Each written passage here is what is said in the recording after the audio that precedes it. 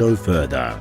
Kwadukuza offers exquisite wedding venues that will create memories to last a lifetime.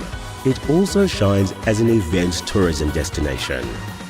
World-class events like the Ballito Pro, where top surfers ride the waves, Heritage Day, which is used as a cultural celebration of King Shaka's life every year, and the Ballito Big Week, a celebration of music, food and fun for the whole community. KwaZulu-Natal's a premier conference, strategic planning and team-building destination, which is enabled by its close proximity to King Shaka Airport. Nestled amidst the natural beauty of South Africa's east coast, Kwadukuza offers a truly captivating setting for your next corporate event.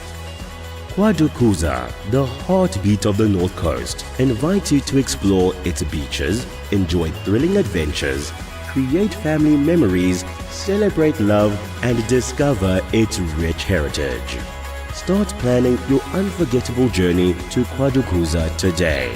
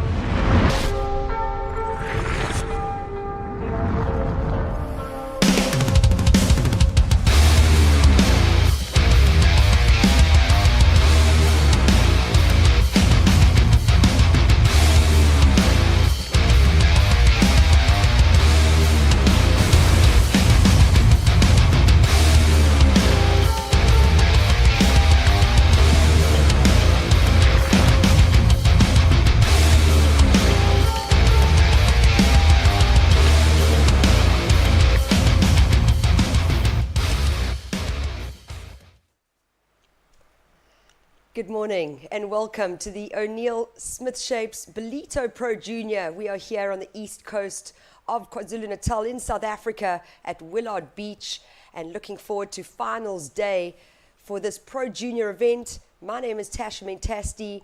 I am sitting alongside Johan Frey, who's joining us in the booth today. And another beautiful winter's morning. We get those offshore land breezes, but it should be a great day of surfing here for this Pro Junior event. Morning. Tash Mentasti alongside Johan Frey. We're going to join you guys today and showcase this Pro Junior event. It is a JQS 1000 that falls under WSL Africa, and we're going to be kicking off with the round of 16 men's divisions, 4 heats of those, and then moving into quarterfinals, semis and finals to crown champions later today. So morning, Johan. Morning, Tash. Yeah, stoked to be here. I think some beautiful conditions on hand, and it's always just great to be back in the North Coast. So really excited to bring you guys some of these heats, and we've got some stacked ones coming up, so it's going to be a stacked day. Yeah, and talking about stacked heats, our first heat, Jarvis Earl, coming up. He is a WSL World Junior Champion. He's also recently come away with a win in a QS 5000, so feeling really confident.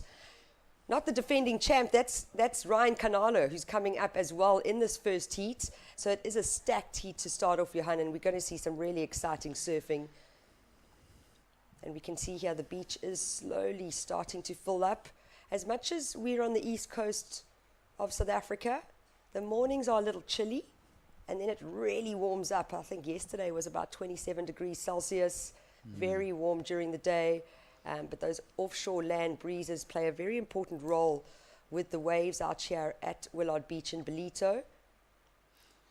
For sure, and as you can see, it's still a bit of a high tide this morning, and the tide's dropping out. It's going to be low tide at about 2:30 this afternoon, so going to have some cool conditions, and it should steepen up, especially on the inside section as we head into the latter stages of the morning. So you know what that means, Tash? Provides a cool opportunity for some of those ramps, and looking at these names in the first heat, Jarvis Earl and Ryan Canalo, Rodrigo Saldana come up in the second heat. So I think we're going to see some of these surfers go to the air as well. So excited to see some action.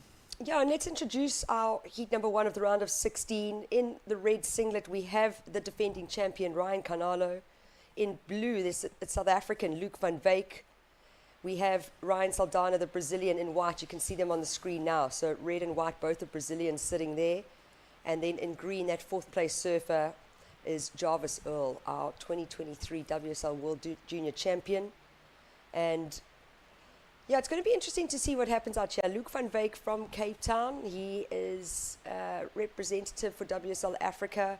He competes on the QS as well, and he's definitely no stranger to Ballito. Under this event, we do have a National Federation event with Surfing South Africa, so he's been coming to Ballito for a couple of years. And our first heat, our first wave of the day, this is the Brazilian Rodrigo Saldana, so going to the air straight away. For sure, and as you said, Tash, look at this replay just pumping down the line, and he was looking for that ramp. His eyes were already trying to go to the air on this first wave of the morning, and as this tide drops out, I think we're going to see plenty more of this from these Brazilian surfers in particular. Yeah, just such exciting surfing. I mean, a pro junior division is under 20 years of age, so anyone from 14 up until, if you're 19 on the 1st of Jan, you can compete in these type of events. And I think it's really important for the sport of surfing to be able to have that transition from a pro junior into a QS. And here at Ballito, we've got the Challenger Series coming up from the 1st of July.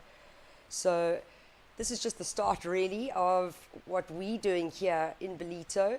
And it's fantastic to be able to have this live stream. So a very big thank you to Kwadukuza municipality playing a massive role in supporting the sport of surfing, not just in South Africa, but on the African continent as well.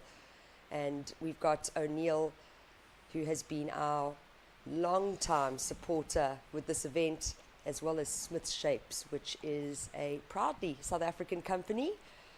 Geordie Smith, Graham Smith, leading the Smith Shapes movement, really, and just making quality boards and supporting junior surfing in South Africa. Yeah, 100%, Tash. And I think we're all in this to try and develop the sports, and it's because we've got a deep love for the sports, and that's why we're doing it. And as we watch Jarvis Earl up and riding, the Australian from Cronulla on the east coast of Australia, just south of Sydney, and he's used to those beach breaks, as well as some gnarly slabby waves from where he's from. So he just gets one turn, he kicks out. So just getting his feet a little bit stuck in the wax is Jarvis Earl, Australian, and he's going to drop in a number. So we'll see what it comes in as. But yeah, I think all these surfers just settling the nerves. It's the first heat of the day. And we're going to have a long day of competition. So I'm sure they're prepared. And just getting his feet stuck in there. And yeah, so opening score for green to come in as well. Yeah, and I think as we know, first heat of the day, judges really needing to be able to make comparisons. We saw surfer in white not complete that aerial maneuver, but there's that quick tag from Jarvis Earl in the green. Almost a little late, but like you said, just getting those nervous niggles out the way. It was still a two-turn combo. Personally, don't think it's really going to factor in later on in the heat, but definitely the first wave that was completed out in this heat number 1 of round of 16. Yeah, a goofy footer and just a couple turns in the backhand. And yeah, really cool to see the goofy footers have done good out here.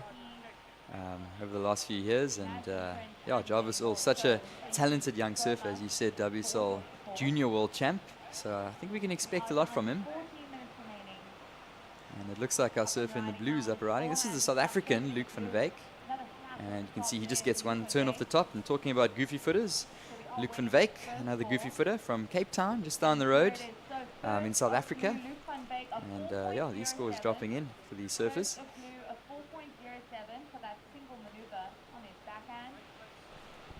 And we can see the paddle here, defending champion Ryan Canalo, super comfortable out in Ballito. He said he loves this place, and you can just see that first tag off the top, throwing some spray, looking really comfortable. Lots of flow out there, Johan. Yeah, and Ryan Canalo, he's a big, tall dude. He's got lots of power in his surfing, and he's so consistent. He makes sure to stomp those turns, and that's exactly what he did. As we watch surf in the whites, and that's Rodrigo Saldana. He goes to the air. Wasn't 100% sure if he stuck that one. No, completed. That was definitely completed. And he started off with the first turn, so I'm sure we might get a bit of a replay there that we can just talk about it. But the Brazilians clearly coming with the 1-2. So we just kind of missed that first wave, but he got a nice turn off the top. And then he goes to the air, full rotation, sticks it. You can see that rock shelf sticking out. We've seen a couple of guys land on there over the last couple of days, and some committed surfing there from the Brazilian, and he stomps the finish. Yeah, it'll be great to see how these scores start pulling through and seeing what's going to be happening out in this first heat. Yeah, so another replay unfolding here before our eyes. And you can see completing that air reverse, full 360, lands and spins out in the foam. So completed maneuver there. Yeah, I mean, it wasn't a big air. He didn't get that tail high, but it was a rotation. It was completed. I mean, he literally landed straight in the flats. So he is going to be rewarded for that. And I think with the commitment as well is just where he decided to do that turn. And we're watching a little replay here. Surfer in the green, Jarvis Earl. And I think the judges just setting their scale, especially here on finals day. And just watching between green and white. And Jarvis Earl, the goofy footer, closes off nice and strong. He does 2 turns. And of course we watched the replay for Rodrigo Saldana, the Brazilian. He had that turn off the top and the air reverse, as you're talking about, Tash. So interesting to see. Yeah, for me personally, I felt like Jarvis was a little bit late on that first turn where you saw Rodrigo really got a full wrap off his first maneuver and then got the air reverse on the end. So if we had to do a comparison with that, for me it would be Rodrigo over Jarvis, just with that comparison of 2 waves. 100%, 100%. I think total commitment on that air reverse as well. So scores are going to come in soon. Looking forward to seeing what they come in as. And yeah, these surfers just getting into the vibes of the day. It's finals day down here. And also, of course, we've got a wave coming in for red, Ryan Carnolo as well. So a couple scores to drop in. And we have 10 minutes, 45 seconds on the clock. So halfway through, it's 20-minute heats for this round of 16. First and second advancing through to the quarterfinals. And then we move into 2-person heats, which is kind of the flow that the World Surf League wants the juniors to start getting used to, and that is because of that bigger intention to eventually have some of these top junior surfers qualify for the elite championship tour in a couple of years. So it's really just getting the practice in. Yeah, definitely a little bit more pressure when it's man on man. And like you said, Tash, as they head into the QSs and the Challenger Series and hopefully the championship tour for some of these surfers, that's going to be the structure and the format going into the future. Yeah, you got to get comfortable with it. I mean, it's your playground, you know. So with exactly 10 minutes on the clock, we inside the booth here can see scores coming through. We haven't seen them on the screen just yet.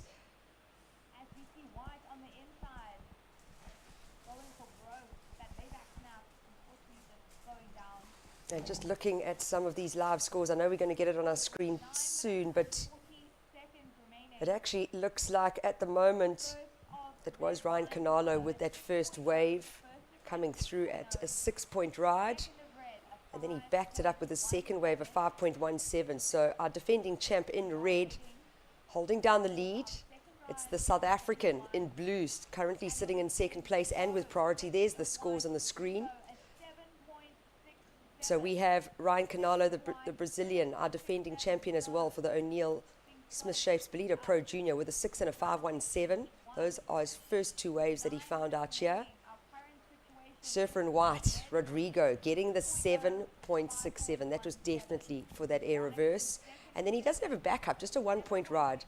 Priority is sitting with blue. That's the South African Luke van Wyk, and he is needing a score.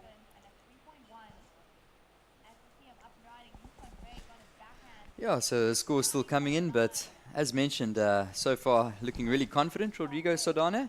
And yeah, Tash, I wouldn't worry. I'm sure he's not stressed about the time remaining. We still got plenty of time on the clock with 9 minutes remaining. So Rodrigo's sitting with that good score, and so far it's the highest in the heat, and he's just got to find a decent backup.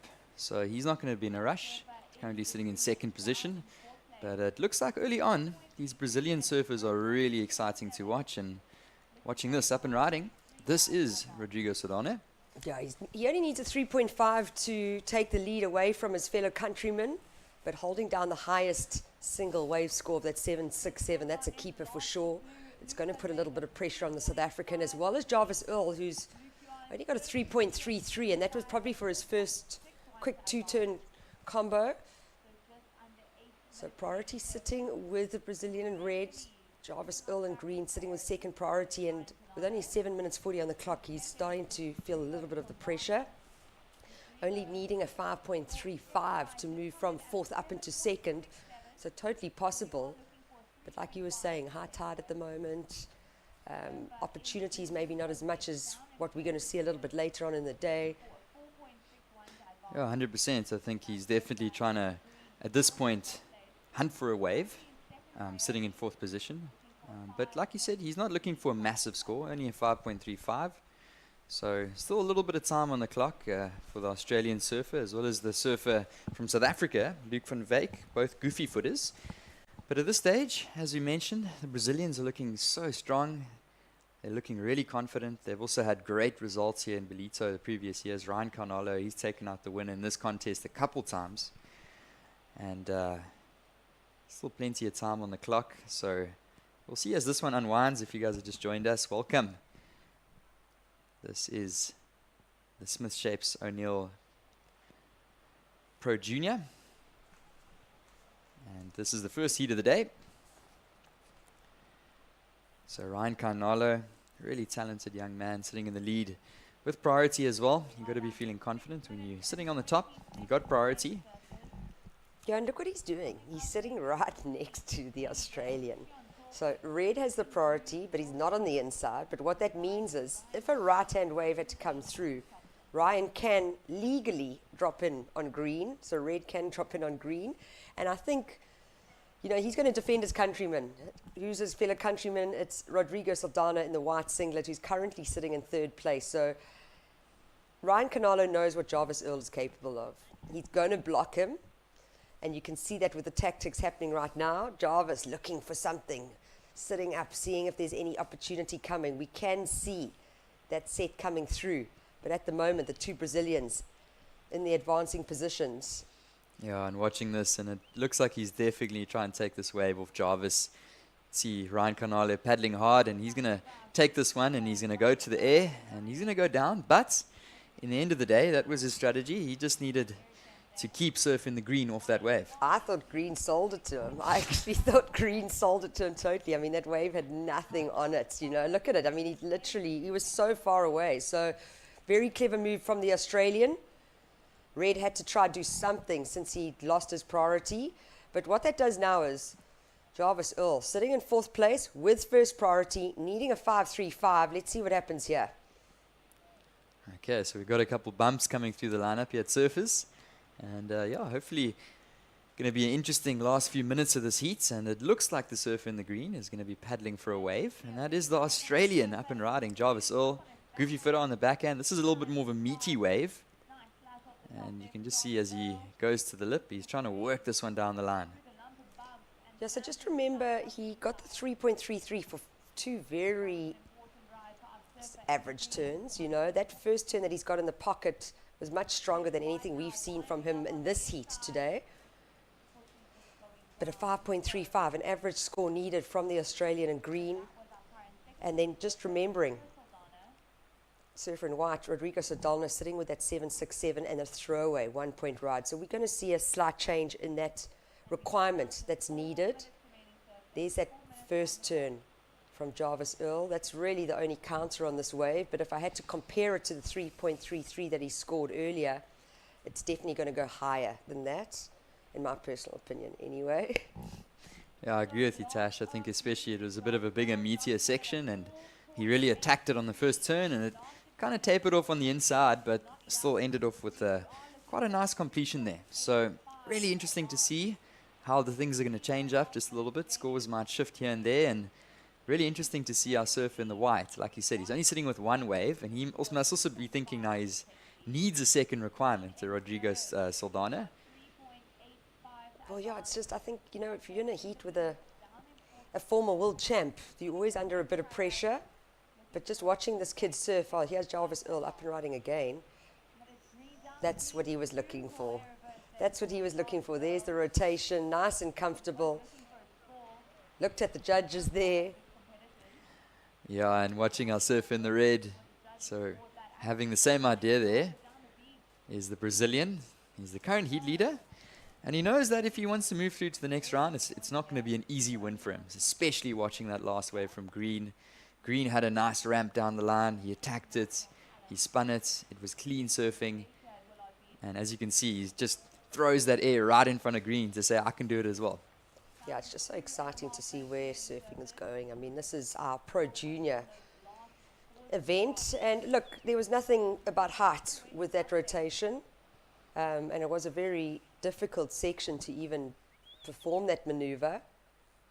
Yeah, really straightforward air, and he spins it really nicely. It's nice and clean. It wasn't the biggest aerial maneuver, but I think consistency is what we've seen out of our surfer in the red, and he can throw down those scores, but as you mentioned, it wasn't a massive score. It wasn't a massive wave. No, not at all. So there's Green. Remember, we saw that rotation from Jarvis Earl, a 4.83. So he's moved from fourth up into third, now needing a 3.85.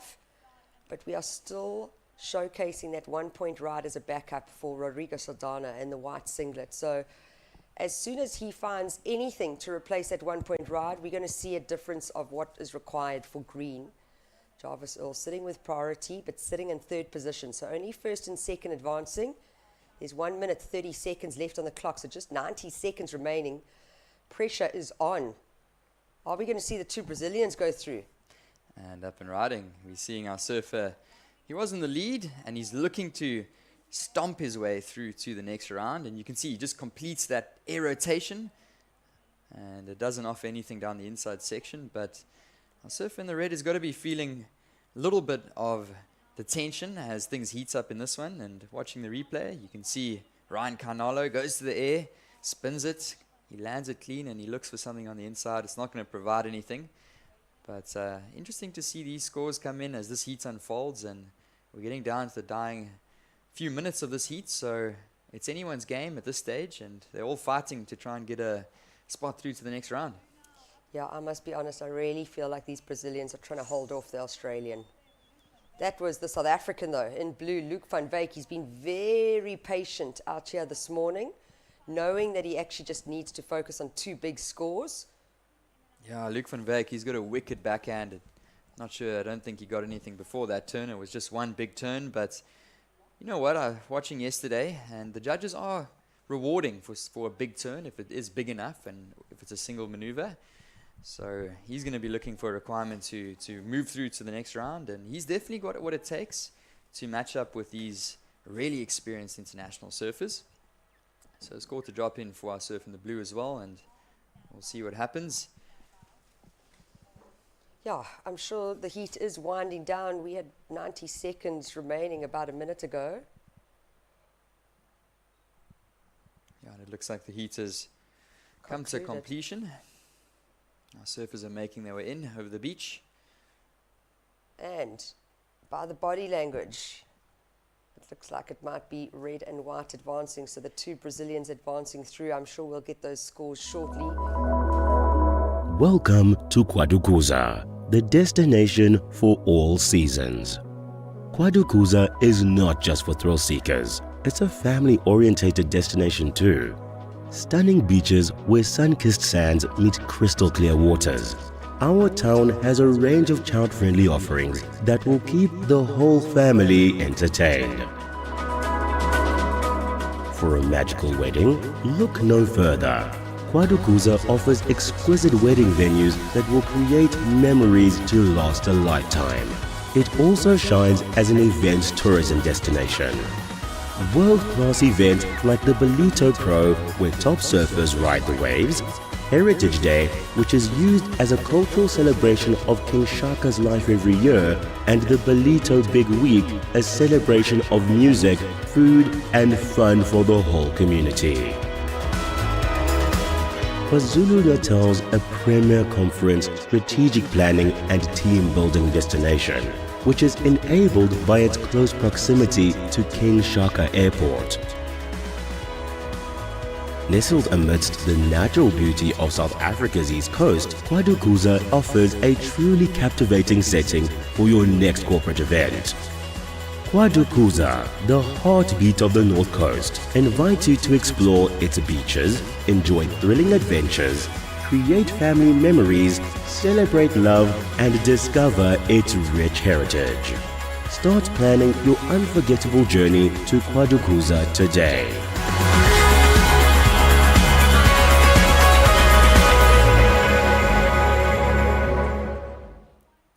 Welcome back. This is the O'Neill Smith Shapes Ballito Pro Junior, a JQS 1000 that falls under our 14-day beach festival here at Willard Beach in Kwadukuza. It is the heartbeat of the north coast of KZN. This is the Dolphin Coast, as it's affectionately known. And interesting, we haven't seen the dolphins say good morning to us yet, unless I was late and missed the sunrise and missed the dolphins. I know you've been on the beach every day for a couple of days, Johan, and we never get to miss them. They're always here. They usually come through the lineup earlier morning, and then we see them again in the afternoon. But to be known as the Dolphin Coast, there's a massive reason why. And as a fellow person and surfer who has been brought up in KwaZulu-Natal, it's always been one of my favorite things, is being able to witness these incredible mammals come through our lineup every morning and greet us. And we're into heat number 2 here of the quarterfinals of the O'Neill Smith Shapes Ballito Pro Junior. I'm going to introduce these surfers out in the water. In red from Hawaii, Shaun Crawford. In blue, we have the South African Rory Dace. In white, we have Ryan Huckabee. And in green, another South African, Luke Thompson. Yeah, Tash, really exciting to have heat number 2 get underway. And still really high tide down here in Ballito, but these surfers finding some good potential out there. And as we see, that was Shaun Crawford. He's the Hawaiian, and you'll feel at home here in the waves of Ballito. So plenty of power still out there. The waves in the 2 to 3 foot range, definitely on the 3 foot side when those sets do roll through. And Shaun just getting a completion there. And we're watching our surfer. This is Luke Thompson. And wow, Luke has been having such a great year. He's already taken out the win about a month ago in the eThekwini Pro, and he's cruising down the line. He's looking for a nice wave to start off. And as you can see, he just throws the fins, and he's going to come unstuck. So these surfers just settling into the heat number 2 of the day. So it's got a nice long schedule here on finals day, and we're excited to bring you guys the action. Yeah, and you know, Luke Thompson, I mean, I know him as a Challenger Series surfer representing Africa. The reality is he's still under 20, still a pro junior, and still wanting to take this win out here. Sponsored by O'Neill, so wanting to take a big win for his sponsor who supported him so much. We do see him, like you were saying, we're going to see him coming up in the QS, which starts tomorrow here in Ballito, and then already taking a win on the WSL Africa qualifying series season at an event at the beginning of June. So yeah, on an absolute tear. We had him in J-Bay last week as well for the J-Bay Classic, and he won the local trial there, advancing through to that main invited division. So just must be feeling good, must be feeling confident, definitely very comfortable. This is his hometown. It's not his home break, but it's Ballito's a place that he's been coming to and competing in for years and years and years. So nothing new to Luke Thompson. Yeah, I remember a couple of years ago, I think it was 2022, when he made the round of 16 out here at the Ballito Pro in the Challenger Series. So as you said, Tash, so no stranger to competition. He has been on a tear. It was great to watch him down at the J-Bay Classic, competing with some of the legends in the sport. And Luke Thompson has really had a competitive drive throughout this year to bring you through some results. So I'm sure that we'll see some good things from him over the next week or so. Yeah, and if we just look at the screen here, these are the 2 South Africans. So on your right-hand side of the screen, Rory Dace, may be a new name to some of our viewers here, but Rory Dace, no new name to us in South Africa. He has been competing on the Surfing South Africa SAST, which is our South African surf tour. He is also a under-14 South African national champion, and definitely a massive draw card within those local series of events. But great to see him in a pro junior, featured pro junior here with the World Surf League. and maybe just showing a bit of intention as what he wants to do for the future. He's a strong kid, big kid, but very powerful. Comes from Cape St. Francis, which is about half an hour away from Jeffreys Bay in the Eastern Cape. So no stranger to right-hand point breaks, but also no stranger to beachies as well. Yeah, Tash, only 16 years old, so still a young lad, but big for his age. And all four of these surfers actually big, strong, powerful So guys. And if you look at the past results here at the Ballito Pro and in this contest as well, the big guys have done well the last couple of years. If we look at previous champion last year, all big surfers, powerful surfers, and I think especially with these waves, it provides an opportunity to throw some real power as these waves progress and heighten in size, especially on that closeout section. I think our judges are looking for a nice, strong, powerful approach, and sometimes these bigger guys can just provide that. Yeah, you've made such a good point, Johan. It really is. We're just going to watch live action here. And here we go. This is Luke Thompson. He's on his backhand, and he's just going to go, kick off the back. Still plenty of time on the clock. There's no need to waste time on that one. Just the closeout, and he kicks off, and he'll paddle back out to establish priority.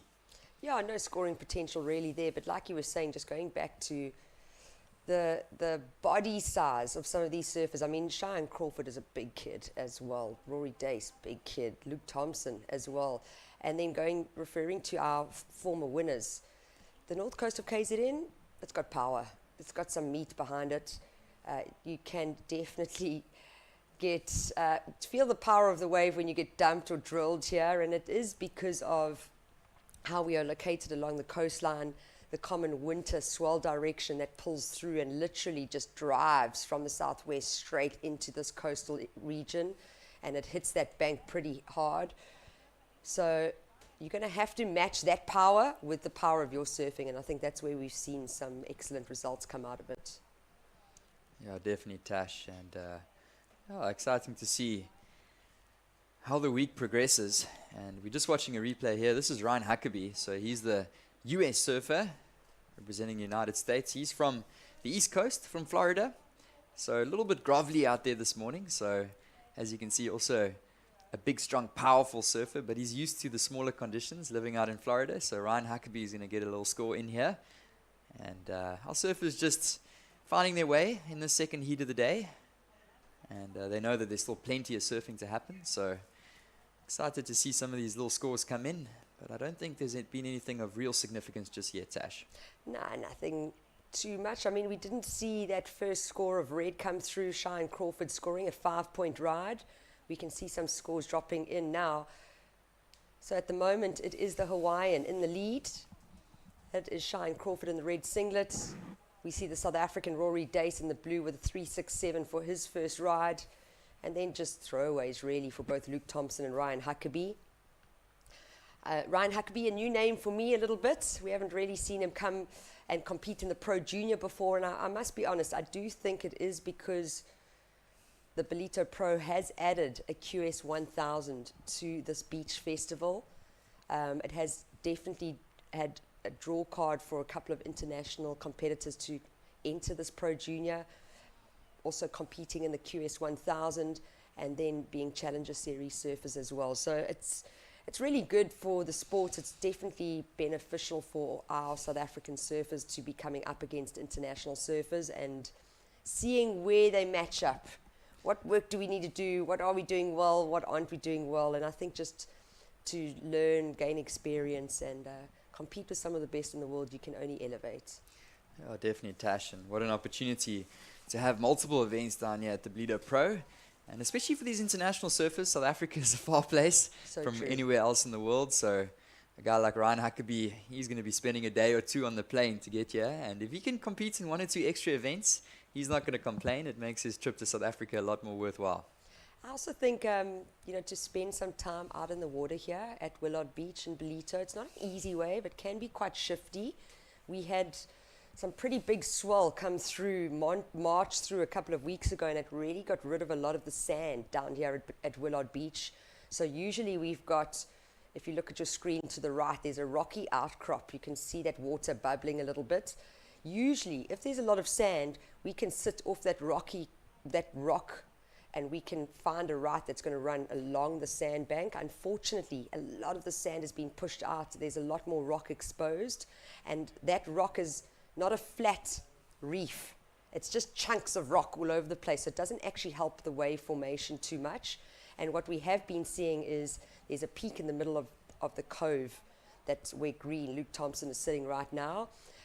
So they've moved off from the rock on the right, moved into the middle of the bay really, and there's a left and a right that comes off of that. So tricky conditions, not easy. Yeah, as you said that, Tash, we see our surfer in the white, and definitely tricky. He goes down on that one, and you can see that wave just didn't really look like it had much of a wall. He really had to manufacture that, and yeah, it was never going to work. Unfortunately, he goes down. Just didn't have enough speed on that occasion. Yeah, totally. Not enough of a section to work with there, sitting in fourth with two throwaways. And you can see he's looking to his left, so everyone must have shifted to that middle bank. And we already on day 4 of the Ballito Pro.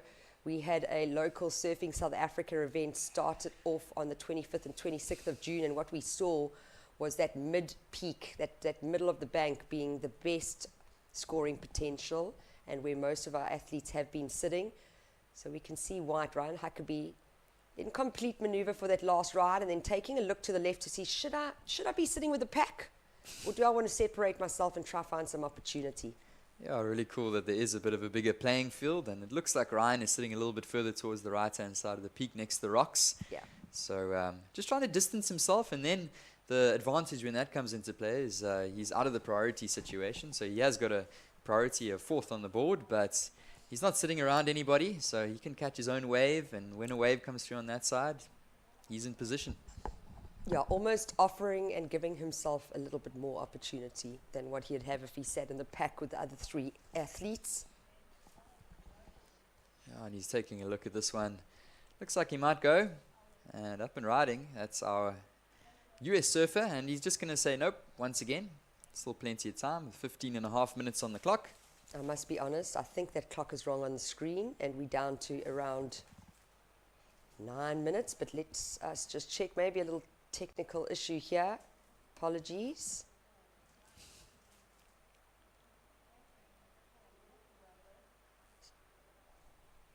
So we can see Surfer in White just hunting out there right now.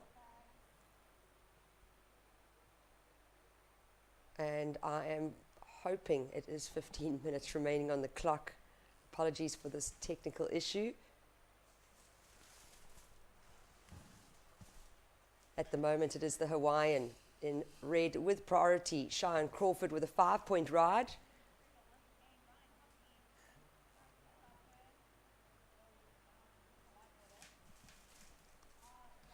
Oh, we saw Ryan Huckabee. He's looking like he's trying to keep busy in this heat, and especially coming from a place like Florida. Lots of nice little spots there, and trying to keep busy on the little beach breaks on the east coast of the US. So looks like he's using that heat strategy of just trying to find a couple numbers, some smaller waves on the inside as the rest of our surfers sit and wait. And sometimes that sitting and waiting can just be quite tedious, and looks like Ryan just wanting to just get underway and surf a couple little insiders, whereas surfers like Cheyenne Crawford and Rory Dace sitting further in the middle of the pack, they're just waiting for a more significant set to roll through the lineup. And as you can see, we've got our surfers in the blue. That's Rory Dace, the South African. Also very briefly saw Luke Thompson. So the 2 South Africans in the heat, Rory Dace and Luke Thompson, are really promising surfers from the east coast of South Africa. And of course, we've got the US surfer, Ryan Huckabee. He's going to go for a paddle here. And Ryan's just going to get one turn off the top. So I'll surf in the whites from the east coast, from Florida. And he's groveling on some of these insiders. And then we watch a paddle from Cheyenne Crawford. He's the Hawaiian surfer, and he's just going to go out of frame. He's already sitting with a 5.0. And he's going to look for a completion once again. Goes out of frame, but thank you for sticking with us, guys. Second heat of the day. Still a little bit of time on the clock. And we are going to see a second wave drop in for the Hawaiian in the red, Cheyenne Crawford.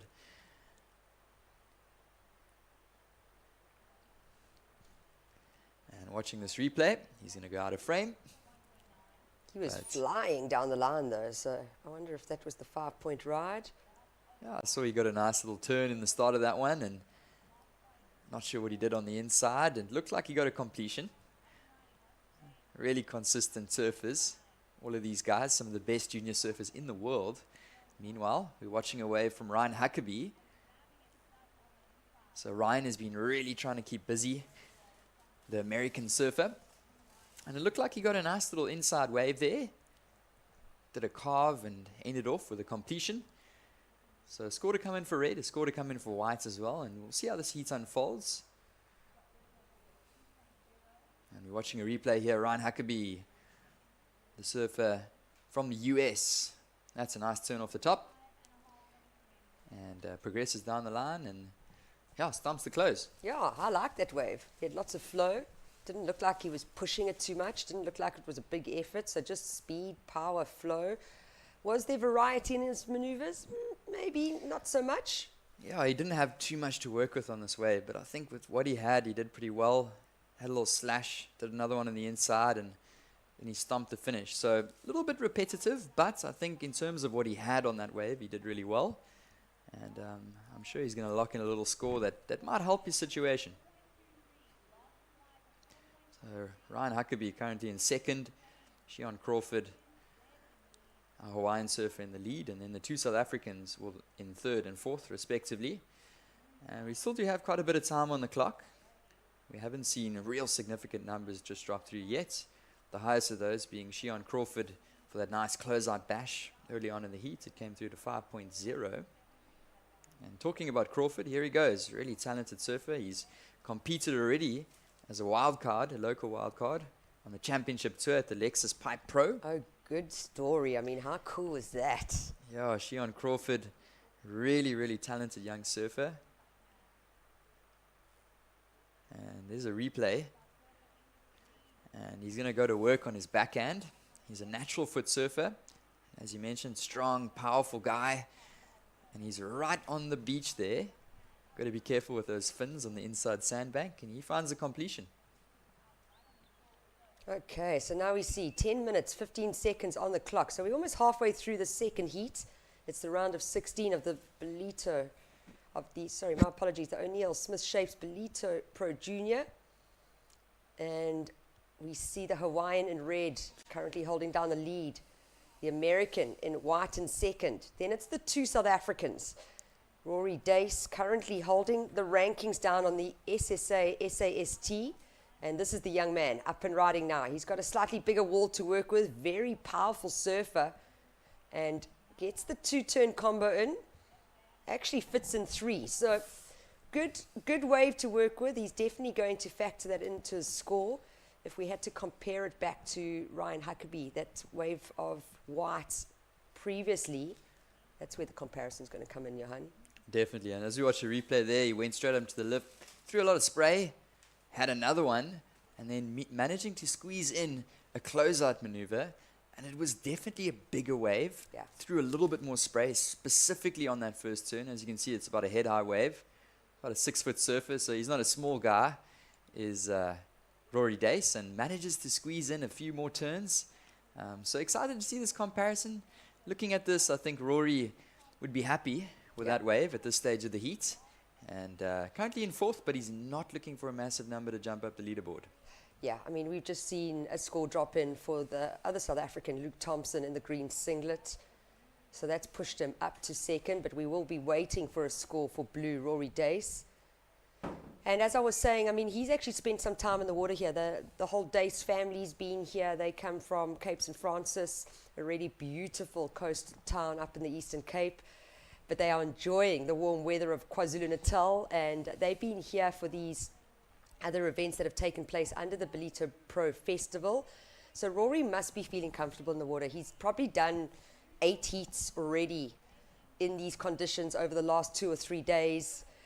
He did take a win in the Rookie Rippers SSA event. He's sitting number 1 on the rankings for under 16 boys on the South African Surf Tour, which is our National Federation's local surf tour.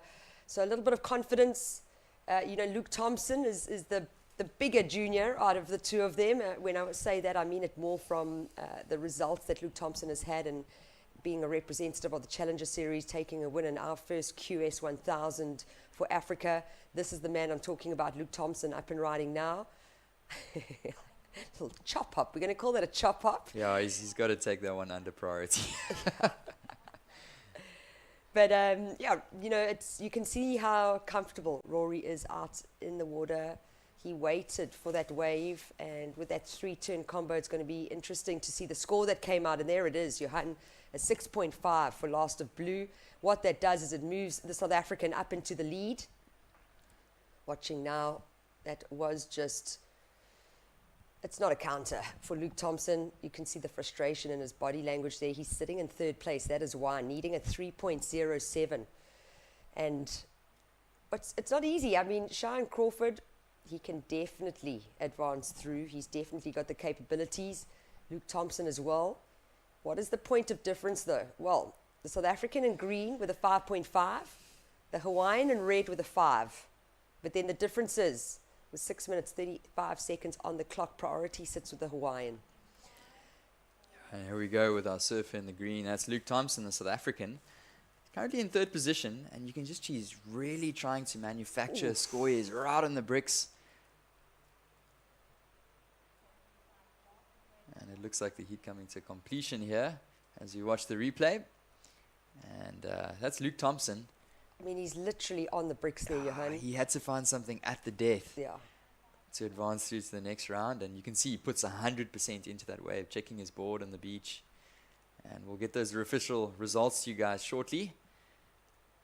So we're going to move across to an ad break, and we will be back with the O'Neill Smith Shapes Ballito Pro Junior.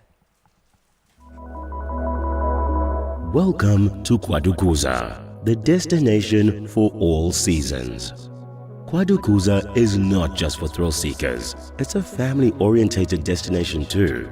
Stunning beaches where sun-kissed sands meet crystal clear waters. Our town has a range of child-friendly offerings that will keep the whole family entertained. For a magical wedding, look no further. Kwadukuza offers exquisite wedding venues that will create memories to last a lifetime. It also shines as an events tourism destination. World-class events like the Ballito Pro, where top surfers ride the waves, Heritage Day, which is used as a cultural celebration of King Shaka's life every year, and the Ballito Big Week, a celebration of music, food and fun for the whole community. KwaZulu-Natal's a premier conference, strategic planning and team-building destination, which is enabled by its close proximity to King Shaka Airport. Nestled amidst the natural beauty of South Africa's east coast, Kwadukuza offers a truly captivating setting for your next corporate event. Kwadukuza, the heartbeat of the North Coast, invites you to explore its beaches, enjoy thrilling adventures, create family memories, celebrate love, and discover its rich heritage. Start planning your unforgettable journey to Kwadukuza today.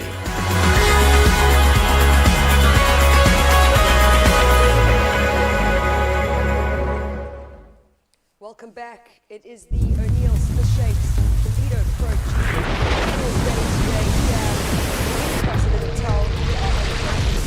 East coast of South Africa. KwaZulu-Natal, a really, really special part of this country, and back again for another exciting event here. It's a JQS 1000. We are into heat number 3 of the round of 16 for the men's division, under 20 men out in the water. And another exciting heat. I want to wrap up heat number 2. That was really, really close. Advancing through heat 2 was Rory Dace, the young South African, taking the win ahead of the Hawaiian Cheyenne Crawford. Cheyenne's heat total 8.57. In third place, unfortunately, being eliminated was the South African Luke Thompson with an 8.27 heat total. So really, really close, Johan, between second and third place. But we see the Hawaiian and Rory Dace advancing through. So good result for Rory, especially in a WSL Pro Junior event. out in the water, though. Let's introduce these young men in the red singlet. Another Hawaiian representative, Kai Martin, in red. In blue, we have the Portuguese surfer, Jamie Faselko. In white, Christian Venter, another South African, and he is up against fellow South African Levi Ipanitos in the green singlet. And I'm sure, Johan, you've been around the last couple of days. Levi and Christian both competing in that Surfing South Africa event, and I believe Levi took the win. Yeah, Tash, both these surfers, the South Africans, have been competing down in Ballito, and yes, Levi Ipanitos taking the win in the Rookie Rippers event. So he's been surfing really well. He's been having lots of support on the beach. His whole family's down here. I was watching his heat yesterday and just hearing the cheers from the beach every way that Levi got. And yeah, Christian Venter as well. Originally, both the boys from the same town, Melkbos, in Cape Town, just up the west coast. So I'm sure they're stoked to be enjoying the warmer waters, and I'm sure that they're looking for a good result in this third heat of the day. Of course, Jamie Vasalco, he's a Portuguese surfer. I haven't heard much of him, but he's been surfing well, and I'm looking forward to seeing him throughout the course. I'm sure he'll be competing in the QS as well coming up. And then Kai Martin, a well-known name, and multiple junior champ in Hawaii. And really cool to see these surfers, especially from South Africa, getting some experience with these international competitors. Yeah, it's so good for the exposure. I even think for the Hawaiians, I mean, to travel from Hawaii to the north coast of KwaZulu-Natal in South Africa, that is a long journey. That's a really long journey. And for our South African contingent to have these Hawaiians here competing against them, it's really, really important for the future and the development of the sport. So a massive thank you to all our international competitors that have come to Ballito to compete. We're really, really stoked to have you. And I just think it elevates the sport all round for the Hawaiians, for the South Africans, even with Jamie Faselko as a Portuguese surfer coming across. It's just such a solid field of surfers, and it's only going to elevate the sport. Yeah, so best junior surfers in the world pretty much, and great opportunity for all of these surfers. So we've got some serious competitors down here in Ballito, and as we were saying, it's not just the country's best, but it's the world's best. If you look at these rankings, and of course we're here down here in Africa and representing WSL Africa, but we've got all the different WSL regions, and the surfers that are top of those regions are all down here in Ballito competing against each other. Yeah, so the one thing that I just want to share with everyone is this is a WSL Africa sanctioned event. We can get foreigners to come in, so internationals to come in and compete, and they will be earning prize money, but those points will not be going towards their regional tour because it is a WSL Africa event. So really they're here to put some time in the water, earn some cash. I think the biggest thing is for the CS and the QS is where they want to practice and put more time in. So up and riding now, this is Levi Ipanitos, the South African, currently taking a win at the Rookie Rippers. So spending a lot of time in the water here at Willard Beach, which can only boost your confidence and make you feel a little bit more comfortable when coming up against some big names like they have out here in this heat. Yeah, Tash, he's a goofy footer. You see he goes for that turn and just squeezes in one maneuver. Unfortunately, that wave wasn't too much of a big one. So Levi just getting his feet stuck in the wax, getting into the heat. He wants to drop in a little score.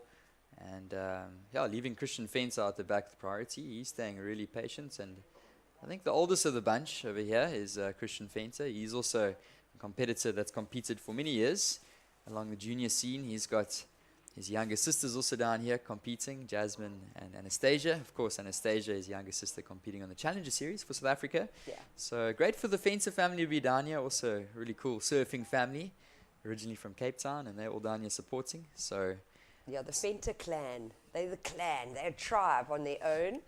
And literally at every single event that takes place under Surfing South Africa's SAST, and it's fantastic to have them all here. I must be honest, Johan, there is no better place to be in South Africa in winter right now than the Ballito Pro. It's warm. The water's warm. It's the Indian Ocean, so you're looking at about 22 degrees Celsius for the temperature of the ocean. A little chilly in the mornings. We're talking in Celsius here, but it's probably about 12 to 14 degrees Celsius before sunrise, and then the temperature just starts going higher and higher. And yesterday we were sitting at 27 degrees. It's like a summer day in the middle of winter. Yeah, it's beautiful and really unique, especially in the southern hemisphere, this far down. To get weather like this, it's a subtropical climate here in Ballito, in the north coast of KZN, and what a beautiful time. There's no better place to be, like you say, and I'm sure the temperatures are getting higher down there on the beach, and the beach will fill up throughout the day. It's great for these surfers to also have spectators like they have here in Ballito. Thousands of people gather specifically for the Challenger Series, and as we go along in the rankings and in the heats, it's just going to heat up. There's going to be more spectators here on the beach. They're going to be making more noise. There's going to be good vibes, and really awesome for these surfers as well to get this opportunity. Yeah, I mean, our focus is the surfing, but the reality is it's school holidays. It's a Friday. We've got Corona involved this year, so there's some massive activations that are taking place around the town of Ballito.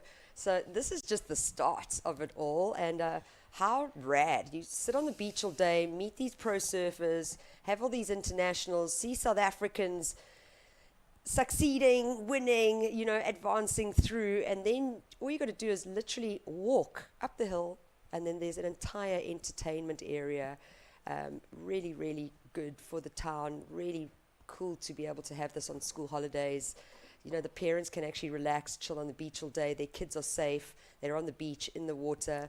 KwaDukuza municipality has a very, very strong water safety team that's managed by some incredible individuals that are actually part of this event as well. We've got the water safety team, Steve Honeyset leading that. He's a big part of KwaDukuza water safety along this region of coastline. And then we've got Bongani Kulu as well, who plays a very important role within KwaDukuza water safety team as well. But we've got a bathing area to the right-hand side of the screen that is managed by our lifeguards, and it's just such a cool place to be able to know that your kids can be swimming safely. There's always eyes on it. They run a really professional ship, and it's fantastic to have support from the municipality in so many ways, as an investment into the sport, but then also as the teams on the ground that are providing the services needed to make sure that we stay safe, have fun, and make some really quality memories. Definitely, Tash. Really takes a big team. And as we see, surfer in the white, that's Christian Fenter.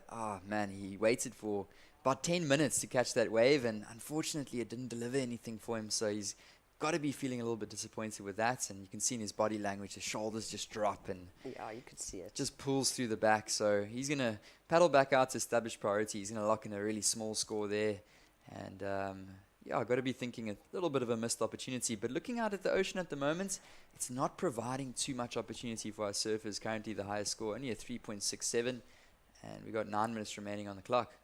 Yeah, and if we look at the scores, I mean, there's nothing really of substance there.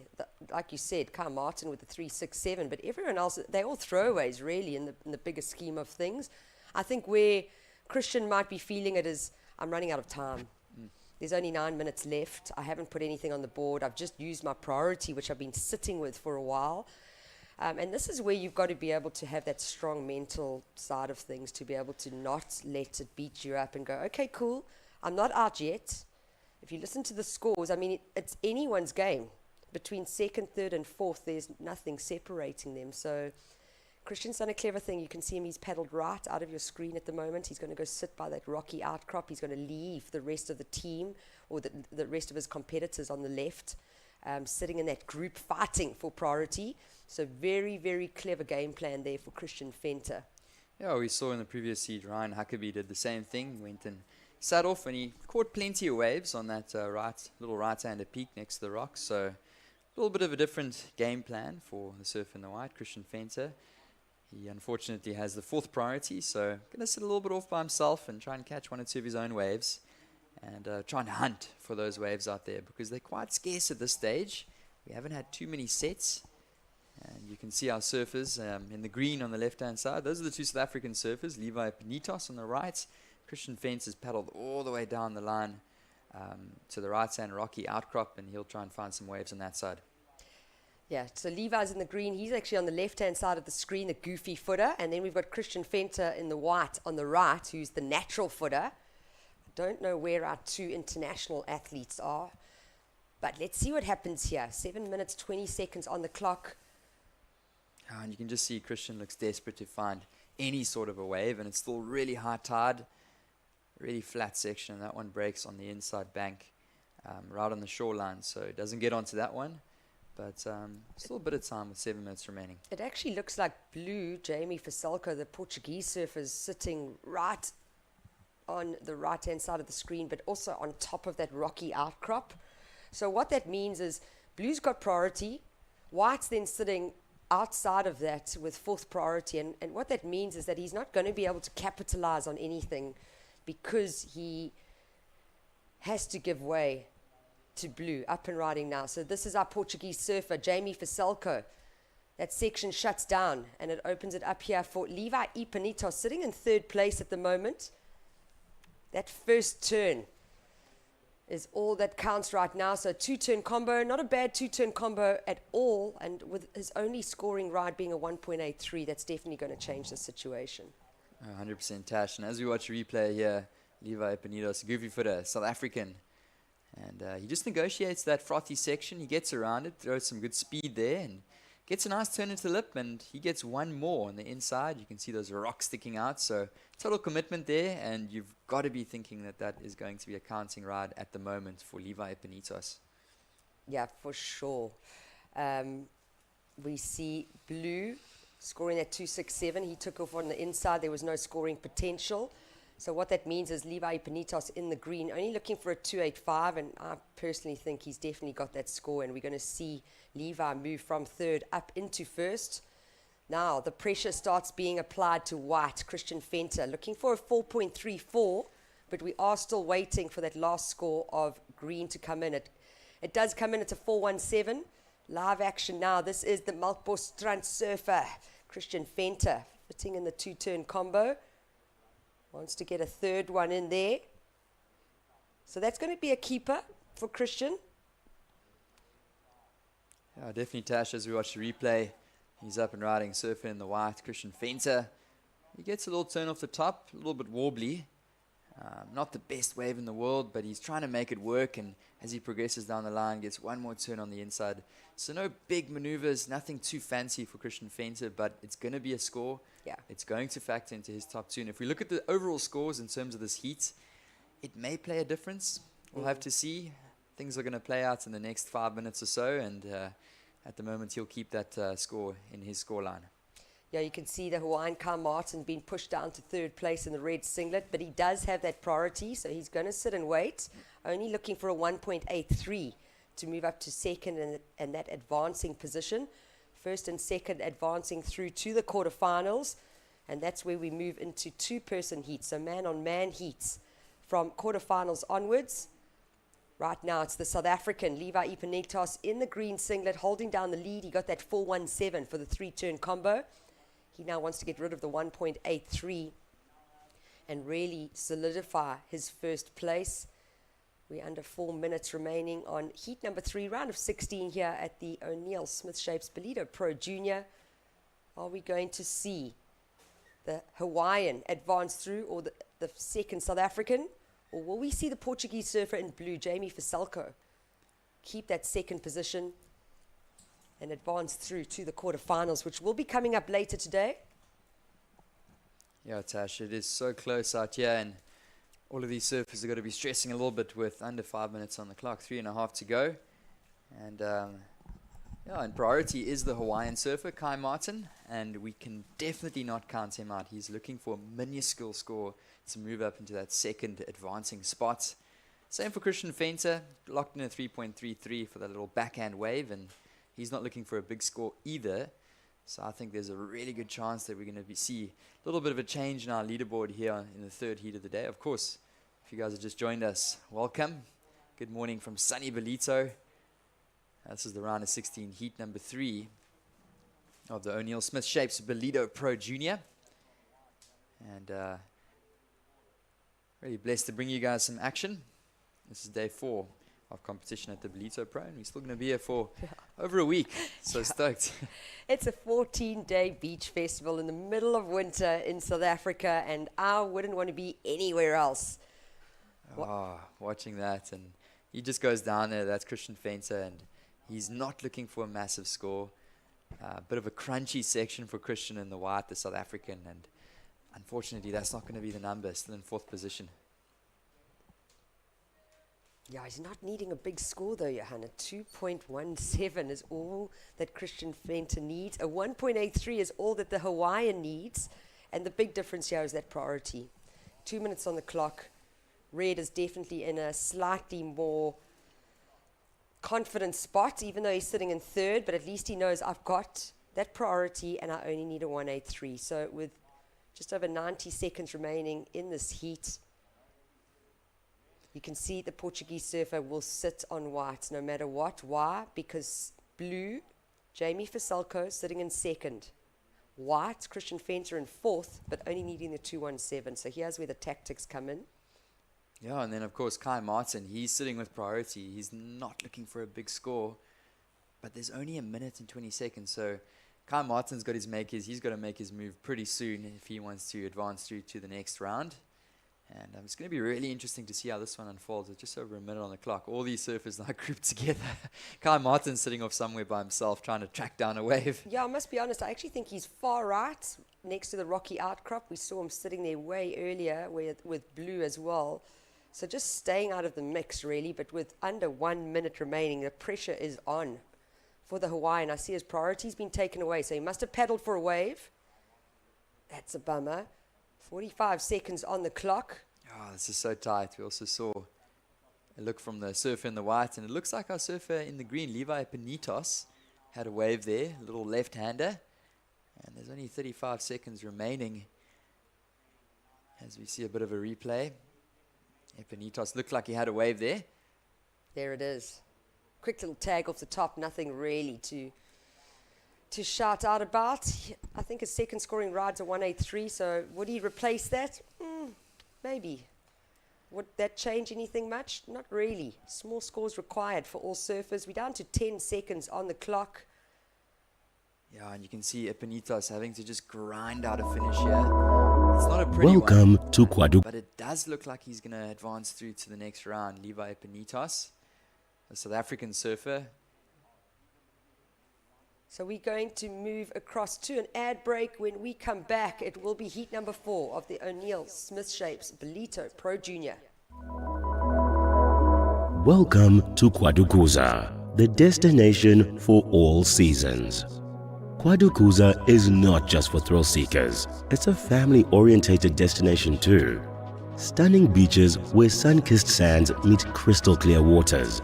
Our town has a range of child-friendly offerings that will keep the whole family entertained. For a magical wedding, look no further. Kwadukuza offers exquisite wedding venues that will create memories to last a lifetime. It also shines as an event tourism destination.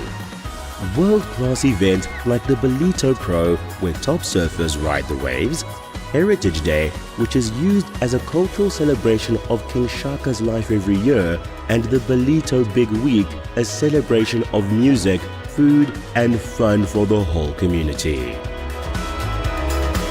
KwaZulu-Natal's a premier conference, strategic planning and team building destination, which is enabled by its close proximity to King Shaka Airport. Nestled amidst the natural beauty of South Africa's east coast, Kwadukuza offers a truly captivating setting for your next corporate event. Kwadukuza, the heartbeat of the North Coast, invites you to explore its beaches, enjoy thrilling adventures, create family memories, celebrate love, and discover its rich heritage. Start planning your unforgettable journey to Kwadukuza today.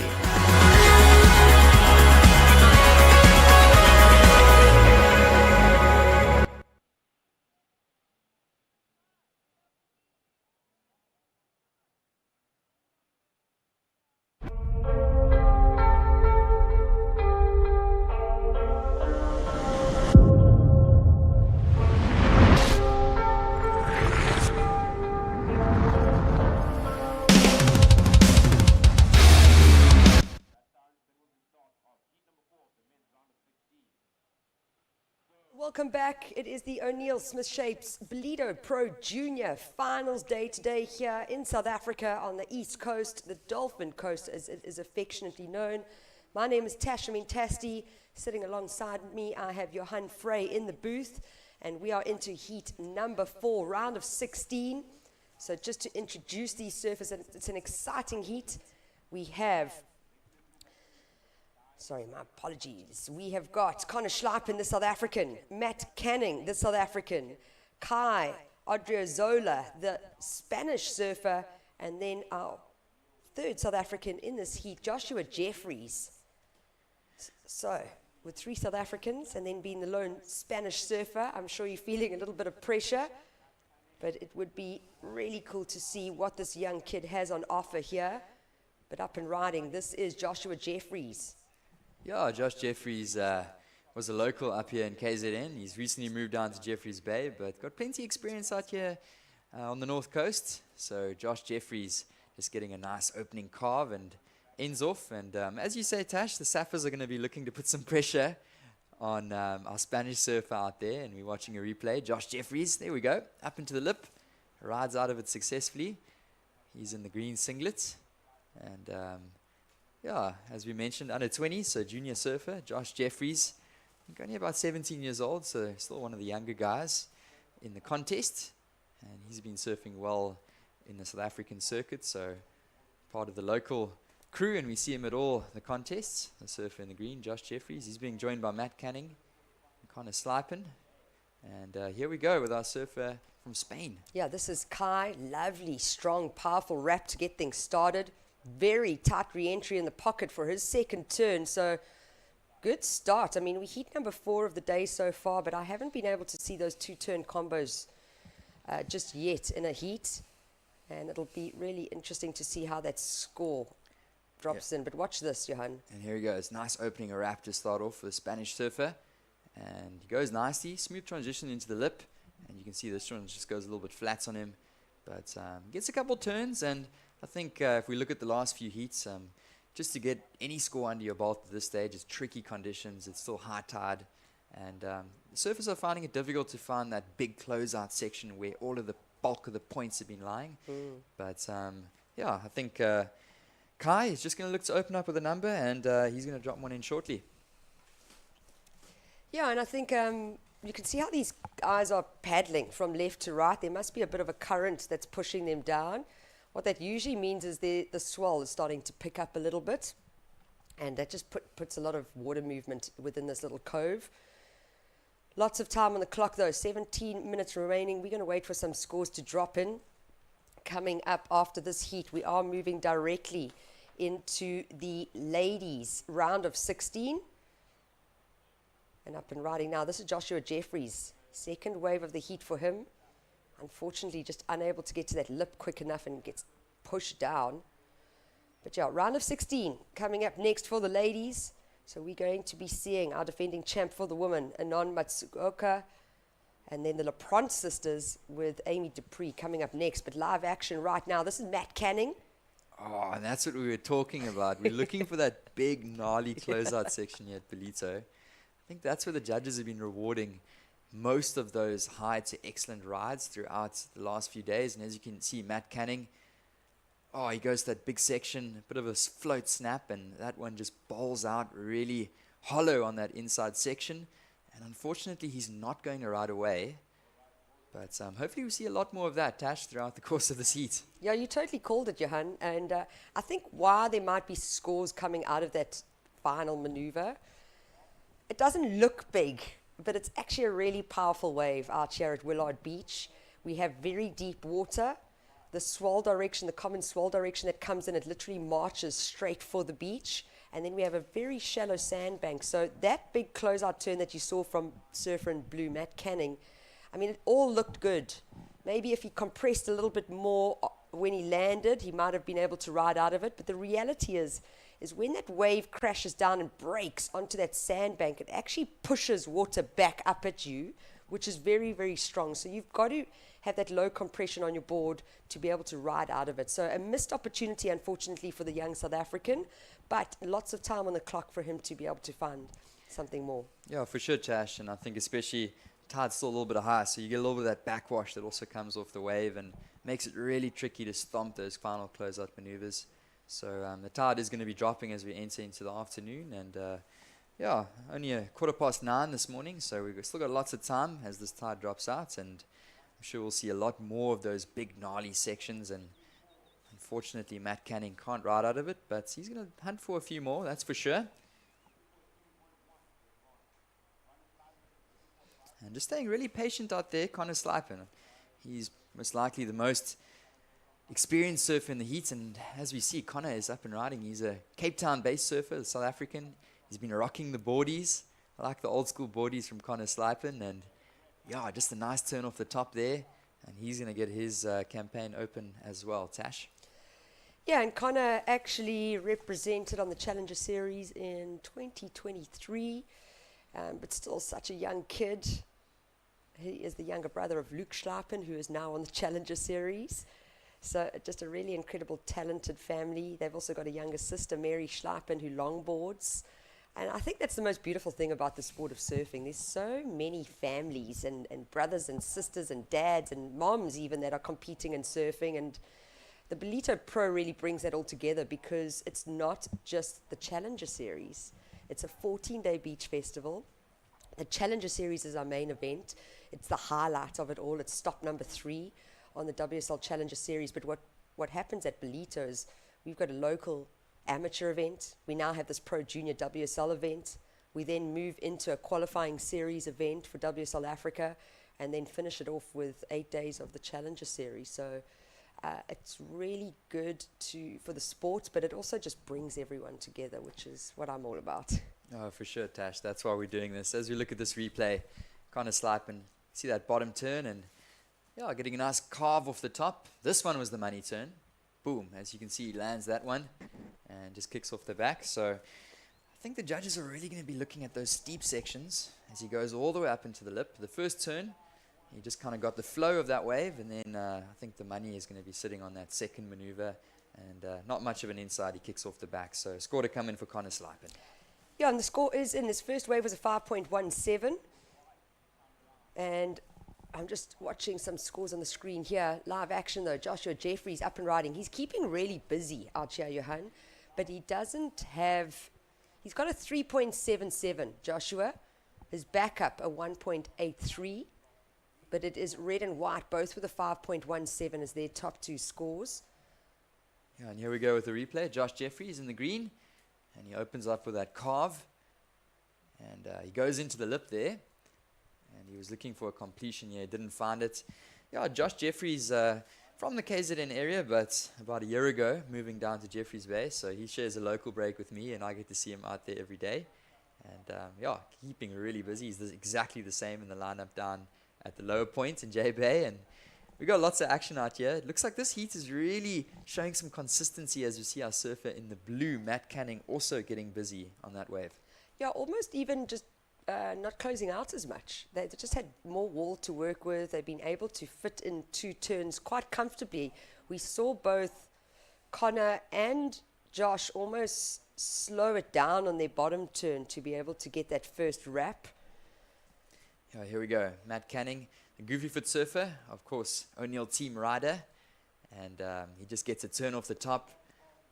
And looking for something on the inside. He got a little snap.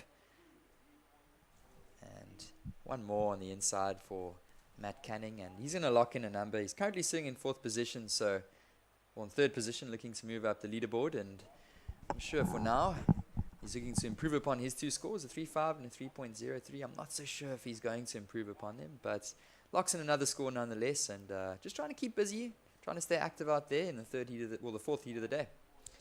Yeah, and you can see at the moment it is the Spanish surfer Kai Odriozola sitting in the lead with a 5.17 and a 2.93. Joshua Jeffries placing a 4.23 on the board. So Joshua in green now sitting in 2nd place.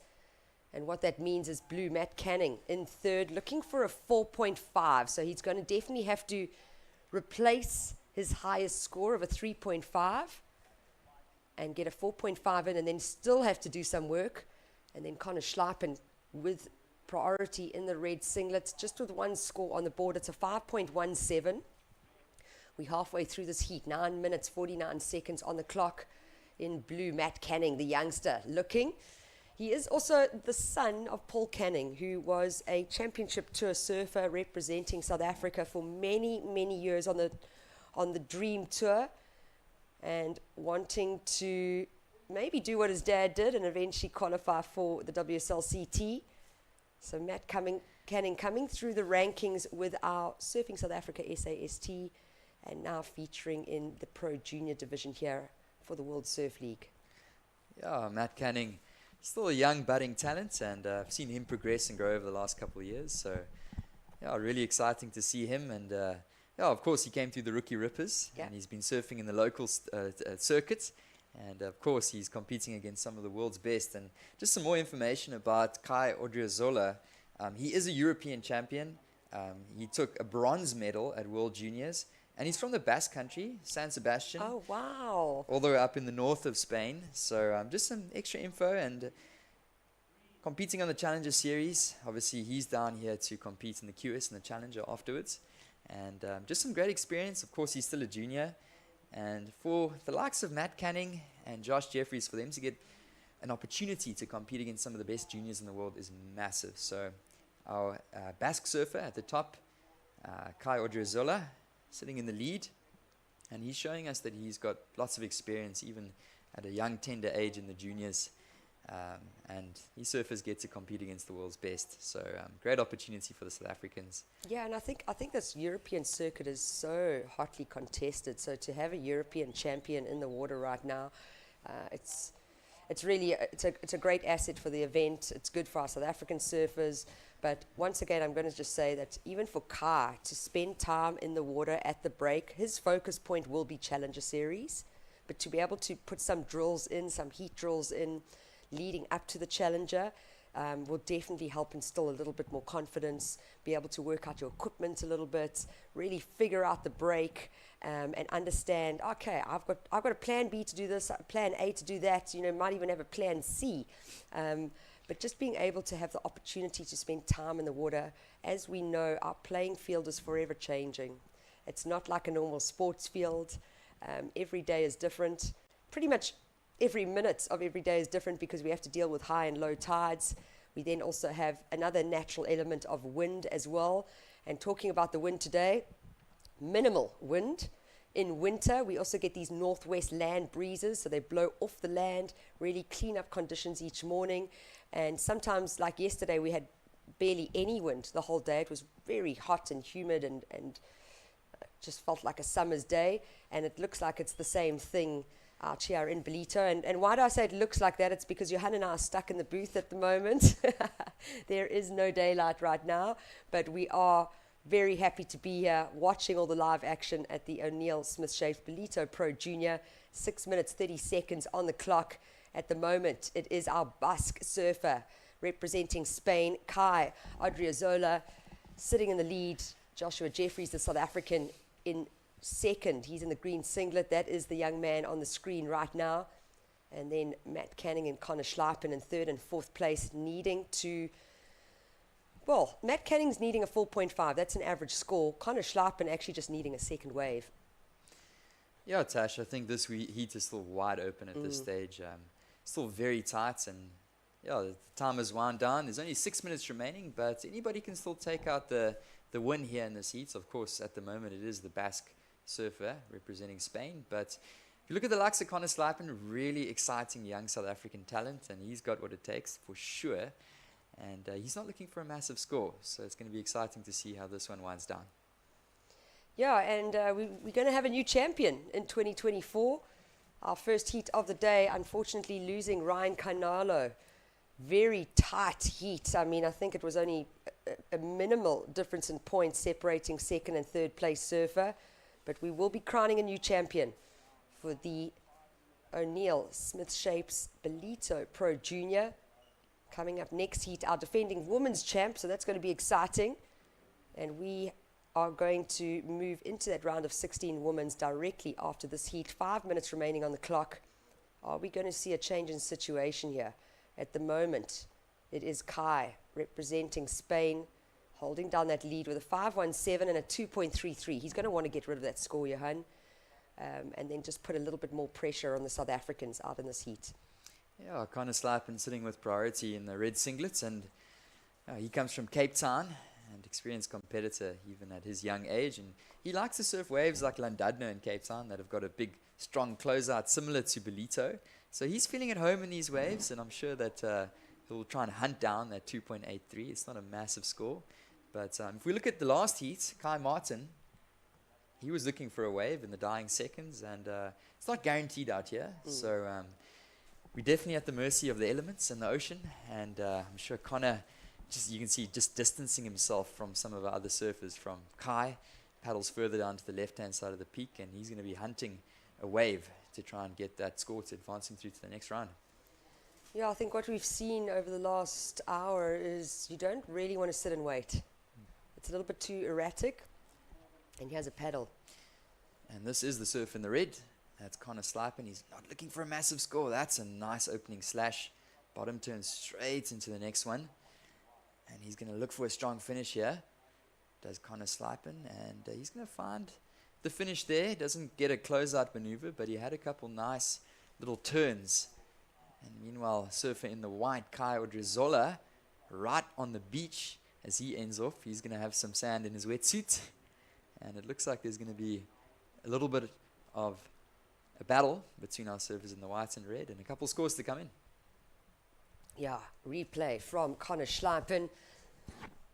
And you can see here he goes down the line. He's looking for a nice turn. He gets a couple nice slashes, and Connor Slipen kicks off the back right in front. You can see that rocky outcrop just rise out of the water.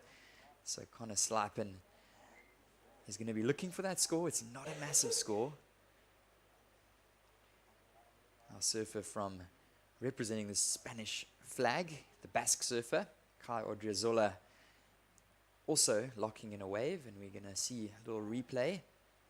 That was the wide angle view of Connor, and then we watched the replay here from Kai.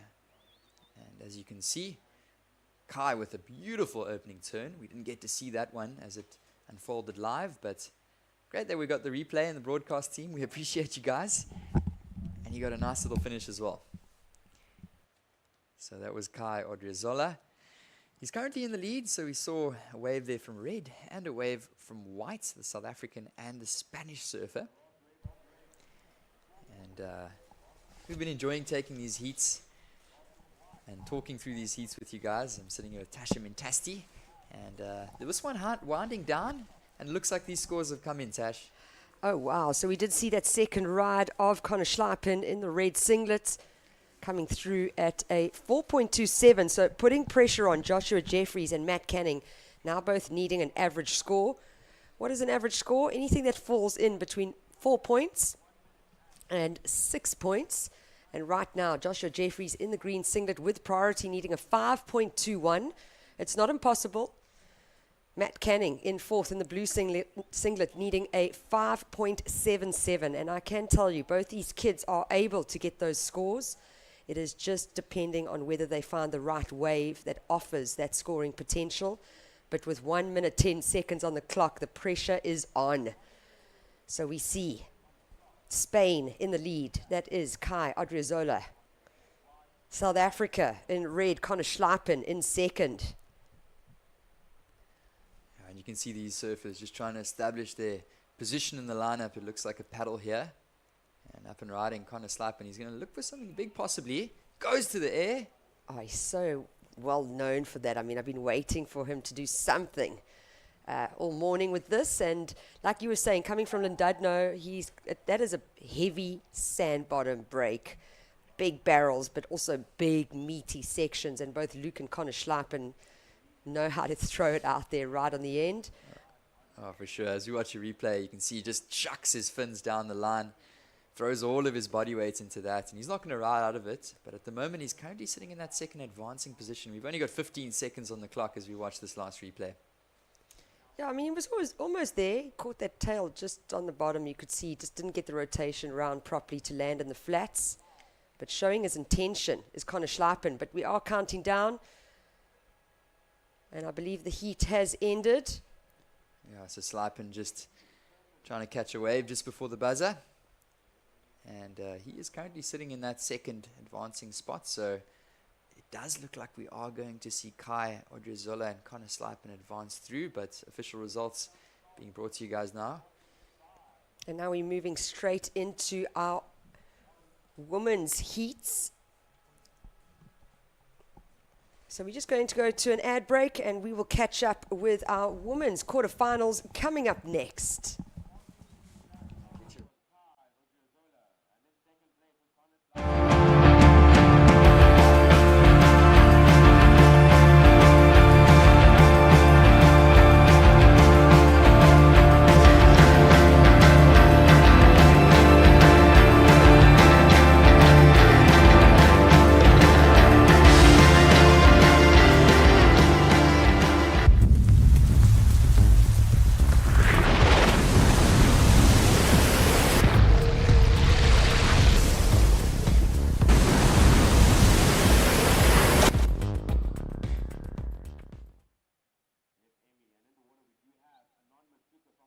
Welcome back, guys. This is the O'Neill Smith Shapes Ballito Pro Junior, and we have moved on to the quarterfinal heat number 1 for our Pro Junior women. Introducing our ladies in the lineup. If you guys have just joined us, welcome from sunny Ballito here in the east coast of South Africa. We've got Anon Matsuka. She is from Japan in the red singlets, and she is our defending champion down here at the O'Neill Smith Shapes Ballito Pro Junior. Joining her in this heat is Sarah Scott in the blue singlets. So Sarah Scott, South African competitor. She competed last year on the Challenger Series.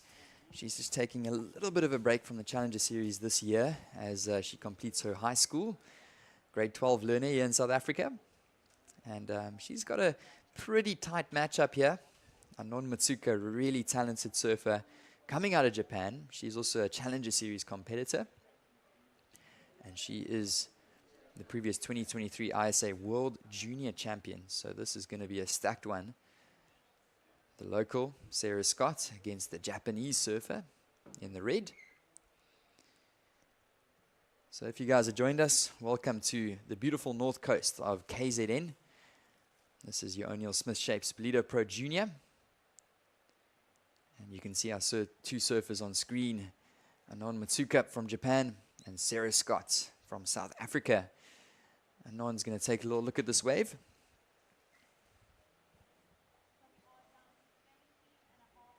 So we've had plenty of action throughout the course here on finals day.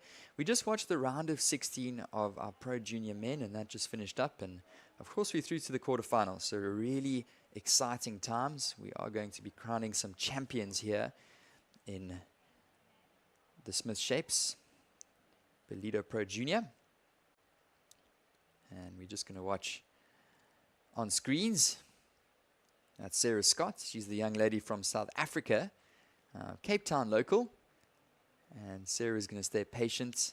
She was a previous campaigner on the Challenger Series last year. This year she's taking a bit of a break. She's still competing, but she's finishing her high school career. And of course, this is the Pro Junior competition. So if you guys are just tuned in, this is all our under 20 surfers here at the Ballito Pro. So most of these surfers are competing at the highest level on the Challenger Series, and they're just using this junior competition as an opportunity to get some heats out there, to get some experience in the waters here at Willard Beach in Ballito. And they're not going to complain if they take out a win in the Pro Junior, that's for sure. But most of these surfers will be competing at the QS. That's coming up over the weekend, as well as the Challenger Series. That's going to be coming up next week here in Ballito. So exciting times.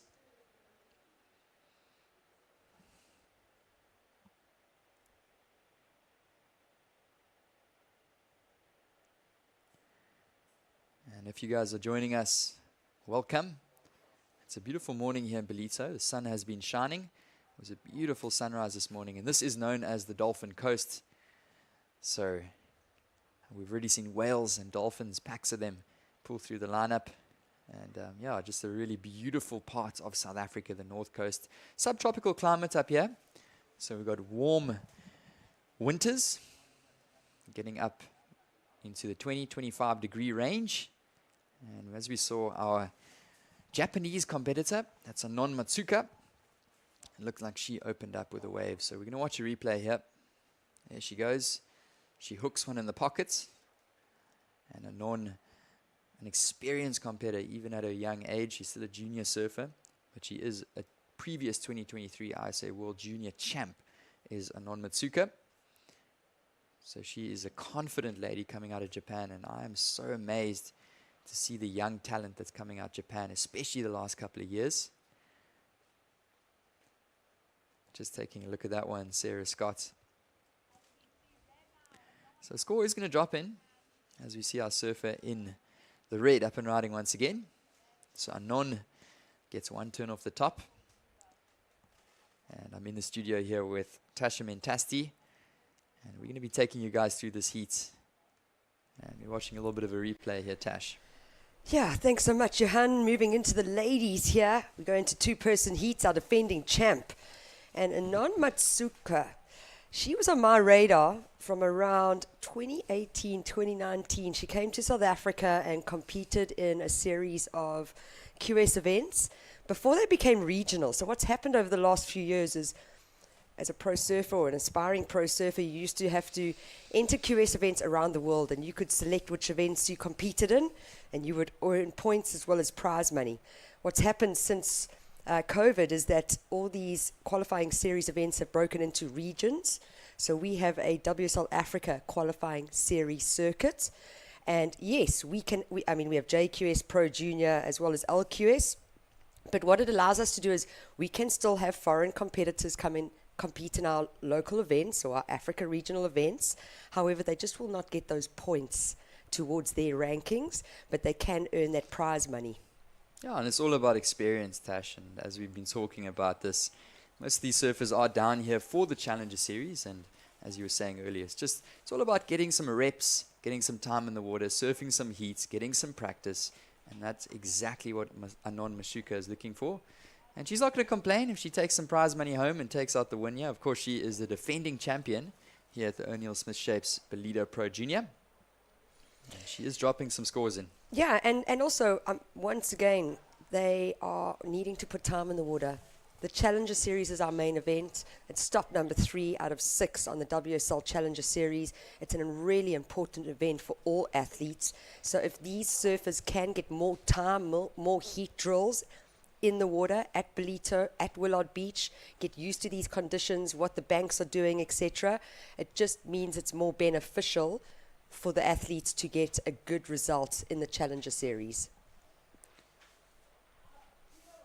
So we're watching these two ladies, and you might be wondering, where is red and green? Well, we've moved into two-person heats. We've moved into the quarterfinals, the business end of the O'Neill Smith Shapes Ballito Pro Junior. In red, the Japanese surfer; in blue, the South African, Sarah Scott. And Sarah might not be known to the world so much, but in South Africa, she's a big name. She has won national junior titles. She has won multiple Pro Junior events and QS events for the Africa region. And this is the young lady up and riding now. Oh, you just see that meaty section. We were talking about it earlier in the last heat. I remember the surf in the blue, Matt Canning, going for it. And Sarah Scott also trying to go for that big move. And I'm sure she's been watching the water. She's been watching the heats. As you see, big bottom turn. And that section just closes out on her just a little bit early. So she doesn't get the completion. But as we said earlier, those big scoring potential is definitely going to be on those big chunky inside sections. So she knows what to do. All she needs to do is to execute it. Yeah, totally. And I think that comes out of the judging criteria with the commitment in the critical section of the wave. And yeah, she was late there, but still wanting to go for it. Maybe a second or two earlier, if she had just been able to change the direction of her board to be able to get it up into the lip, she would have been able to get pushed back down. And you know, Sarah's no stranger to lefts. She's from Long Beach, Komaki in Cape Town, the deep south in South Africa. And Long Beach, a very consistent left-hand wave, like it's almost like a pebbly point break. So almost feeling more confident and stronger on her backhand. Yeah, and I was just watching that bottom turn and just a tiny bit lateral on it, and she just couldn't get up into the lip to get vertical and complete, especially on those bigger waves. So I'm sure we're going to see a lot more out of Sarah Scott, and it looks like she's hunting for a wave. That one's going to go unridden, and she is up against a little mountain of a lady from Japan, Anon Matsuka, of course, the past defending champion. She was the 2023 ISA World Junior Champ as well. So the best junior surfers are down here in Ballito and getting an opportunity to compete in some really fun little waves here up the north coast of KZN in some beautiful weather. Of course, the temperatures has been rising throughout the day. The beach is going to be filling up, and these surfers are going to be stoked to be out here in the lineup. And scores will drop in. It looks like at the moment the surfer in the red, Anon, with 2 rides, and Sarah Scott sitting on a single ride. Yeah, and not as much action in the water because we're now halfway. We have 50% less of competitors in the heat, and especially moving into these quarters now, it's about being selective with waves. I mean, you don't need to be as busy because it's just the two of you. You can see them both deciding. Sarah wants that left, and Nan wants the right. So they've got their game plans out there, and let's see whose one works best, you know. I still feel that just what the sand is doing at the moment at Willard Beach, it is tricky. It's not easy, and this is definitely not a good day at Willard Beach. We definitely can get better conditions. We can definitely have more sand that lines it up a little bit better. And then we don't really have any swell at the moment. I mean, it's not small for some of us, but it's definitely not as solid as what we can expect. Definitely, Tash. But testing these surfers, grindy conditions, and we've seen surfers go through with 4s and 5s. Yeah. So we haven't been seeing those excellent rides dropping in. I remember yesterday we saw an 817 in, I think, the second heat of the morning, the first heat of the morning, and there was definitely still a little bit of scoring potential out here today as well, but it's really rare that we're seeing those big, powerful rides and waves pull into the base. So just a little bit inconsistent, but still plenty of potential. I think we're still going to see some great scores drop in as we watch us surf in the red, and it looks like she just goes down. Yeah, so some small scores at the moment. It is Anon Matsuoka with a 3.5 and a 217. I have seen this young lady throw out 9s like absolute hammers over the years. She definitely has a solid backhand hook in her repertoire, and just needing to find the right wave to be able to offer that type of potential. That's the most important thing. Unfortunately, just a small throwaway score, 0.67 for the South African Sarah Scott in the blue singlet. But another exciting heat coming up next. We have Louise Lepront, the South African, against Laura Rapp coming up next. And Laura also no stranger to Ballito. She's been coming here a couple of years. It's going to be a very, very good heat to watch. That is quarterfinal number 2 for the O'Neill Smith-shaped Ballito Pro Junior. Finals day here down in Ballito. And we are looking forward to crowning champions later on today. Yeah, Tash, and you were talking about Anon's backhand, and she's got a deadly backhand. Deadly. So not a big surfer in terms of stature, but in terms of the power she throws into those turns. And I remember yesterday afternoon in the round of 16, she got rewarded a 7-point ride just for one single backhand blast. Wow. So she's got what it takes, especially on those single turns. She can still throw a score with a significant total that can hopefully add into her tally. So dangerous surfer. And Sarah Scott, she hasn't got too much time on the clock. She has got priority though, and at this stage of the heat, she's going to be looking for a ride that's got a little bit of significance to it. Yeah, both are strong on their backhand, and they've both chosen to sit on the peaks that they're going to surf their backhand. So I'm really excited, and I hope there's some opportunity that comes through. We can see it now. There looks like some sets coming through the lineup. Johan actually usually is our beach commentator at most of our events, so we're not really allowed calling sets when you're on beach commentary, but Johan, when we're in the booth, we can call them. And up and riding, finding a right. This is Sarah Scott. Gets that first hit, and you could just see as she landed, those legs were extended. You need to compress in Ballito. You need to stay low on your board. There is too much power and raw energy along this coastline to not be able to keep those springs. Yeah, Tash, and it's difficult to gauge if you're viewing just how powerful these waves are. They don't look big. As we look at this, we're going to look at a replay now in a minute. but so much power. Even in a 2-foot wave out of Ballito, sometimes it feels like a 4-foot wave. And unfortunately over there, as you mentioned, not compressing. And she just doesn't ride out of that one successfully. So that's got to be a little bit of a missed opportunity as Sarah paddles out. But she's still got an opportunity in this heat. And she had the right idea. Bigger section. She looked for the big close and unfortunately could not ride out of it. So at the moment, it's still the Japanese surfer, Non Matsuka, who's in the lead. But Sarah Scott not looking for a massive score. It's a mid-range score of 4.57. It's average score needed. Time is not on her side, though. You had under 5 minutes remaining, and that's where the problem comes in. However, I do believe that one big, clean, major maneuver will be rewarded over a 4.57. It's about completing those turns. 100%. And we've seen the judges award that big close-out maneuver, as I was saying yesterday, and Norn with one big bash on her backhand got awarded a 7.0 and the rider 16. So as we watch a little bit of a replay, this was Sarah Scott. You can see she stroked into this one as a right-hander. Nice bottom turn, but as you said, Tash, that wave just bottoms out so quick. And if you aren't ready for it, it's going to throw you. Yeah, totally. I mean, she saw the section. She knew what she needed to do.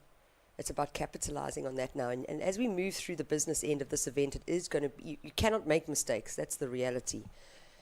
So just two small scores for the South African. They're both throwaways. She's looking for a 4.57 with just under 4 minutes on the clock. That would be the highest single wave score of this heat so far if she does find it.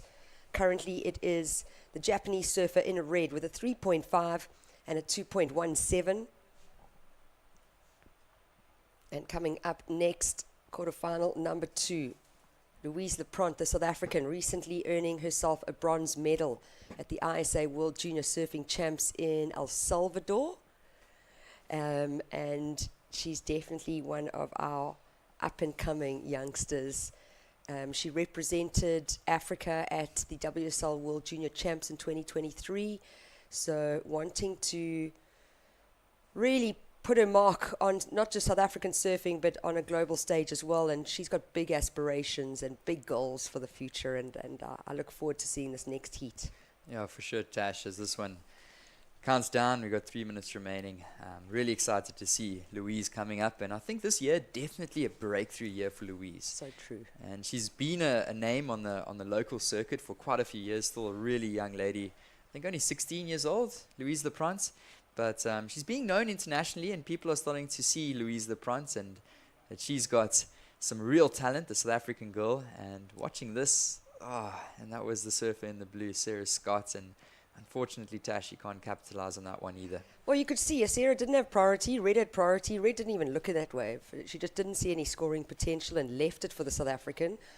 And yeah, with the time running down, she had to look at it. But you could just see that was too fast, too quick. There was no open section for Sarah Scott to be able to capitalize on. And unfortunately, going down, 2 minutes on the clock, another throwaway for the South African. Leaves the Japanese surfer in the lead. We've only seen 6 waves being surfed so far in this first quarterfinal of the women's division of the O'Neill Smith Shapes Ballito Pro Junior. And we are into day 4 of a 14-day beach festival here in Ballito. And a replay from Anon Matsuka.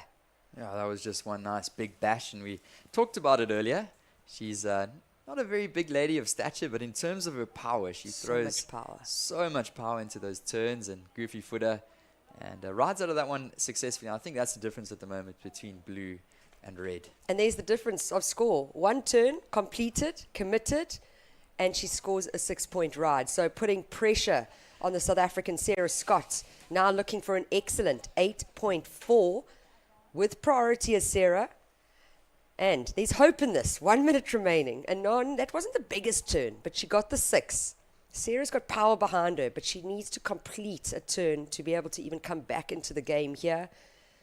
Time, like I said, not on her side. 52 seconds remaining. She's hunting for this. And she needs a big score, Tash. She needs a score up into the excellent range. And she's up and riding, so we're watching our surf in the blue. Sarah Scott gets a turn off the top. Oh, man, and she's looking for a big score, an 8.4 as this one trickles down. Yeah, unfortunately, almost just never getting started. I always have to say to the girls and guys, sometimes, sometimes you get outsurfed, other times you just don't even get started and it wasn't your day. And unfortunately, this is what we're seeing here for Sarah Scott. This is definitely not what she is capable of doing. There's way more to Sarah Scott than this. Her last score, a 2.83. But it is Anon Matsuka, that big section. Nice commitment there from the Japanese surfer. She does not want to allow the South African to take the lead. 20 seconds on the clock. My apologies, my time's wrong. So we've counted down. It's the end of the heat. Oh, looking at this replay, Tash. Solid. And that's the difference between these two surfers in this heat. So just looking at that section, eyeing it out, and just a beautiful turn off the top. Obviously, a defending champion here at the O'Neill Smith Shapes Ballito Pro Junior, and we're going to see her through to the next round. She's through to the semis. So we're going to break just to ads. And when we come back, it'll be quarterfinal number 2 for the O'Neill Smith Shapes Ballito Pro Junior. Welcome to Kwadukuza, the destination for all seasons. Kwadukuza is not just for thrill seekers, it's a family-orientated destination too. Stunning beaches where sun-kissed sands meet crystal clear waters. Our town has a range of child-friendly offerings that will keep the whole family entertained. For a magical wedding, look no further. Kwadukuza offers exquisite wedding venues that will create memories to last a lifetime. It also shines as an event tourism destination. World-class events like the Ballito Pro, where top surfers ride the waves, Heritage Day, which is used as a cultural celebration of King Shaka's life every year, and the Ballito Big Week, a celebration of music, food and fun for the whole community. KwaZulu-Natal's a premier conference, strategic planning and team-building destination, which is enabled by its close proximity to King Shaka Airport. Nestled amidst the natural beauty of South Africa's east coast, Kwadukuza offers a truly captivating setting for your next corporate event. Kwadukuza, the heartbeat of the North Coast, invites you to explore its beaches, enjoy thrilling adventures, create family memories, celebrate.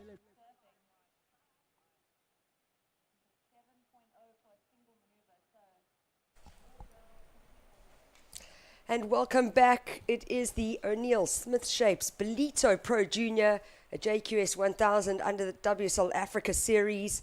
And we are into quarterfinal number 2 of the women's division. Introducing out in the water in red, a South African, Louise Lepront. And she is up against Laura Rapp, who is no stranger to Ballito. She loves coming here. It's going to be a big battle between these two young ladies. And joining me in the booth for quarterfinal number 2, we have Paul Canning. Paul, also no stranger, very involved with O'Neill, and very involved with making sure this event is such a huge success. So welcome, PC. Yeah, thanks very much, Tash. It's great to be here, another year. Amazing, beautiful Ballito, awesome blue water again, amazing weather, and the waves have turned on, especially this week. We've had quite a long flat spell for a few weeks, and the surfers arrived just in time for the event. I know it's been interesting. I've been having a lot of calls and texts with people going like, there's no sand, there's no waves, you need a plan B, what beach are you going to utilize? And you know what, that just comes with running surf events, surfing as a sport, dealing with nature. We get dealt with the elements, wind, swell, as well as sand.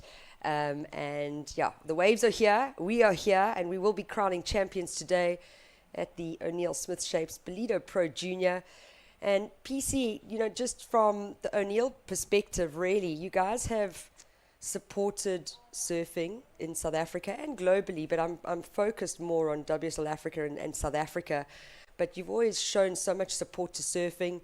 The Challenger Series being the presenting sponsor has been a very important decision that was made by the brand, but then also being able to support the amateur SSA Rookie Rippers. You've now got the Pro Junior. We've added a QS as well that's coming into the mix under the Ballito Pro presented by O'Neill. What does that mean to the brand for the sport and for the commitment that you guys have had? Yeah, well, I mean, I'm just so passionate about the sport, you know, and I think, you know, sort of running the O'Neill brand here in South Africa, I know how important it is. I've got a young son that's really involved in it, and I know from my days growing up, you know, how important the junior side of the sport is, you know, and getting the kids the experience of competition. So all those rookie ripper, you know, heats that they go through, and then into the JQS, and then, you know, it's just great to have another QS 1000 in South Africa, because that's really important to get our South Africans, you know, the points to get onto that challenger. So, yeah, it's hard to say no to when we talk about new events that we can include. You know, I love the junior part of it, and then when there was the opportunity to, you know, bring the QS 1000 into it, I was like, well, we have to do that, and then. Yeah, so it's just so amazing to see it all roll out, and you know, our tagline this year, Lena and Kunjla Yempi, this is the battlefield, and it's an oceanic battlefield, you know, so true. And right from the under 12s right through to the Challenger Series. So no, it's great to see and great to be involved with.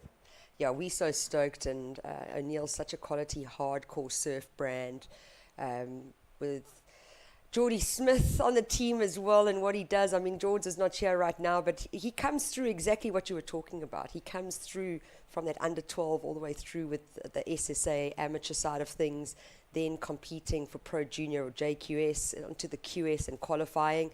So it's just fantastic to just have such a core brand part of this. And I think the unique thing about the Ballito Pro is that we do actually host different events that fulfill everything we need as a sport. Like you were saying, our SSA Rookie Rippers, which is the first 2 days of this 14-day beach festival, it's under 12 to under 18.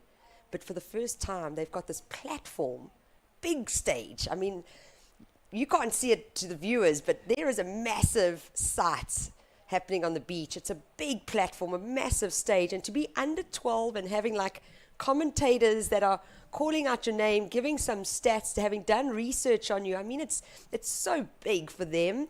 And then to be able to share a free surf and a couple of waves with like someone like Jarvis Earl, WSL World Junior Champion for 2023. Okay, he's not competing in the amateur side of things, but he's still sharing waves, watching him surf.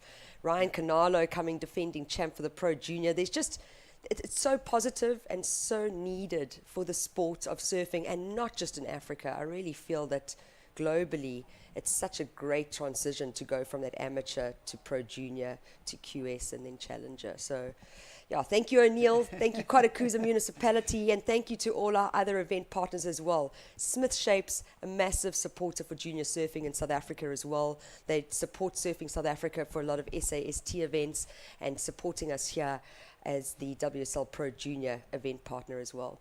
Yeah, no, thank you very much to Graham and Geordie and the whole Smith Shapes team. We've been partnering with them in the junior event, you know, the junior component of this festival now for 5 years. And yeah, I mean, Graham also is just so passionate about junior surfing, and he gives so much back to the kids, and it's amazing to have them as a partner with us in the junior side of it. Yeah, we're really, really grateful. And Llewellyn Smith, Mama Smith as well, always here, always supporting. So a very big thank you to the team behind Smith Shapes. We see the replay here. This is actually just the first wave of the heat, and already 7 minutes have wound down in this quarterfinal number 2. What we have been seeing just sitting in the booth here, PC, is it almost seems like it's one heat on, one heat off with regards to open-faced waves, really. I don't know how to explain it, but it's very hard when it's a pulled vision. Replay, though, from Laura Rapp here, representing Brazil. She got that first tag off the top, so that's the only counter at the moment. But yeah, just watching these heats and being able to commentate through these heats, what we've seen is one heat, there just seems to be no scoring potential. Next heats, open-faced waves, slightly better scoring potential. I don't know if it's based on where exactly they're sitting in this lineup. When I was watching it from the beach yesterday, there were almost 3 different peaks that you could work off and decide. The main peak being the middle peak, which is not common for this beach usually. It's usually breaking off the rocky outcrop on the right-hand side of your screen. We have a lot more sand, and then you get these right-hand waves that just run along the beach.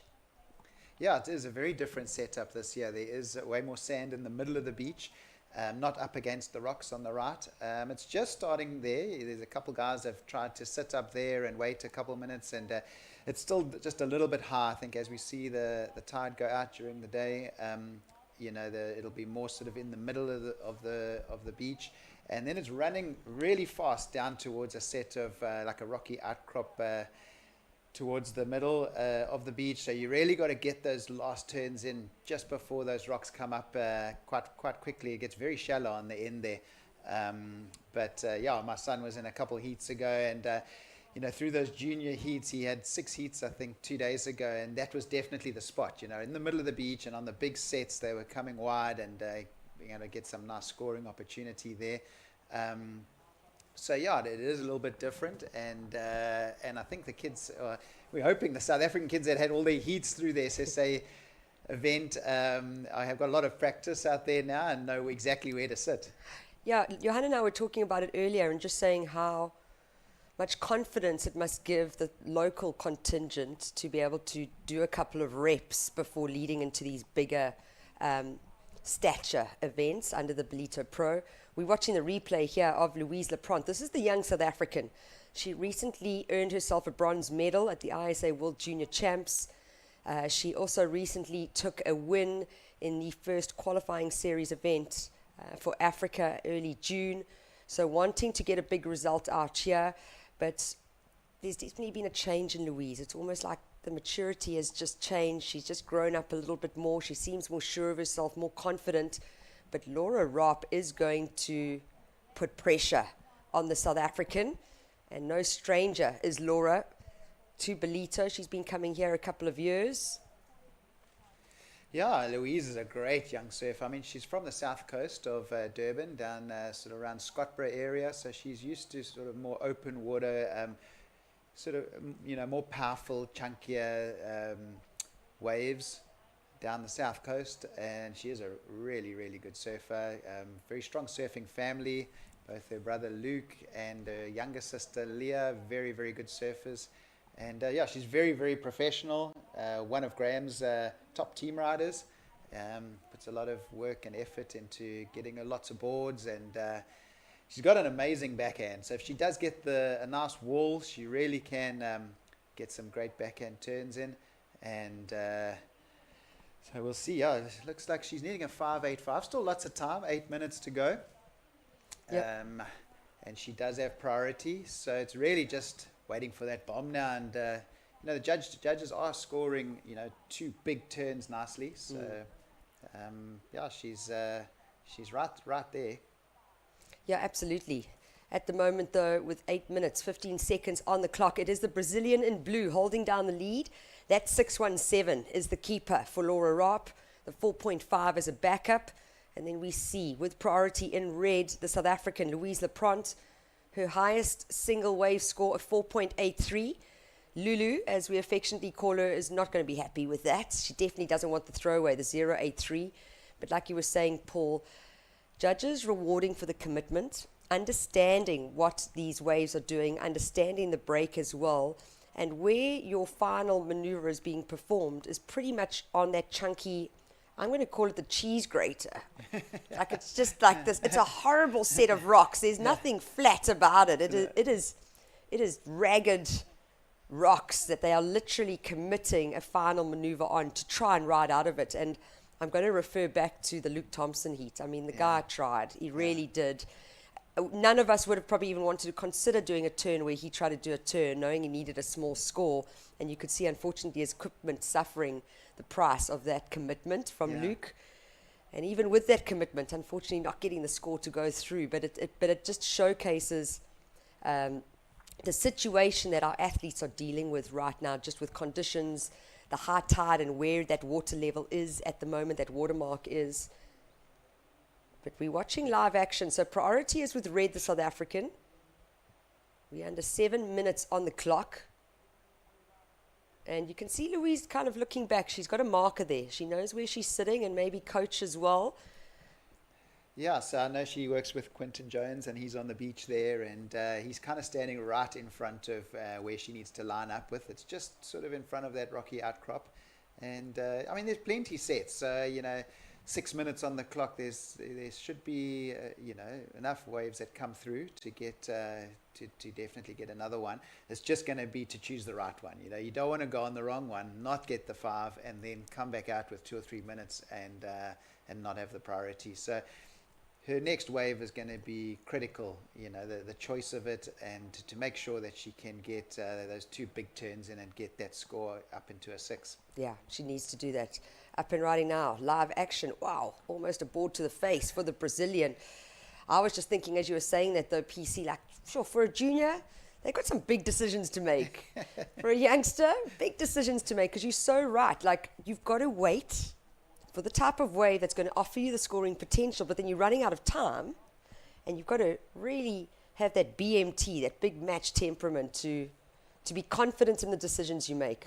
100%. That's probably just that gold card of having that priority at this point in time.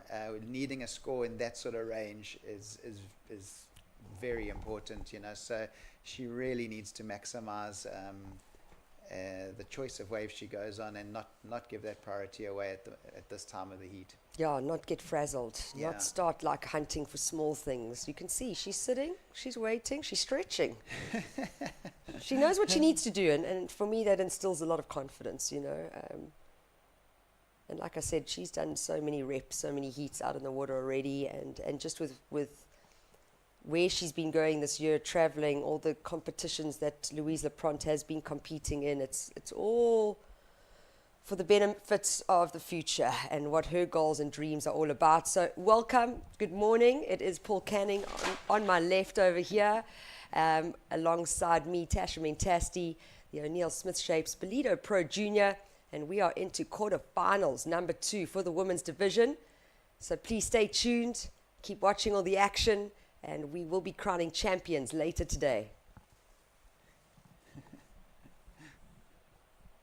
So live action, just under 5 minutes remaining.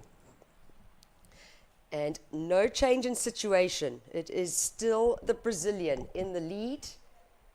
We have the South African in second place.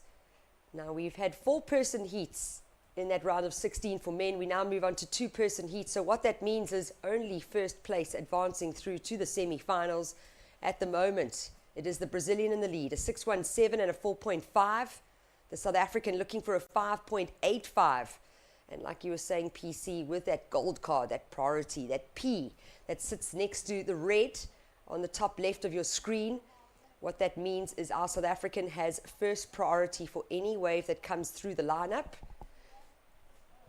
And she is being very selective, knowing that she needs an average score. If we had to compare it to the 6.17 from Laura Rapp, that is where it's all going to go. I think it was a 2-turn combo, getting that 6.17. We did see in the previous heat a non-Matsuoka scoring a 6-point ride for 1 turn. Yeah. No, the judges will definitely give it to you if it's a very big critical turn, especially in these kind of dumpy shore break waves, breaking very close to the beach. It's very impressive, you know, when you see it. It's very close to the judges, and so if you do one big turn on a set, they'll definitely give it to you. But yeah, just going back to what you touched on now, a lot of these South African kids, this will be their first time, you know, going into a man-on-man situation, you know, and I know my son was saying, oh, if I get through this heat, I'm into the man-on-mans, you know, so it's a big thing. I remember when I was, you know, 16, and we had the days, you know, when we had the professional events, and, you know, that first time you get into the man-on-man heat, it's a big thing. It's almost like you're going on to win the event. It's like you've graduated, pretty much, you know. And I was talking about it with Johan as well. I think it's just having these amateur events, Pro Junior, QS, and then how the format changes even for Pro Junior. From a WSL point of view, they wanted those 2-person heats because it's preparing our future champions for the championship tour eventually. Yeah, so that's great. Yeah, it almost is like you graduate when you get into those quarters and get the 2-person heats going. But we're down to just under 2 minutes remaining. Louise Lapront being so patient. She's had about 7 minutes sitting there with priority now, needing that 5.85. Yeah, she has really had the patience to wait. So this is going to be hopefully where it pays off here. It looks like there's a nice tapered wall to this wave. Big section. A big hit there. Just needs went a bit flat. Just needed a bit more wall there. But she had the right idea. But it's now with 1 minute to go, Priority's turn. She's going to be in a tough situation. Yeah, shame. She almost had to negotiate that a little bit. She wanted to kind of get that first section and had to almost throw a bottom turn a little bit more. So watch this. She sets up. No, unable to get that hook really in the pocket there. Yeah. So not going to get the 5.85 that she needs. And with just under 1 minute remaining, we're going to see the Brazilian probably come into screen, maybe sit on red. There you go. There's the paddle. 39 seconds on the clock. And Priority now with Laura Rapp, who holds down that first position. The South African in that non-priority situation, or second priority. But if we watch this, she's going to paddle for it. She's going to try. Unable to get into it, though, is Louise Lepront. 15 seconds remaining. The 1.83, that's all that she got scored for her previous ride. Still looking for a 5.85, and with just 6 seconds on the clock, it looks like it is the Brazilian Laura Rapp advancing through to the semi-finals of the O'Neill Smith Shapes Ballito Pro Junior. And we are going to go directly into quarterfinal number 3.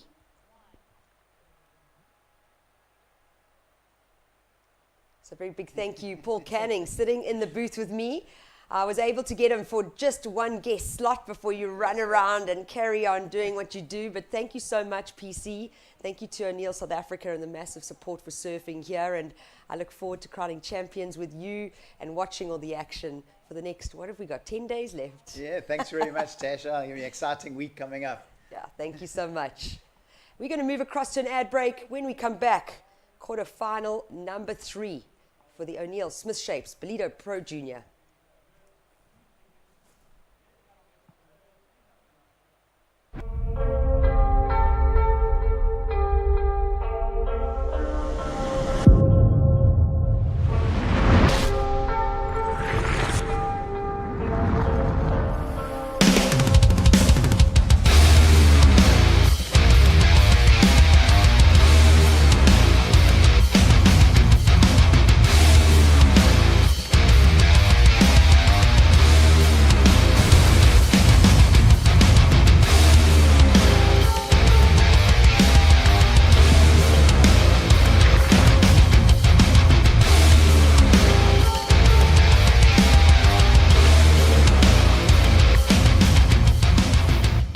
Love and discover its rich heritage.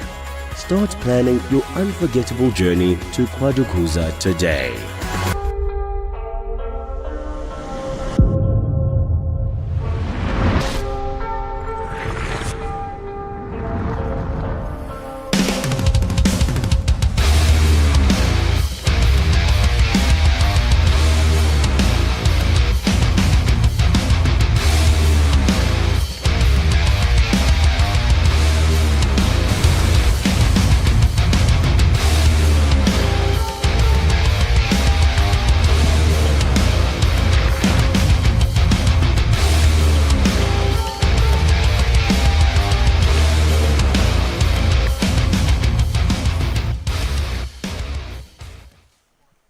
Welcome back. It is the O'Neill Smith Shapes Ballito Pro Junior. My name is Tasha Mentasti. Sitting alongside me, Johan Frey. He's going to be taking us through heat number 3, quarterfinals number 3. And out in the water, we have the South African, Gabriella Herbst, coming up against an international competitor of Etta Barry. I actually didn't get her first name there. My apologies. I will get that now. But Johan, it's been a good morning so far. We're already into the business event, business side of this event. Quarterfinal number 3 here for the women's division. We have seen our defending champ, Anon Matsuka, advancing through to semi-finals. Unfortunately, we've just seen Louise Lepront being eliminated by Laura Rapp.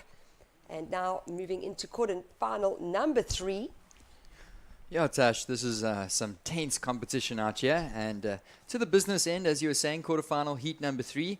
And there's going to be no easy heats. It's not going to be easy to advance. And if we look at the conditions, the tide has been dropping throughout the morning. So we hope to see some more consistency in the swell. And I think as the tide drops out, there is going to be a little bit more consistency. The wave's going to stand up a bit better on the inside bank. But those excellent scores and those high-scoring rides have been really difficult to find for our surfers. And also looking at that last heat, Laura Rapp, with a heat total of a 10.67. So we know that these surfers normally post bigger scores in their heats, but still pretty tricky out there in the lineup. And quarterfinal heat number 3, Annette Gonzalez Etabari. She's from the Basque Country. And Gabriela Herbst, name familiar to us, local South African surfer.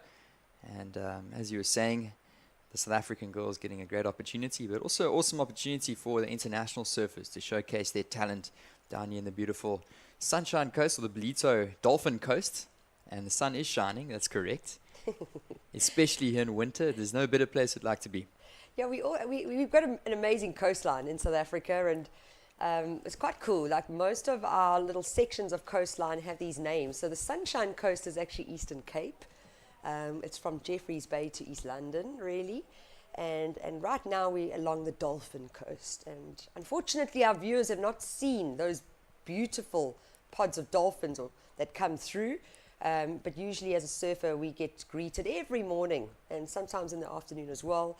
It's a really special part of the north coast of KwaZulu-Natal. It's known as the heartbeat of the north coast of KZN. So I just also have to say a very big thank you to KwaDukuza municipality. We are into our 15th year of the Ballito Pro. That is 15 years of commitment from the local governing municipality, and we are very grateful for that. But wow, a net. Oh, that was a rapping turn off the top. It was only one maneuver, but we've seen those scores drop in for those single maneuvers, and we know that there's some good scoring potential for one maneuvers, especially if you throw a lot of speed and power into it, and that looks like we saw some of that from Annette, the Basque surfer. Yeah, I mean, I just enjoyed how quick that first turn was off the top, but also with power. So Annette Etabari representing the Basque country. And we can see it's a different flag to the Spanish surfer that we saw recently. I need to find more information on that exactly, because I do know Basque country does fall within that Spanish region. So my apologies for my ignorance with that, but I will do some research and I promise I'll come back with more info. Yeah, so the Basque area is the northern part of Spain, and that particular area claiming their own independence. Okay. So officially part of Spain, but the Basque country people are really passionate people, and they love the area that they live in, the northern part of Spain. So San Sebastian, places like that, and Mundaka. And those surfers really passionate about being from the Basque country and being from the northern part of Spain, and they do associate themselves as Basque surfers and not Spanish surfers. Okay. But of course, in the same region, falls more or less under the same banner, but definitely a difference there. Within the same borders, really, but then just wanting to represent themselves locally. And I think it's fantastic to see these sisters from the Basque country represented here. Out in the red singlet right now, it's Annette Gonzalez Etabari coming up in quarterfinal number 4. Jania Gonzalez Etabari up against Lily Heaney, another South African. So it has been exciting. And the Basque surfer scoring a 5.17 for that turn off the top. I really did enjoy it. It's definitely one of the most exciting turns we've seen out of the ladies division at the moment. Not that it hasn't been done before, but just with the opportunity that's happening with the tide changing, with a lot of the waves shutting down, there hasn't been as much scoring potential as what these athletes have been looking for. But Annette coming through with that strong score, 5.17. She's got a 1.33. She wants to get rid of that, back it up with something stronger, and then really start putting pressure on the South African. Yeah, and she shows that she's got some real talent, and it's going to be cool to see her sister, Jania, up in the next heat. So we just saw Louise the Pranch, she's of course got a little sister as well, and a lot of the siblings competing. Sarah Scott, her brother competed. Brad Scott in yesterday's competition. So it's cool to see the siblings. And as you were mentioning earlier, Tash, it's just family vibes. And I think just bringing people together and bringing families closer together. And it's great to see moms and dads and just loving the sport with their daughters. And coaches and friends involved. And we're all just having a good time here in Ballito. So really cool to see the Basque surfers here and the sisters. And that's a pretty decent opening number, 5.17. If we look at the previous scores that are dropping from the morning, that's definitely been a keeper. Yeah, for sure. Especially just with the time on the clock. It just alleviates a little bit of that pressure. It puts the pressure on the South African. And 517 will remain in her score line. It's the 133 that she wants to get rid of. And with just 11 minutes on the clock, there's more than enough time for both these athletes to put some bigger scores on the board. We recently had Paul Canning sitting in the booth, and PC, I've known him my whole life, originally from seeing him as one of our South African professional surfers, represented back then on the World Championship Tour. It's now just known as the Elite Championship Tour. But Paul Canning, flying the South African flag for many, many years, inspiring many junior surfers with his performances at events and his commitment. And then just having him in the booth in this previous heat, he was just saying how passionate he is about surfing. And, not just fulfilling a role from a brand aspect and perspective, but also volunteering and putting his time in to one of our local surfing districts, eThekwini Surfing Association, formerly known as Natal Surfing back in the day, and kind of overseeing our Durban CBD and surrounding areas. But so PC representing that local district, kind of leading that local district, and then having a massive input into this incredible surf festival. 14 days, one of the longest running surf festivals in the world, and I think one of the only events or festivals that has a component of amateur surfing, under 12 to under 18, professional junior surfing, as this Pro Junior, which we're witnessing now, a qualifying series event, and then a challenger series event, all under one umbrella. It's rad. What a great opportunity, and it's greatly thanks to the guys from O'Neill and Paul Canning, and great to have him here in studio as well. And of course we saw his younger son Matt Canning also competing, so really awesome family vibe. His younger daughter took out the win in the under 12 division at the Rookie Rippers, So true. Adriana Canning. So such an awesome family vibe down here, and Paul and the team from O'Neill just doing amazing work and providing an amazing opportunity for our local pro surfers on the circuit, but as well as our international and our traveling pros that get to compete here. Yeah, I agree. And just also giving them opportunity to spend time in the water, put some time in the water, get that practice, because what we saw last year is we always have a Surfing South Africa amateur component to this event. The Pro Junior has been around for a couple of years as well, but we haven't had a qualifying series event before the Challenger Series.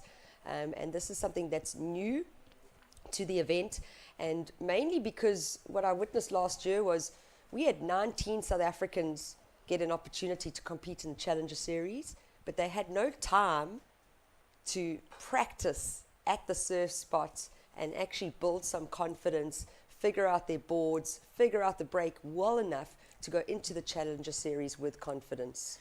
Yeah, Tash, and this is a professional sport. This is their bread and butter. This is their life, and they're traveling around and competing at these all of these events around the world. And sometimes stepping off a plane with a couple days and you have to surf a heat, it's amazing opportunity not just to be in Ballito and experience the beautiful nature and the weather and the waves that we've got here, but also to get a chance to stay a little bit longer, get you a few days earlier, just iron out some of those kinks, get to surf a couple heats, settle into the vibes of Ballito, just get the jet lag out, and to settle in for the main competition, which is obviously the Challenger Series.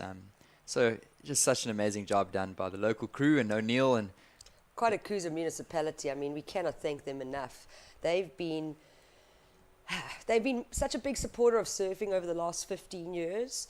To have government support for the sport is so important, especially in South Africa, but globally as well. And they see they see the value of having a surf competition being held here out of season. It's winter. You don't often get crowds coming to your beach in winter, and it is thanks to being on the east coast of South Africa. It is thanks to being in the tropical climate on the north coast of KwaZulu-Natal. But KwaDokuza has put their money where it helps surfing, and they've committed to it, and it's 15 years of support from KwaDokuza municipality. So we cannot thank all leadership, all stakeholders behind the scenes that have seen what the investment into surfing is doing, not just for the sport, but for the town, for the region, and for the province as well. Oh, just seeing young junior surfers also coming up, and greatly due to the fact that the government, the municipalities have been getting behind surfing, thinking of names like Surprise Mapumulo and names like that, local Zulu boys, representing the coast and representing the area. What an opportunity for them to get a chance to compete at this high level. And it's greatly thank you to the KwaDokuza municipality and everybody that's been helping behind the scenes. Spot on. Yeah, there's a lot of partners.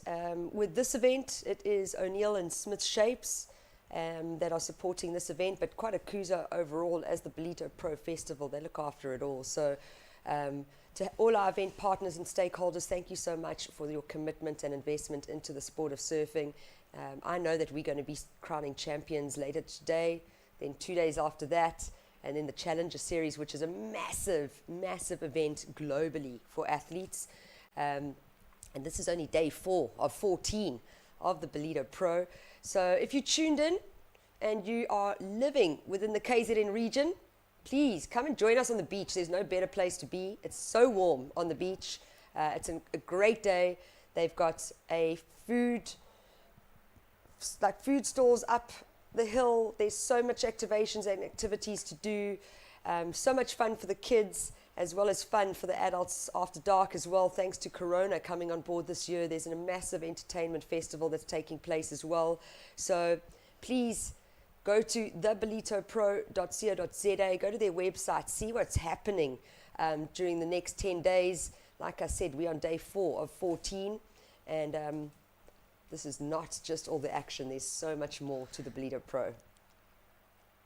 And we've got under 5 minutes on the clock in this current heat. Annette Gonzalez Edabari from the Basque Country and Gabriella Herbst from South Africa. And it's been a little bit of a slow heat, Tash, with under 5 minutes on the clock. Our surfer in the blue, the local girl, she is from the KZN area. Gabriella Herbst is looking for a score of 5.87, so definitely doable. But looking at that second scoring wave from Annette, a 5.17, that slashing turn she had, she must be riding into some confidence as she enters the last few minutes of this heat. Yeah, I think it was a one turn, and she scored that 5.17. It's the backup score, the 1.33. If she replaces that, it's going to start putting massive pressure on the South African.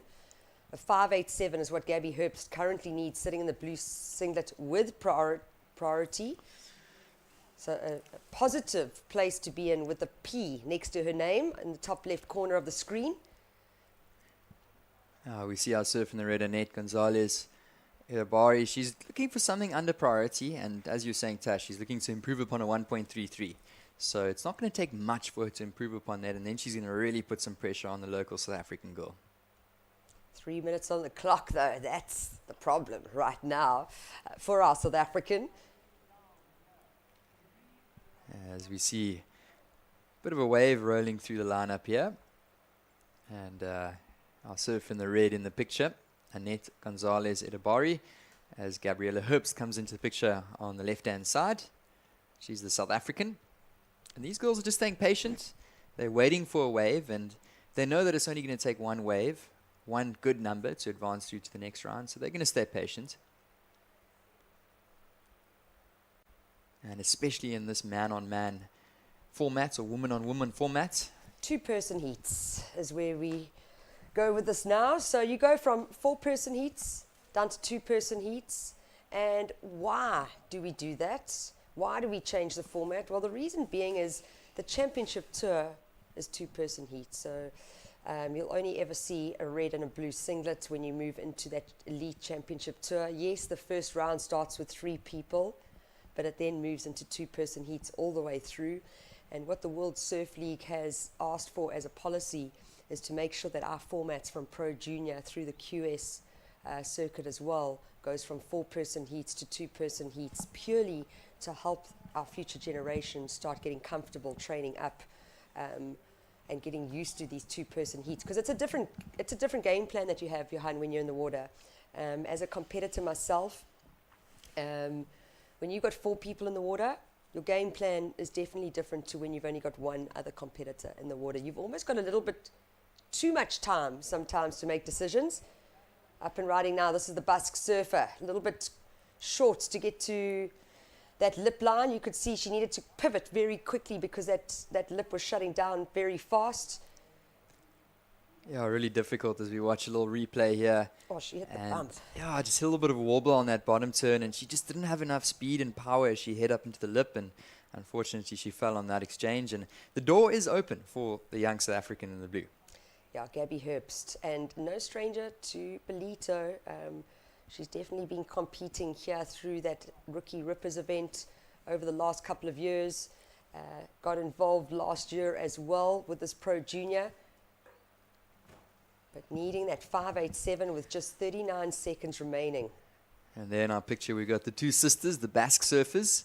Jania Gonzalez Edabari coming up next. She's just checking her sister, taking off on this one, and she's on the backhand. This time, can she complete it?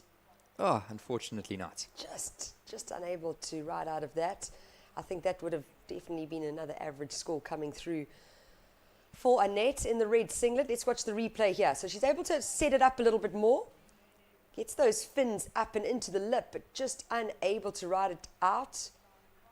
And that is that push of water that bounces off the sand bottom. Oh, and there we go with Gabby Herbst. Obviously, she was looking for a bit of a score there at the death, and this heat does come to a conclusion. So it does look like our surfer from the Basque Country will go through, and that is correct. So she does take out the win. So we conclude quarterfinal number 3. Tasha Mintasti alongside Johan Frey here for the O'Neill Smith Shapes Ballito Pro Junior. And as you can see next to us, these are the trophies that are going to be handed out to our champions later today. And we're going to be breaking to an ad break now. When we come back, quarterfinal number 4 of the O'Neill Smith Shapes Ballito Pro Junior. Welcome to Kwadukuza, the destination for all seasons. Kwadukuza is not just for thrill seekers, it's a family-orientated destination too. Stunning beaches where sun-kissed sands meet crystal clear waters. Our town has a range of child-friendly offerings that will keep the whole family entertained. For a magical wedding, look no further. Kwadukuza offers exquisite wedding venues that will create memories to last a lifetime. It also shines as an event tourism destination. World-class events like the Ballito Pro, where top surfers ride the waves, Heritage Day, which is used as a cultural celebration of King Shaka's life every year, and the Ballito Big Week, a celebration of music, food and fun for the whole community. KwaZulu-Natal's a premier conference, strategic planning and team building destination, which is enabled by its close proximity to King Shaka Airport. Nestled amidst the natural beauty of South Africa's east coast, Kwadukuza offers a truly captivating setting for your next corporate event. Kwadukuza, the heartbeat of the North Coast, invites you to explore its beaches, enjoy thrilling adventures, create family memories, celebrate love, and discover its rich heritage. Start planning your unforgettable journey to Kwadukuza today.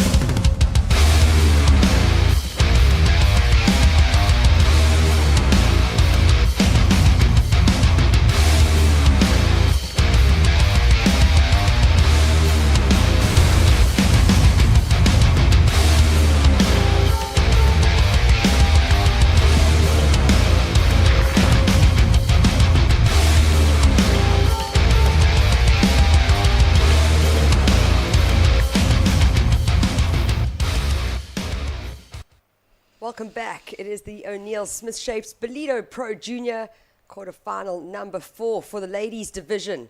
Getting started.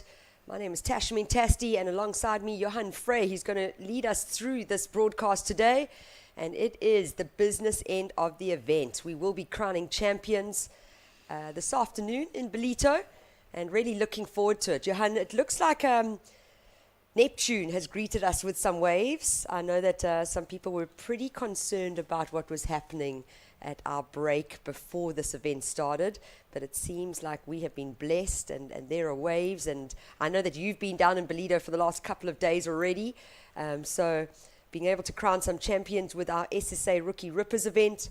We're now moving into this Pro Junior event and crowning champions today. Oh, definitely, Tash. It's really exciting to be down here, and this is day number 4 of the Ballito Pro, and of course this is the O'Neill Smith Shapes Ballito Pro Junior.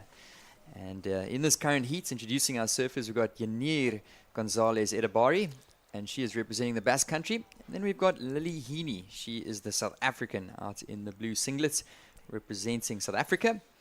And we just saw Annette Gonzalez Edabari, the sister of Yanir Gonzalez Edabari, make it through in the last round. So is she going to join her sister in the semi-finals? We'll see in about 15 and a half minutes. And such a pleasure to be here with you in the booth, and we'll take you guys through this next heat.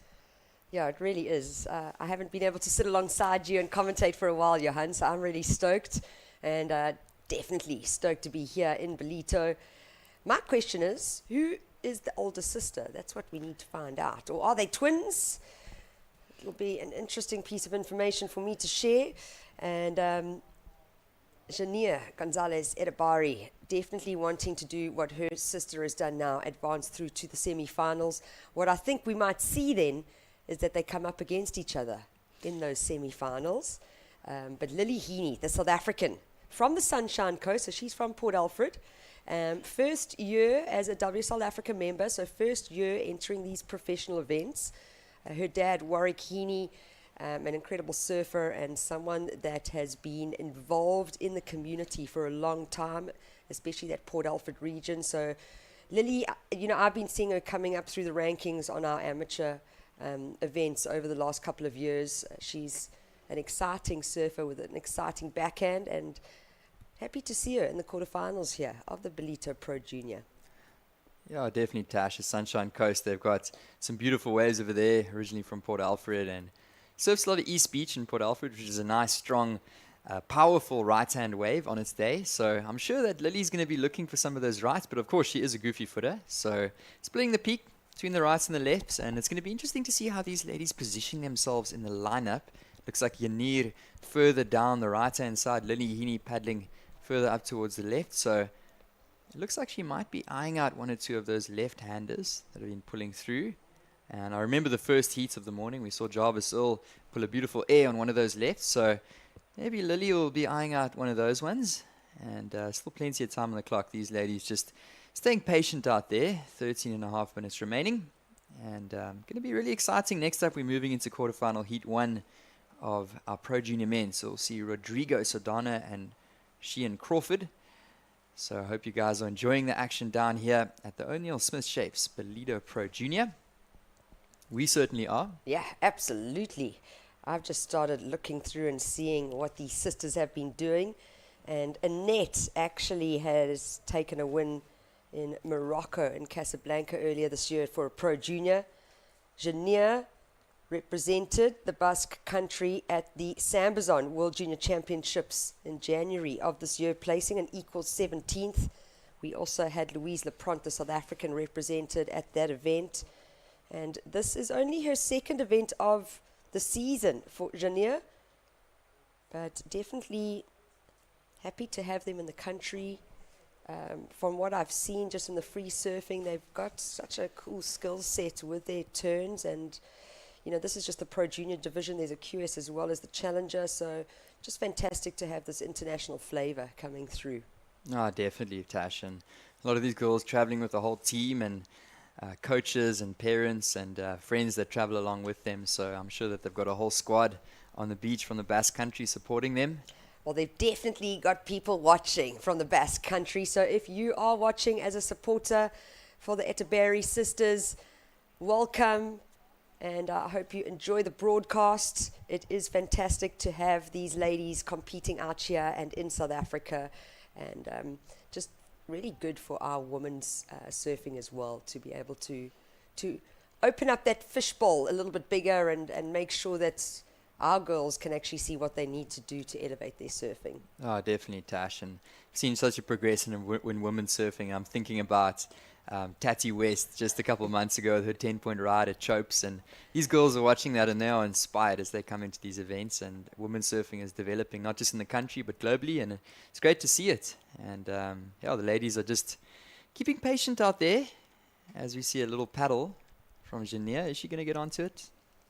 Well, they definitely are sitting in the middle. Is that correct? If I'm looking at this rocky outcrop. So on our screen right now, way further to your right, there's a massive rocky outcrop where it's usually where the main peak is. Unfortunately, due to some big swells we had in this region a couple of weeks ago, it's pushed all the sand into a different spot and it's exposed these rocks a lot more, but it's not a rock shelf. It's almost just pieces of chunks of rock that have been dropped, and it doesn't always make for a really clean, open-faced wave. So these girls seem to be moving far to the left, sitting more in the middle of the bay, maybe to just have that opportunity of choosing either a left or a right to take off on. Definitely, and that predominant peak throughout the last few days has definitely been in that middle section of the bay. And if you guys aren't familiar with Ballito, but it's these rocky outcrops, these rocky bays, and it's sand and rock little points pretty much along the whole stretch of the Dolphin Coast. And it does look like we're going to get underway with action here. This is Lily Heaney, and she's going to get a turn off the top. She's on the backhand. She's a strong backhand surfer, is Lily Heaney from the Sunshine Coast of South Africa. And she ends off just dismounting off that wave, and she's going to get a score under her belt. Yeah, and I thought she navigated it pretty well. I mean, almost got caught off the top. You could see there was like a double section to that wave, so maybe two different swells coming through. But she was able to push through that first turn, then had to readjust a little bit. And we're going to watch the replay here, so let's watch this. And here she goes. She's up and riding, little bottom turn, and you can see a bumpy face, but she does well to hang on to that first turn. And you can see it's almost two waves merging with each other, one from the left and the right, and she collides with both of those sections, but she manages to find a conclusion there. Yeah, I thought it was well done. That was not an easy wave to ride.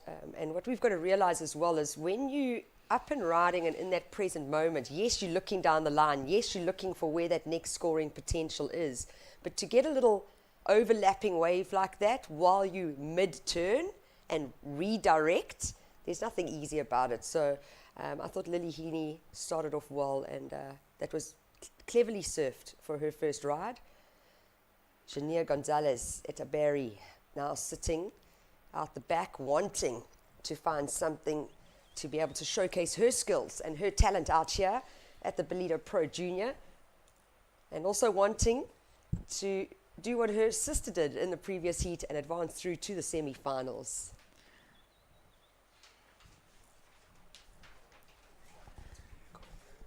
So with just under 9 minutes remaining on the clock, there's going to be a score that's going to come in pretty soon for Lily Heaney.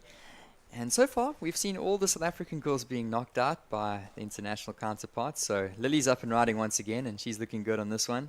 This is a second scoring wave, and you can just see that big dumpy closeout section. She goes for the lip, and that's where the real money turn is, and unfortunately she can't ride at that one.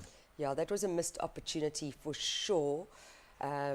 Almost didn't want to commit to that section a little bit too much, but that is where the scoring potential is, and that's where the athletes are being rewarded.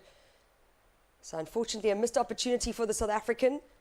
The Basque Country surfer still looking for that first ride.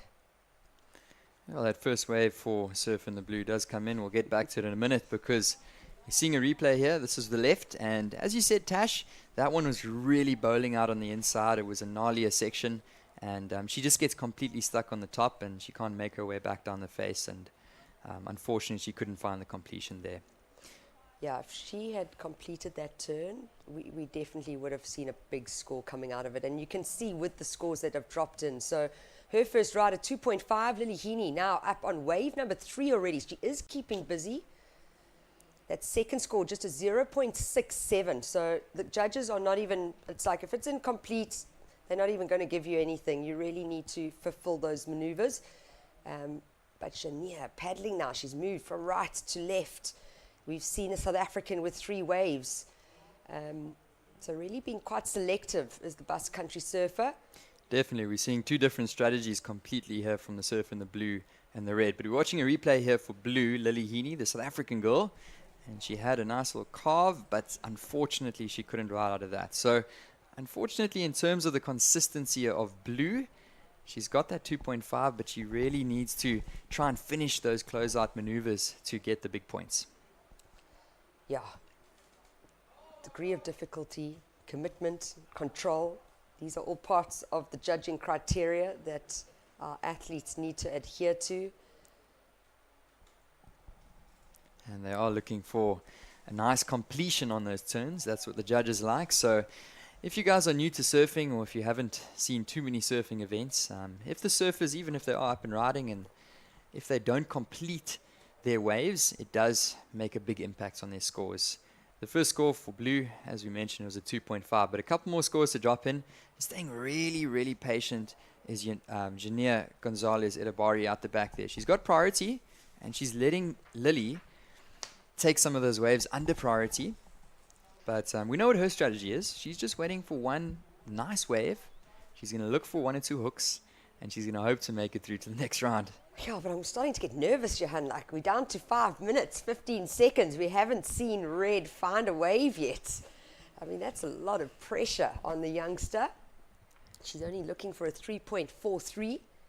But if we see the South African Lily Heaney find a wave of consequence, that requirement is going to move up quite dramatically and really start applying pressure to Jania.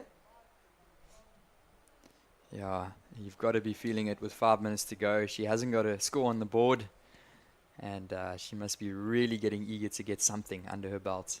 She's only looking for a 3.43, so definitely not out of the realm, especially for the talent of Jania Gonzalez Edabari.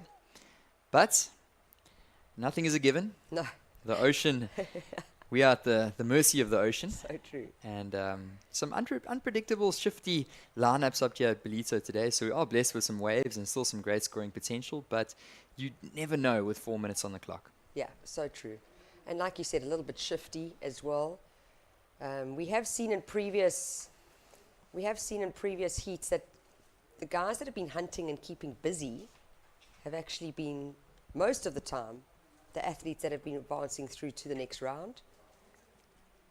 Yeah, you just never know what the ocean can deliver, and that's what makes surfing such a unique sport. Yeah. Normally there's an open playing field, but we really are at mercy of the elements here, and it's all about strategy. It's all about trying to find those waves that have good scoring potential. Sometimes they come, sometimes they don't, and you've got to have a really big match temperament, especially to compete at this level. Yeah, I agree with you, Johan. I agree. So with 3 minutes, 25 seconds on the clock, right now it is the South African, Lily Heaney. And she is in the lead with 2 very small scores, a 2.5 and a 0.93.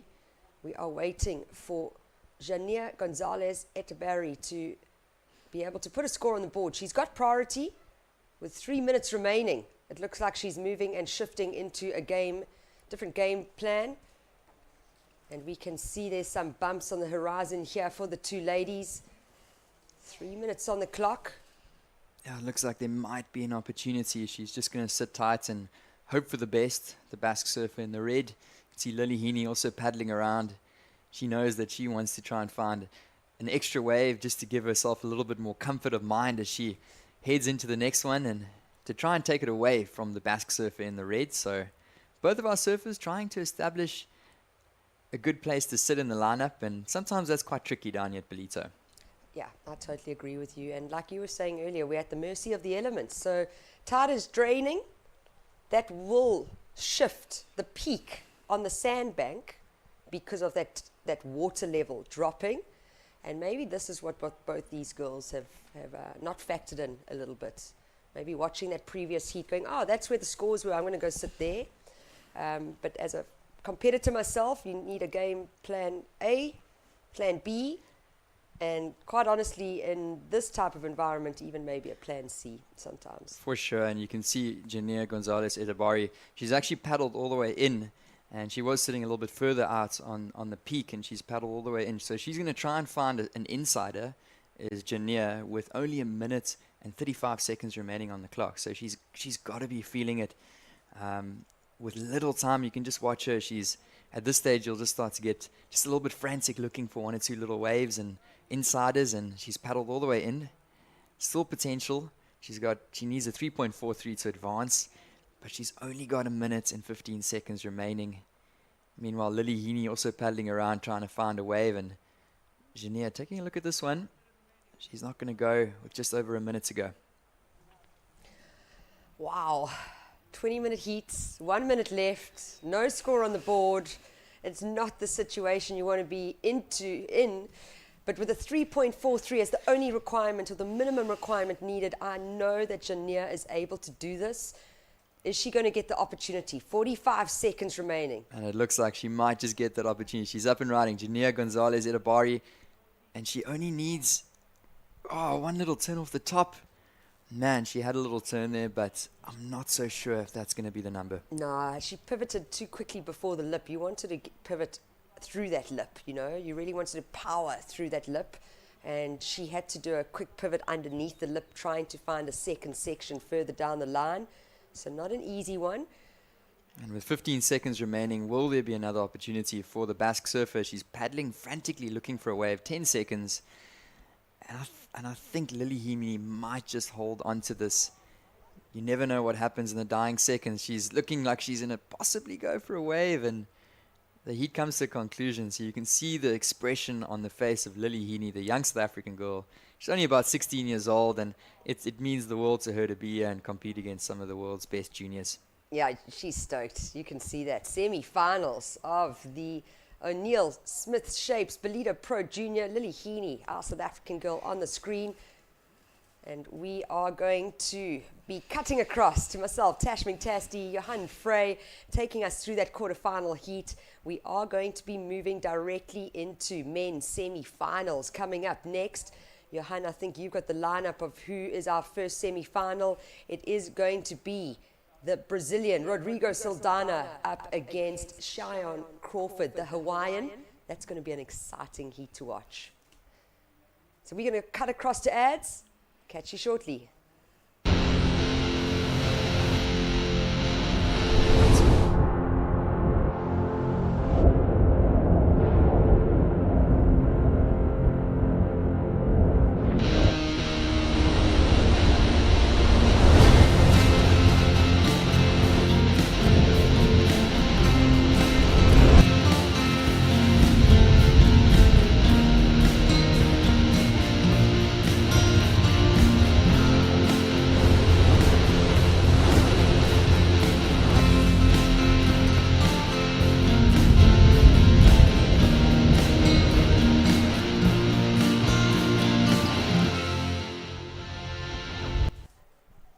And welcome back if you guys are just joining us. This is the O'Neill Smith Shapes Ballito Pro Junior, and we are through to the quarterfinal heat number 1 of our Pro Junior men.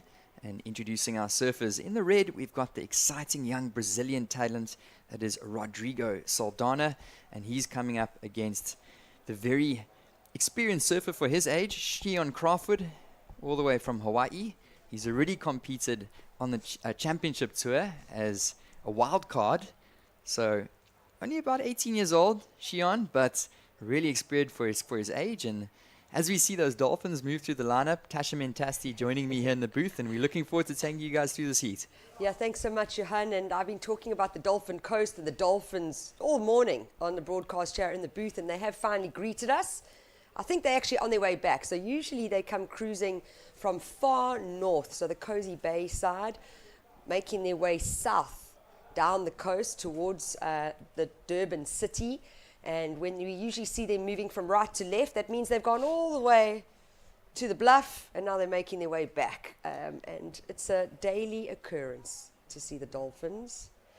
Yeah, just doing the morning run, and it's such a blessing being up here in the Kwadukuza area, the north coast of KZN, and in the Ballito area. So once again, a huge thank you to the Kwadukuza municipality for hosting us, and as well as the Ballito locals, the Lembe surf riders. We appreciate you guys, and it's amazing to be back here in this beautiful part of the world. Yeah, what a privilege.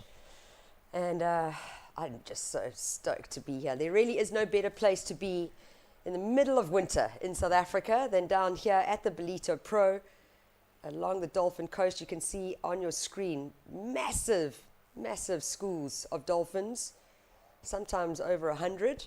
And then behind that you can see some buoys, or buoys as the Americans call it. Look how big that school is. Oh, there's got to be 100 dolphins in there. Live action, stay focused, Tash, but live action here. This is the Brazilian, loads of speed, wants to get that reverse in. He knows he's going to have to elevate his game by coming up against Shaun Crawford. And like you were saying, let's watch the replay here, Johan. Yeah, as you can see, Rodrigo Saldana, the young Brazilian, he showed us that he really loves to go to the air, but on that occasion he just didn't have enough speed to really hit that ramp, and he goes down. So we're just watching another replay here, a little cuddy to start off and try to get some speed there, but just getting stuck in that lip.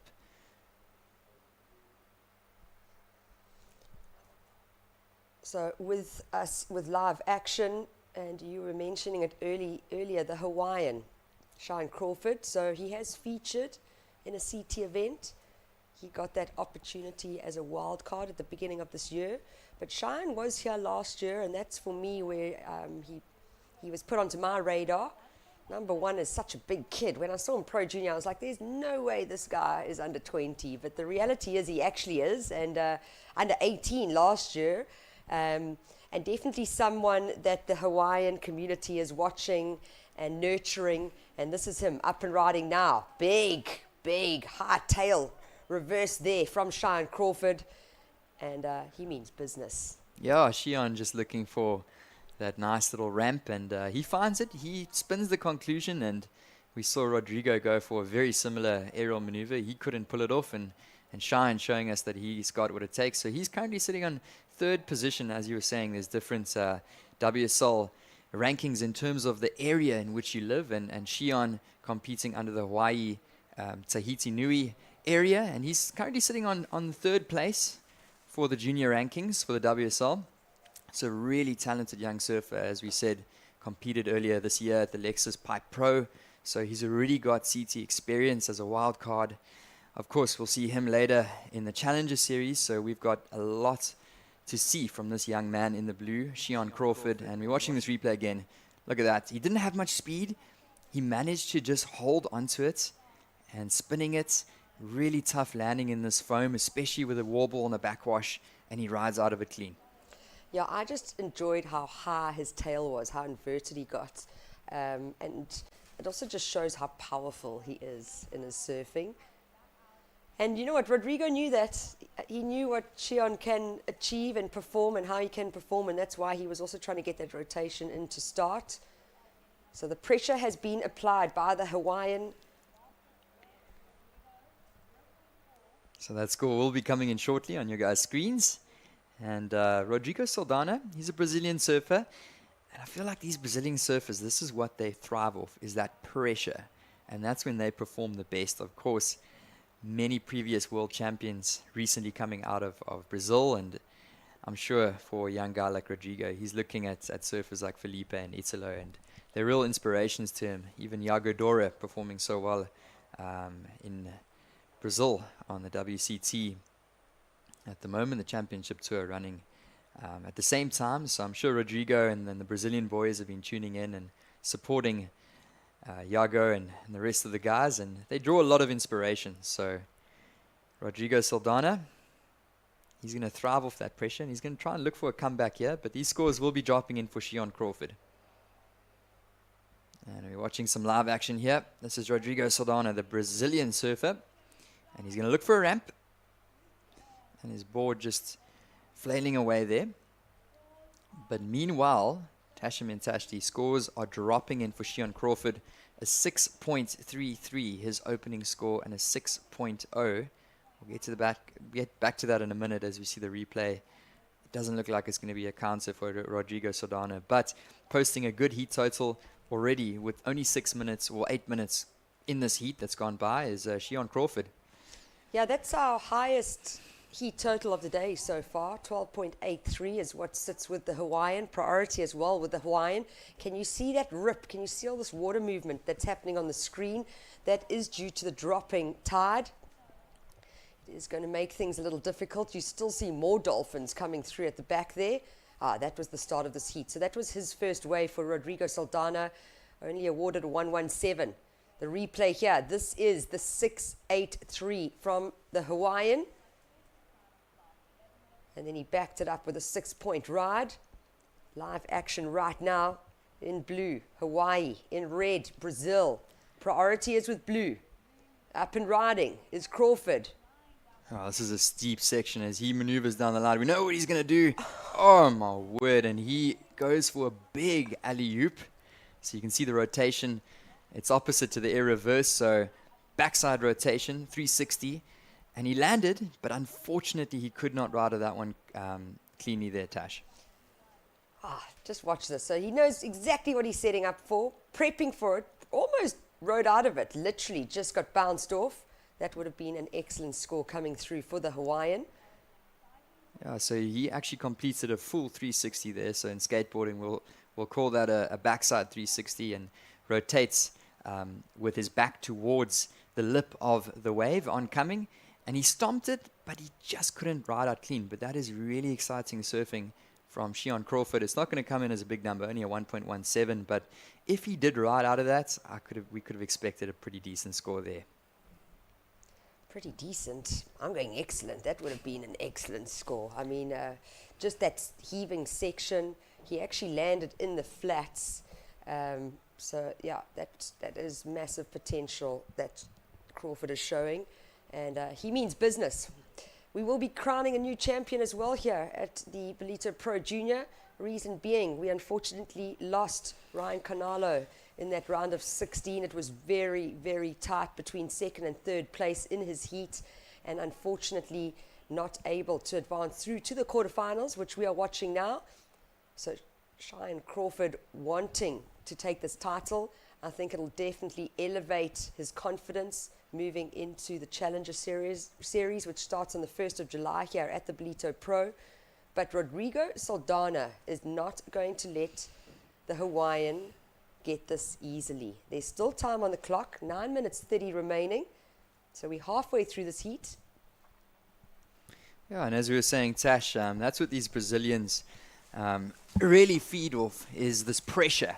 And Rodrigo Saldana takes and draws a lot of inspiration of many successful Brazilian surfers that are competing now on tour, and champions like Italo and Felipe and Gabe Medina, and all of those guys really, really performing well under pressure. So I'm sure with 9 minutes on the clock, he knows there's much time, but he is looking to replace both of his scores. He's in a combination of a 12.83. So true, but it's only because of the 1.7 and the 117 that sits to his name. He has not completed a maneuver just yet, so not completed a wave. If I refer back to his first heat, there's so much potential there within his surfing. There's a lot of maturity within Rodrigo Saldana's surfing, and now it's just about being granted that opportunity to showcase his skills. He does have priority. You see the two surfers have actually separated themselves. And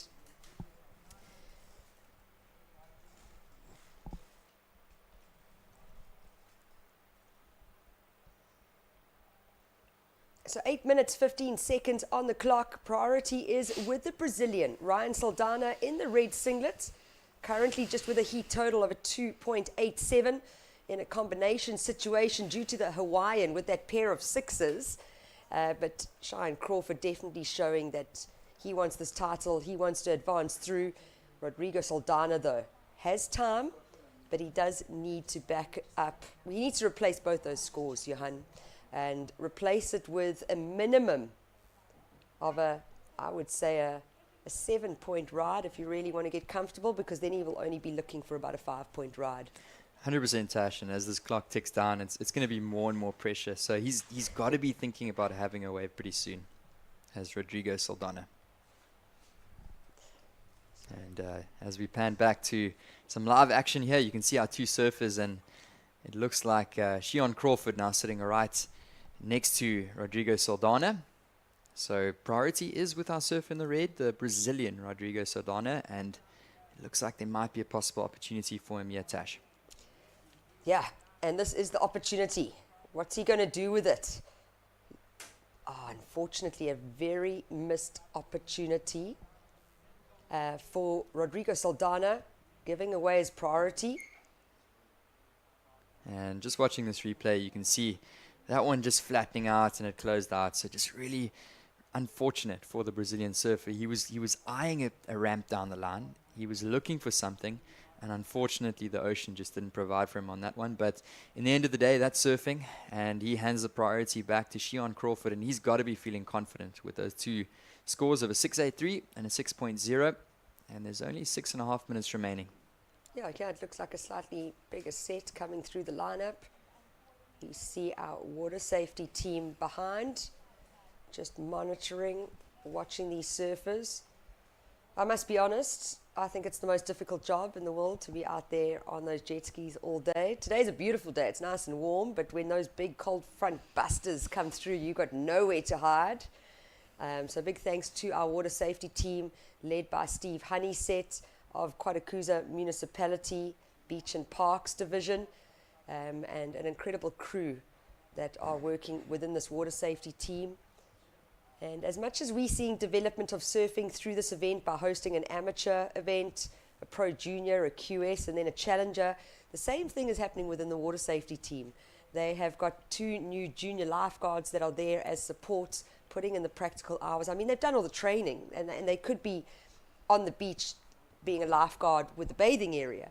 But Steve Honeyset has been able to see the potential of these guys. They are now part of the team this year, and definitely going to be transitioning into a more important role as time goes by. And I think that's one of the most wonderful things about the Ballito Pro. It is really focused on development, and yes, development of surfing, but also development within other departments and areas of this event site. So once again, big thank you, Quadakuza Municipality, for your investment into the sport and this event, and then to O'Neill as well as Smith Shapes for their support for the Ballito Pro Junior, which is what you're watching now if you've just joined us. Quarterfinal number 1 for the men's division, and as it stands with priority in blue, we have the Hawaiian with a 6.83 and a 6-point ride holding down the lead, putting the Brazilian Rodrigo Saldana in a combination situation. Yeah, Shion Crawford is holding that priority, as you say. So trying to operate now under priorities, Rodrigo Saldana having a paddle for that wave, and it looks like we are seeing a couple bumps out the back. So it's going to provide these surfers an opportunity. And Shion Crawford is just going to guard against that good wave as he does hold priority. Rodrigo is going to try and operate under that priority, but Shion is going to be sitting on Rodrigo, and you can see he's going to be following him around the lineup with only 4 minutes remaining. There's not much time. He's going to let him go on this one. And the talented young Brazilian surfer, he's going to go for a little chop-up alley-oop. Yeah. But unfortunately, that's not going to be a big score for Rodrigo. So he's going to try and establish priority once again and give it a second go.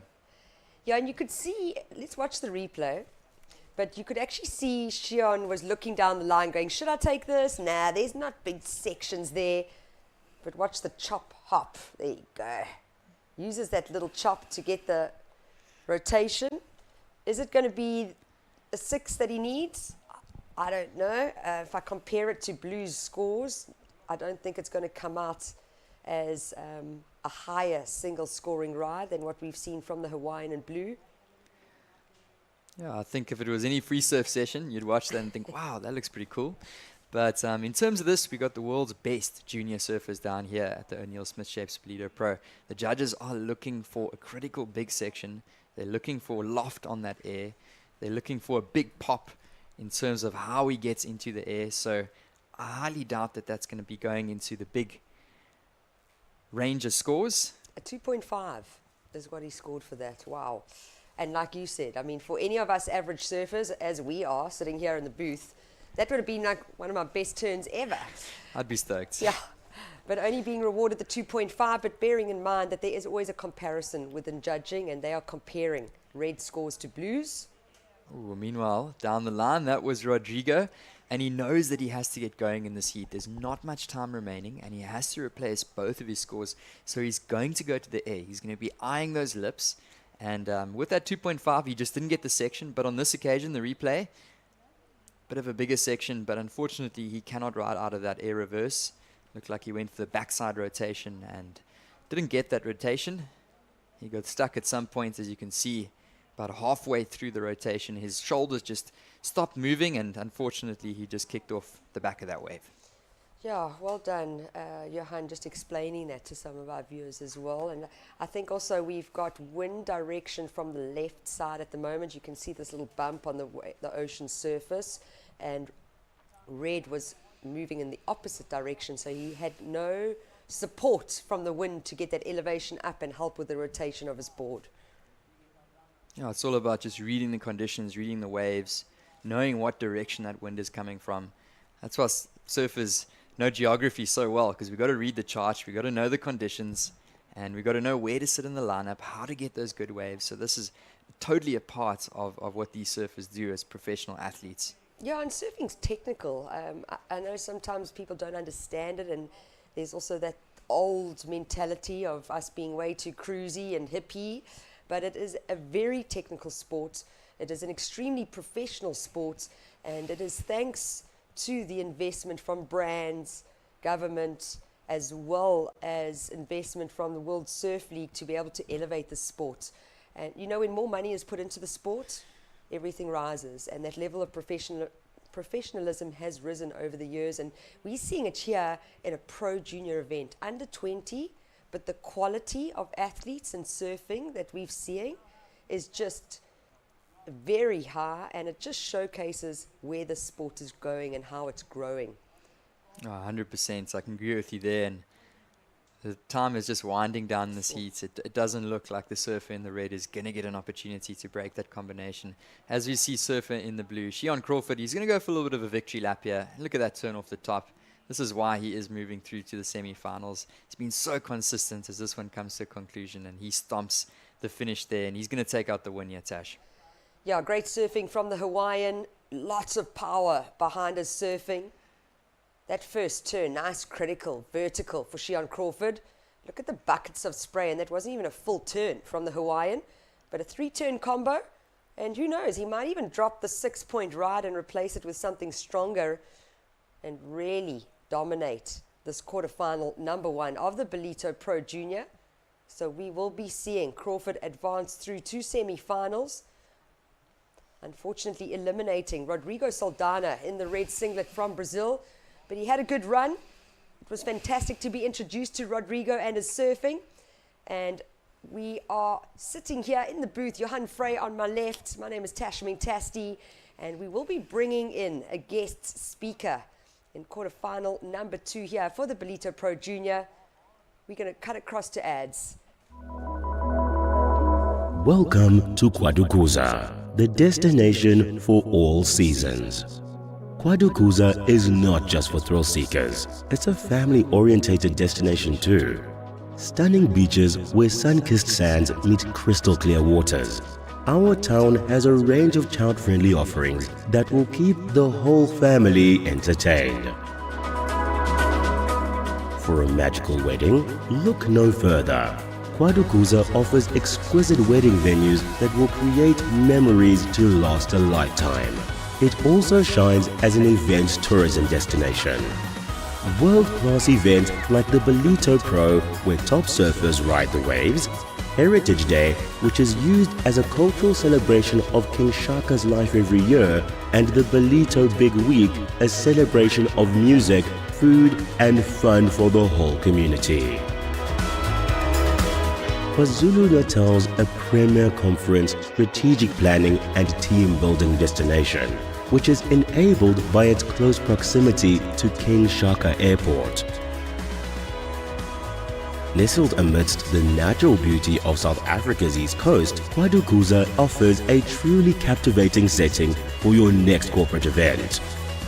Kwadukuza, the heartbeat of the North Coast, invites you to explore its beaches, enjoy thrilling adventures, create family memories, celebrate love, and discover its rich heritage.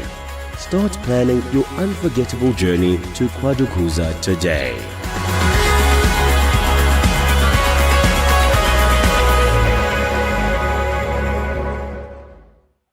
And welcome back, guys. This is your O'Neill Smith Shapes Ballito Pro Junior. I'm being joined in the booth here with Mike Frew from O'Neill, and we are really excited to take you guys through the next heat.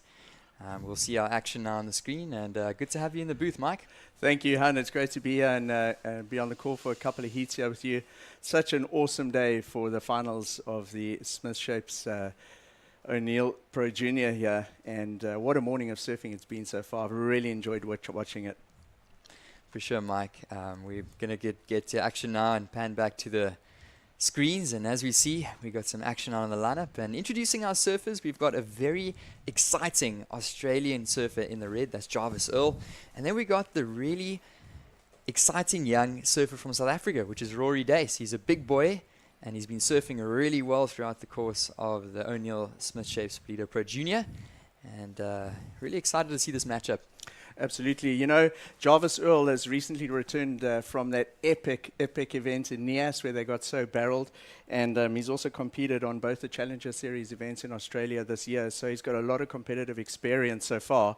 And he's up against Rory Dace. This is Rory Dace's first WSL event this year. So you're talking about a guy that's probably surfed must be 20 to 30 WSL heats at this level this year so far. And he's up against the youngster from St. Francis, Rory Dace. Look, he's a big threat on the junior series, but this is his first heat of this level, or not his first heat, his first event at this level of the year so far. So really exciting, a very experienced versus a bit of a newbie on the WSL. Yeah, and you've got to be thinking a guy like Rory Dace, this is probably the biggest heat of his young career against Jarvis Earl, of course, as you mentioned, Mike, taking out some big wins, and looks like Rory just getting off to a little start. Jarvis Earl also taking out the win at the QS 5000 at the Crew Pro, as you just mentioned, and that was just earlier this month in June. So he's been riding off a great season so far as Jarvis, the Aussie. And as far as I know, he's from Cronulla. So waves similar to this, some beach break waves just south of Sydney. Some slabby, gnarly waves down there as well. So really looking forward to see what Jarvis can do. But pose a threat, Rory Dace, Cape St. Francis local, and he's been showing us that he can take down some giants in this event so far. Yeah, Rory was at the World Surfing Games as well, so he's no stranger to the international scene, and he'll be looking to draw on that experience in the junior ranks to try and take on someone as experienced here as Jarvis Earl. But you know what I've noticed, Johan, the level of surfing the last couple of days here in Ballito really has been exceptional.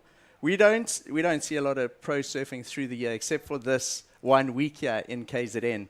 And it's such a treat to watch it. And what really strikes me is the speed, power, the flow, but especially the speed. Look at this. Look how quickly Jarvis Earl gets around that section there. Gets a little bit hung up, but even with a little section ahead of him, he's still able to punt and get a rotation in on a section that a normal sort of surfer here in Ballito would not be able to attempt that kind of thing even. Oh man, and he's got a great balance between power as well as being really light on his feet. And you saw that first turn all the way up into the lip and threw some great spray and some power into that maneuver on the backhand. But then on the inside, throwing that neat little reverse, you know. So finding a good balance there, Jarvis Earl, between the power and being light-footed, and we are going to see a score drop in shortly for the surf in the red.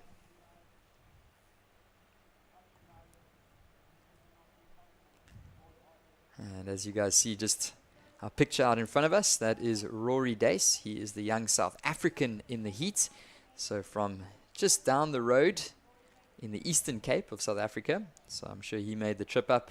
He's got his family and his parents, older brother Joel supporting as well. And he's been taking out some big names so far. He won the previous heat in the round of 16 to Rory Dace. And he's got a really big challenge in front of him, Mike, Jarvis Earl. So Couple scores to come in, but as you guys can see, we've got a beautiful day in Ballito. We've got some fun waves. The tide has been dropping out throughout the course of the morning, and we're looking for some big sections on the inside as this tide drops out. So really exciting to see what these surfers can put on offer, and maybe taking a look at this one, Mike. So Rory Day is using his priority, dropping into a nice solid wave here, gets under the lip on the first turn, whacks the end one, not quite able to hang on to that. Rory's a big guy. I think he must be close on 6 foot. He's still in juniors, but he's got a solid frame and no stranger to kind of solid waves. He had a really good, I suppose you could call it warm-up into this event with the rookie rippers. But look at this, uses his shoulders, really lays into his turns, throws all his weight at that lip, but maybe the timing just a little bit late and comes unstuck. It is his second wave there, so it will count at this stage to his overall heat score. But I love watching Rory. He's grown up on those point breaks around Jeffreys Bay and Seal Point, and man, he can hammer turns on big sections. Oh, 100%, Mike. And as we see that first score for Jarvis does drop through at a 5.83. So that's a good opening number for Jarvis, and we've seen the surfers advance through with scores like that in the mid-5s, even down to the 4s range that have gone through. So that's a pretty decent opening score, 5.83 for Jarvis. And as you said, Rory Day, big, strong, powerful boy. He must be about 90 kgs. He must be about 6 foot tall. So really throws power into those turns. And when he gets up into the lip, he has no problem with throwing spray. On that exchange, unfortunately, on that closeout turn, he came unstuck. He went down. But on that first turn, showing us what he can do. So it looks like they are using both ends of the beach. You got Rory sort of paddling away a little bit from Jarvis, who is in priority. Interestingly, the sand out there is very split at the moment. You got two very distinct peaks. And he does go wide, and he takes advantage of that strategy. Johan into looked like a little bit of a. I thought he was going to go into a bigger rotation, but he kind of gave up on that turn halfway through. It didn't feel like it had the scoring potential he was looking for. But interesting strategy to go wide and at least try and get some opportunity. Got this wave under priority from Jarvis Earl. Yeah, so you can see a little bit of a flatter section. I think that's where he gave up. Tried to get into the lip. He threw the fins. But with the young talent of Jarvis Earl and what he can do in the air, I think someone like Rory Dace is going to have to stick with his strengths, and it's definitely that power surfing. Rory he has some deep pockets of big aerial maneuvers, but I'd also imagine at this level, surfing against a guy like Jarvis Earl, there had to have been a little bit of nerves going into the CG. In quarterfinal stage, you're only 2 heats away from a final. It's a high-profile event. You're on a global broadcast. There's big points. There's the brands on the beach and all the big stars arriving in town. And it's really cool for these juniors to have the opportunity to surf an event on this kind of platform here.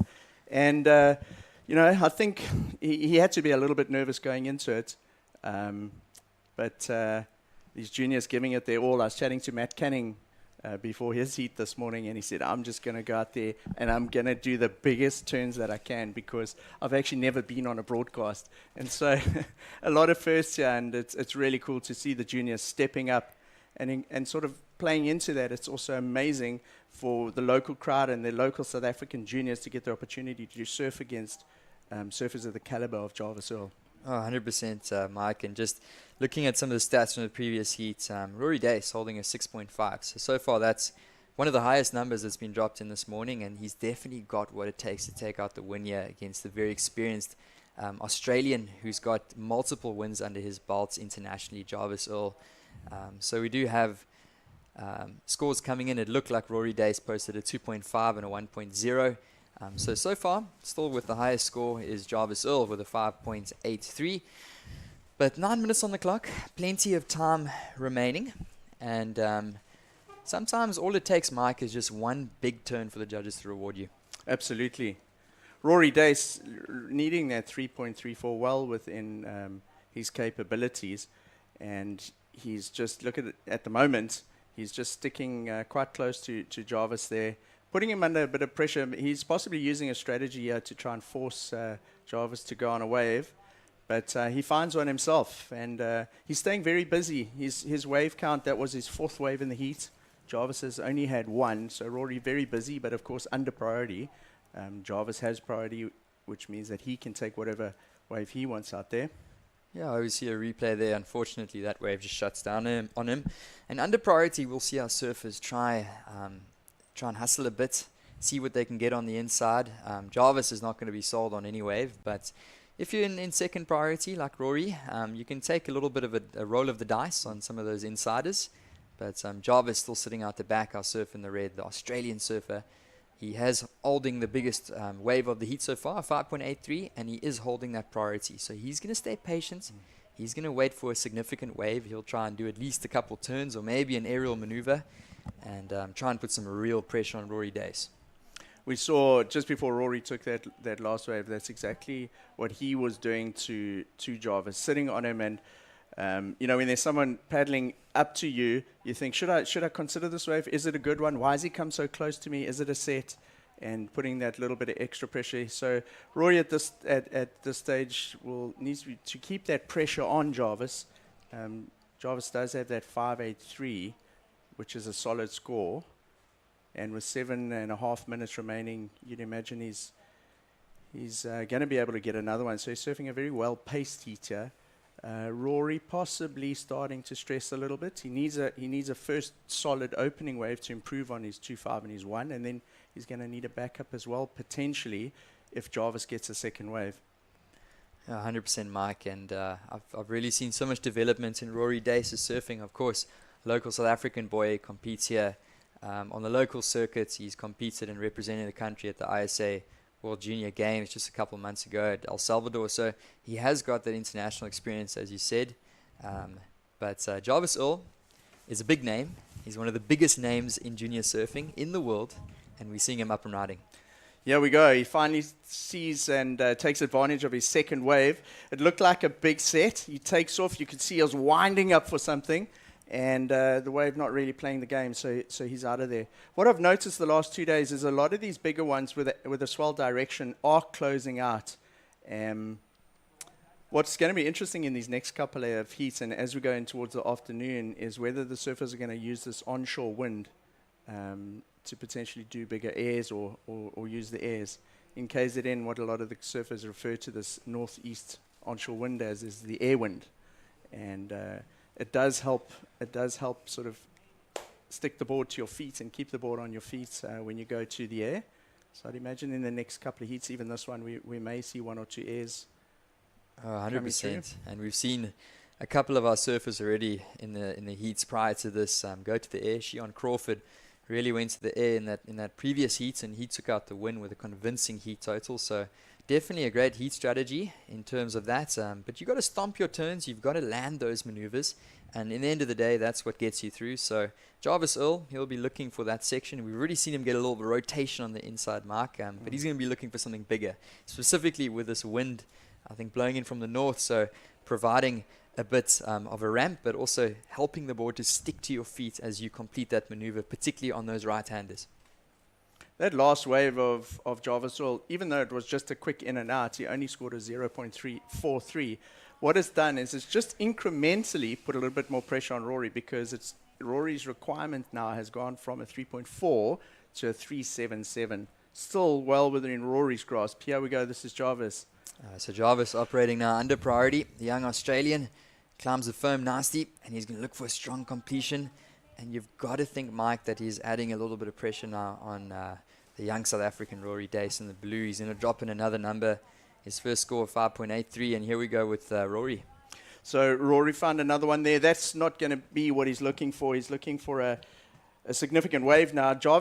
We're waiting for Jarvis's second score to drop in, but imagine that's going to go into at least the mid-range as well.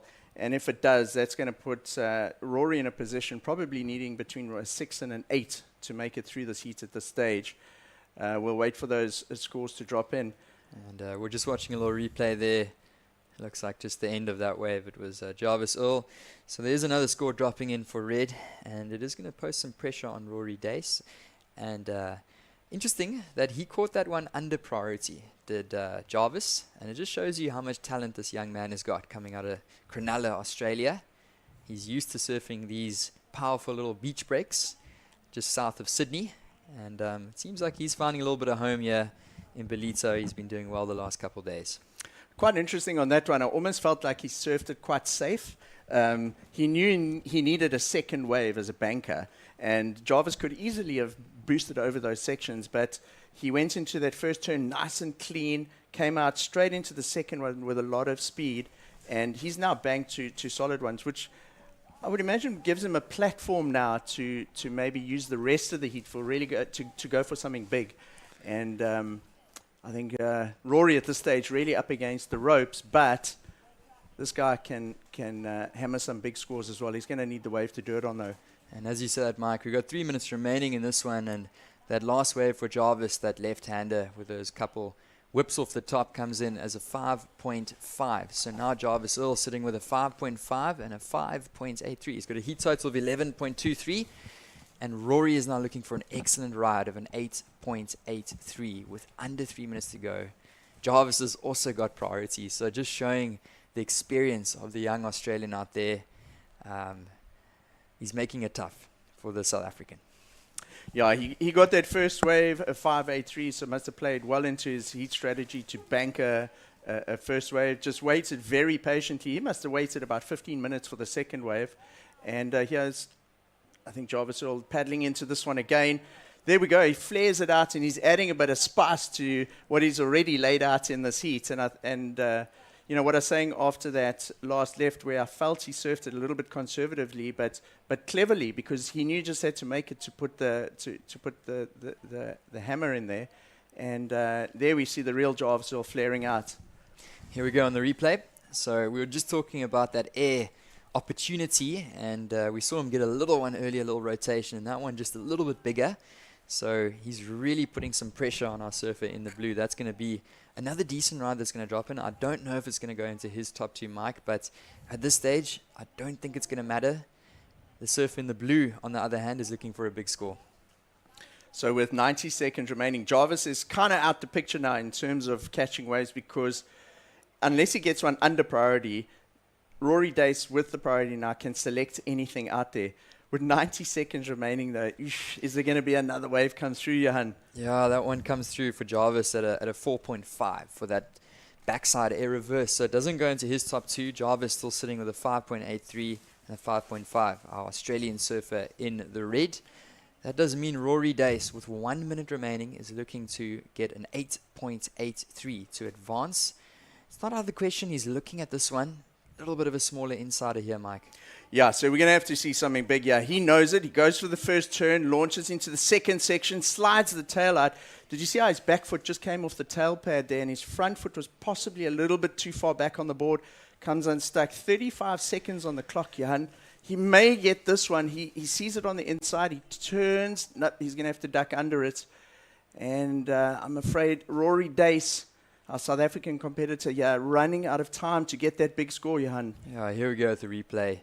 Only 20 seconds on the clock. But looking at this last wave for blue, that's a nice opening turn, but that section really not helping him, and his fins just slide out.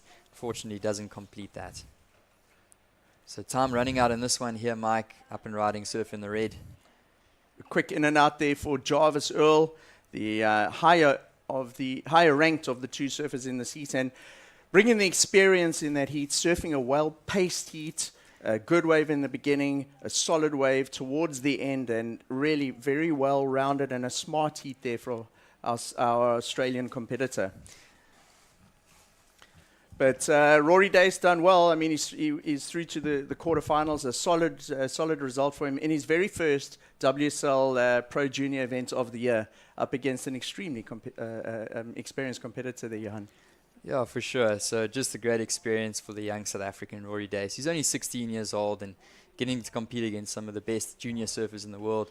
But taking out the win there is Jarvis Earl, and we'll see him through to the semi-finals. So if you guys have just joined us, welcome. We're back in the booth here in Ballito. I'm joined by Mike Frew from O'Neill, and it's been such a pleasure to take you guys through these heats. This is your O'Neill Smith Shapes Ballito Pro Junior, and we are through to the quarterfinal, heat number 3. So we'll get back to action in a second. And we're just going to throw over to ad break. We'll get back with action soon.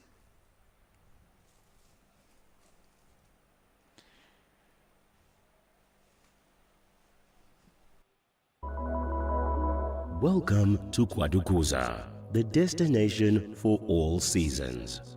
Kwadukuza is not just for thrill seekers, it's a family-orientated destination too. Stunning beaches where sun-kissed sands meet crystal clear waters. Our town has a range of child-friendly offerings that will keep the whole family entertained. For a magical wedding, look no further. Kwadukuza offers exquisite wedding venues that will create memories to last a lifetime. It also shines as an event tourism destination. World-class events like the Ballito Pro, where top surfers ride the waves, Heritage Day, which is used as a cultural celebration of King Shaka's life every year, and the Ballito Big Week, a celebration of music, food and fun for the whole community. KwaZulu-Natal's a premier conference, strategic planning and team-building destination, which is enabled by its close proximity to King Shaka Airport. Nestled amidst the natural beauty of South Africa's east coast, Kwadukuza offers a truly captivating setting for your next corporate event. Kwadukuza, the heartbeat of the North Coast, invites you to explore its beaches, enjoy thrilling adventures, create family memories, celebrate love, and discover its rich heritage.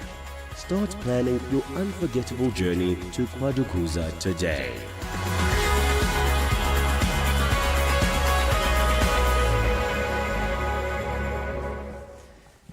Welcome back, guys, if you guys are just joining us. We are down here in Ballito. This is your own Neil Smith Shapes Ballito Pro Junior, and I'm being joined in the booth with my fellow commentator, Mike Frew. Introducing these surfers in the lineup, we got Kai Martin, the talented young surfer from Hawaii, in the red, and then we got the South African surfer in the blue. They've surfed really well to make it to this stage. This is quarterfinal heat number 3. And Mike, really good to be here with you and enjoying the vibes in Ballito. We're already watching some action here. Yeah, this is another really exciting heat. It's a quarterfinal that I've looked forward to when I saw it playing out this morning and up and riding. This is Kai Martin from Hawaii. He traveled a long way to get to this heat. He actually last weekend surfed at the Local Motion QS event at Ala Moana and traveled all the way across the world, pretty much on the other side of the world to get here in Hawaii. He's a very fast, quick surfer, very experienced youngster, and he is matched up against Connor Slipen. And the Slipen family, him and his brother Luke, are becoming real stalwarts on the surfing scene here in South Africa. Luke Slipen on the Challenger Series, and this is his young brother, Connor Slipen. They're from Komiki area in Cape Town. Yeah, we were talking about it earlier in the booth, Mike, how it's so cool that this is such a family experience. It's a family vibe. You would know with your sons down here and your wife down here and your family just enjoying the vibes down here, and that's exactly what the Slipen family is doing. So younger brother Connor, as we see a bit of a replay here from Red. So since he arrived here, Kai Martin in the free surfs and in his heat so far, everyone's been commenting on how quick and how fast this guy's surfing is and how precise he is in the pocket. Just having a look at Connor Slipen here, he actually surfed the J-Bay Classic Trials, which were a couple of days ago in Jeffreys Bay. So it was really cool for him to be involved in that. Other than that, this year, he has surfed in the SA Open of Surfing, the eThekwini Surf Pro, and the Cape Town Surf Pro. So all local events. He has a bit of experience at this level, but not the massive international experience that Kai Martin has. So you've got the youngster, not as experienced, right up against an international heavyweight, really, in the junior ranks coming from Hawaii in the heat. So South African versus Hawaiian. And what's so cool, I was down on the grass bank where you can watch the surfing in the public area earlier, and a lot of people have come through to watch the surfing live today to see a lot of these international youngsters. That's what the Ballito Pro is about. It's the 1 week of the year or 14 days of the year where we get lots of international visitors and we're exposed to what's happening on surfing in a global level, and it's so cool to see, and it's great to experience and surf with these guys in the free surfs, and then of course see them on this platform on the global stage in the junior ranks. Yeah, for sure. It's great to be down here and just seeing not just the best junior surfing in the country, but some of the best junior surfers in the world down here at the O'Neill Smith Shapes Ballito Pro Junior. And of course, this is a pre-sequel to the QS event that's coming up. It's going to be a QS 1000. Of course, the big event will be the Challenger Series down here in Ballito. So a surfer like Kai Martin, he's a 5 times junior national champion for Hawaii. And he's just getting his reps out there, making sure that he is getting enough practice. And these heats are just warm-up heats for him for the big show that's coming next week. And we are so excited to bring you guys some of that action. We'll be talking to you guys through the next few days. We'll have our QS 1000, and then we'll lead into our Challenger Series. But this is a big opportunity for the young South African Connor Slipen. We know what he can do. He's a really exciting surfer. He's also got a great aerial game, Mike. But he is got a big competition here in Kai Martin. So our surfer from Komiki in Cape Town, Connor Slipen, taking off on this wave. A smaller wave, looking to get busy, coming unstuck. You see those chops that are coming across the face like that? That's caused by the onshore northeasterly wind. And as we see the tide drop through the day, low tide at 2:30 this afternoon, you can see that just those ribs and almost like the corduroy effect coming across the wave, and it can unsettle the rail of the board as you go into it. As you see here, he's lining it up, and as he comes out of that turn, just kind of, did you see that little warble in the wave, which he caught him off guard, and he wasn't able to ride that out. But interesting on this one, if you look at how the strategies are playing out, Johan, Connor's had 4 or 5 waves, and Kai Martin's just had 1. Very similar to what we saw in the last heat with Jarvis Earl. He had that one, just very patiently sat out there and got another one. And look, we've had 8 minutes. Kai Martin has got a score on the board out there, now just waiting for that second one, where the South African's just being really busy. Yeah, so Kai Martin opened up with a 4.33, and it's a pretty decent score if we look at the few heats that have come. People have gotten by and through heats with numbers like that, but obviously Kai Martin, he's looking to improve upon that score. He's looking to drop a ride to that, and to really solidify a good heat total and put the young South African under pressure. So like you said, Mike, Connor Slipen only sitting with a 1.77 and a 1.0. So at the moment, Kai Martin's sitting with the highest ride of the heat at a 4.33, but still 11 and a half minutes remaining, tons of time on the clock. Yeah, and our Hawaiian out in the lead there, he must be pretty comfortable with that 4.33. Like you said, that it's a score that has got through heats earlier. And the South Africa, I'd say, really just hasn't got out of first gear yet. His highest score is a 1.77. We've seen Connor Slipen in a lot of the junior event easily score 8s and 9s. And you know, it's a big platform. It's one of our highest profile junior events that we have in South Africa. This O'Neill Smith Shapes Ballito Pro that leads into the Challenger Series week. And a bit of nerves playing out with some of these youngsters up against very experienced guys like Kai Martin. Kai Martin had a good run in Australia. Well, he did really well at the Gold Coast Pro.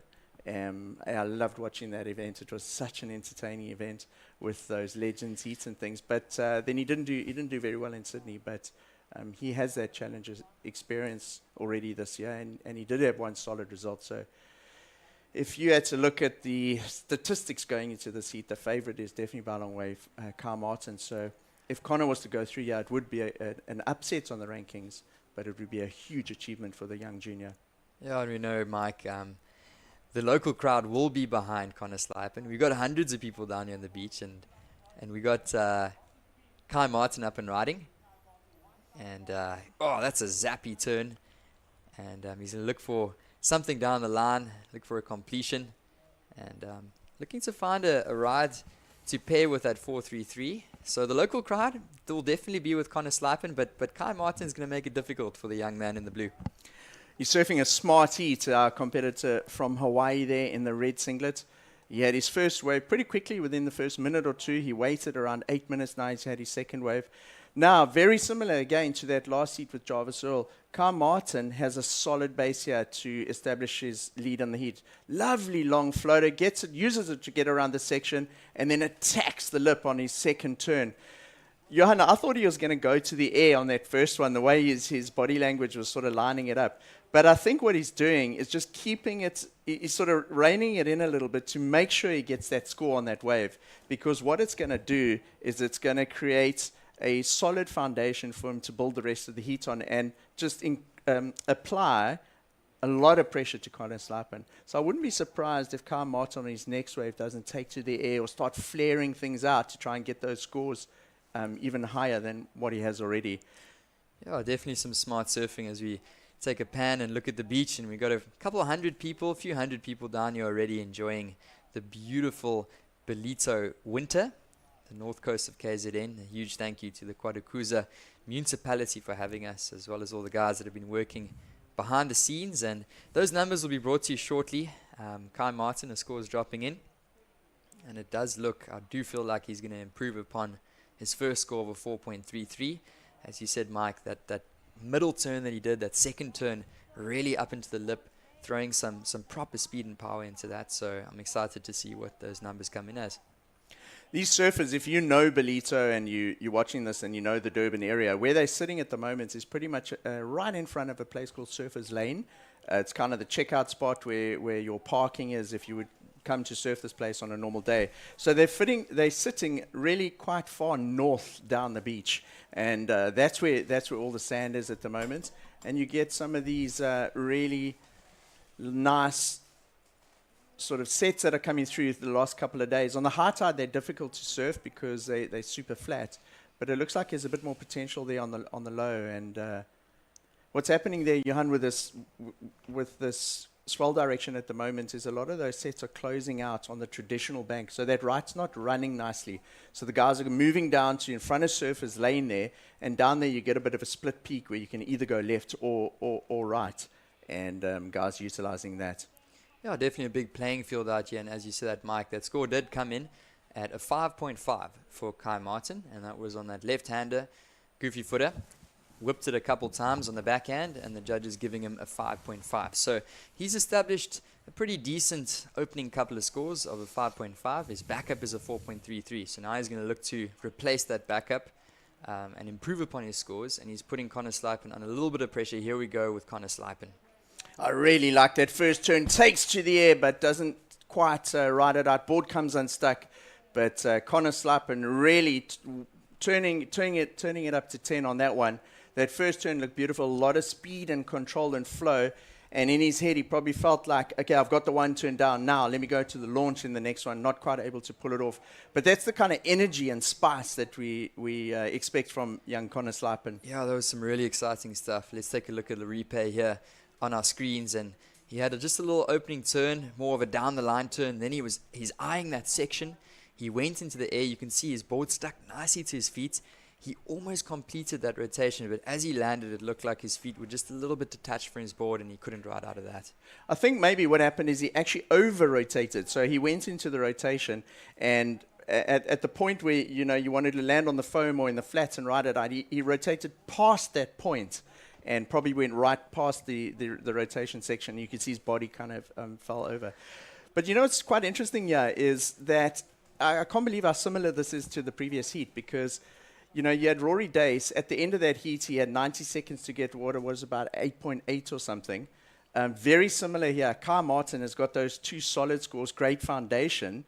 And Connor Slipen, a lot of work to do. He needs a 7.36. The only difference in this heat, there's quite a lot of time still. He's got a quarter of the heat left, 5 minutes, 10 seconds to get that score.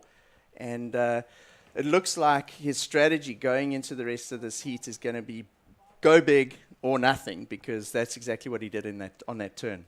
Yeah, definitely not out of the realm of the surf in the blue, the local South African Connor Slipen, looking for that 7.36. So currently sitting with two numbers, a 2.47 and a 177 surf in the blue. He's looking for a 7.36. And if he did stomp that air, I think that he could have been close to that number possibly. So definitely still some potential. We've got 4.5 minutes remaining on the timer. And the Hawaiian sitting with the priority in the red. He's got two scores of a 5.5 and a 4.33. And you can just see Kai Martin. He's sitting on Connor Slipen. He doesn't want Connor Slipen to get a decent wave. So he's not going to give away that priority just for nothing. And Connor's going to look to try and find a little insider or try and find a wave under priority. Yeah, Connor looking for a wave in just under the excellent score range, that 7.36. So Connor's not there putting pressure on Kai by sitting next to him. It's actually Kai putting a ton of pressure on Connor Slipen. And what will happen is if a decent set wave comes through, most likely Kai's not just going to take it, because then what happens is then it leaves the door open for Connor to potentially get a wave. He's going to use this priority to just stay right up in his space and try and force Connor to go on potentially the smaller inside ones, which we see right here. And here we go, Connor Slipen. So he needs a decent score here. Nice opening slash, and he's going to look for something big. Goes for the rotation, and you can see on that low tide mic that wall just dropping out from him, and you really need to try and compress and land that one solid, and unfortunately there he couldn't ride out of that one. No, very similar to his last one. Great opening turn, and then almost going for a bit of a Hail Mary on the end and not quite landing it. So he gets us under priority. Kai doesn't have a problem with that because he knows it's not a major set wave. And I think that had Connor landed this inside turn, he would have been in the game with maybe a mid-range score, and then he would have potentially had the time to get a second one. But we're now down to 3 minutes remaining. He's got, if you round it off, about 90 seconds to get 2 waves. Or he's going to have to get one wave in the excellent range in order to take the win here. And look how cleverly Kai Martin is hanging on to this priority. You see he's looking exactly where Connor Slipen is. He'll just gently paddle across as if he's not looking at him, but he's got an eye exactly on where Connor is at the moment. Yeah, and he's going to sit on him. He's going to sit on that surfer in the blue. And Kai Martin, he's a really experienced competitor. Even at this junior level, 5-time junior national champion Hawaii. And he knows exactly what to do to take the win in this heat. And he's going to try and limit Connor Slipen from getting a significant wave. But there is 2 minutes remaining on the clock, or just about 2 minutes. And Connor Slipen doing a bit of fishing here on this one. And he's just going to kick off the back. He's going to need a pretty decent ride with 2 minutes to go. What I think he was also thinking there was using that wave to get away from where Kai's sitting. But you saw as soon as he took off on that wave, Kai paddled down towards him again. And I think, if there's juniors watching this heat in particular and wondering, hey, how did Connor let this one go? And how come he's under so much pressure here at the end? It's really just the pace that Kai Martin surfed this heat at. He was quite patient in the beginning. He got a set wave. He got a good score. And then he was patient through the rest of the heat. He made sure he got a second one, a very well-paced and well-surfed heat there. Yeah, and watching this, Kai Martin's not going to let Connor Slipen take this one as he progresses down the line. He does a nice whack off the top, and he's going to look for a big closeout maneuver here, Mike. Is he going to ride out of it? Yes, he does. So some confident surfing. I tell you, it gets so shallow there. We didn't see him stand up, but that reef there is, I promise you, it's just under knee deep. We saw 2 surfers knock their fins out on that reef, but that was almost like a celebratory wave. Kai Martin, you could tell from his body language, they're looking very confident. By contrast, Connor Slipen looking a little anxious out there right now because he knows he needs a big score. It's a 7.36. He's got 45 seconds on the clock, and scratching a little bit to find it. He needs a wave. We know he can get the score, but of course he needs a wave with a bit of open face to blast those turns, or at least do a big closeout maneuver. Yeah, so with 35 seconds on the clock, you've got to be thinking that Kai Martin is going to be possibly improving upon his situation, his low score of 4.33. So this one is going to come to a conclusion as we see a replay of Connor Slipen on the screens. And it looks like the young Hawaiian, Kai Martin, is going to move through to the semi-finals. Watching this replay here, this looks like his little victory lap, Mark. That's the backhand surfing we've seen in the free surfs and his previous heat. Very fluid, very fast. You see, every time he does a turn, he's right up there in the pocket. You can see that's flaring and the spray that comes out. It looks impressive.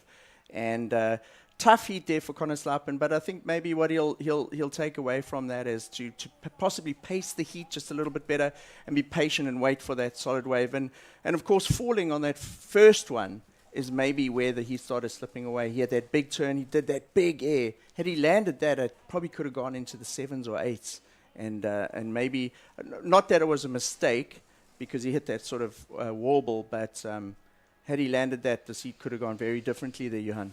100% Mike, it's awesome to join you here in the studio. Of course, we're down here in the O'Neill Smith Shapes Ballito Pro Junior, so if you guys have just joined us, we are going to be going into some more action, so join us throughout the course of the day, and we'll see you guys soon for some more action.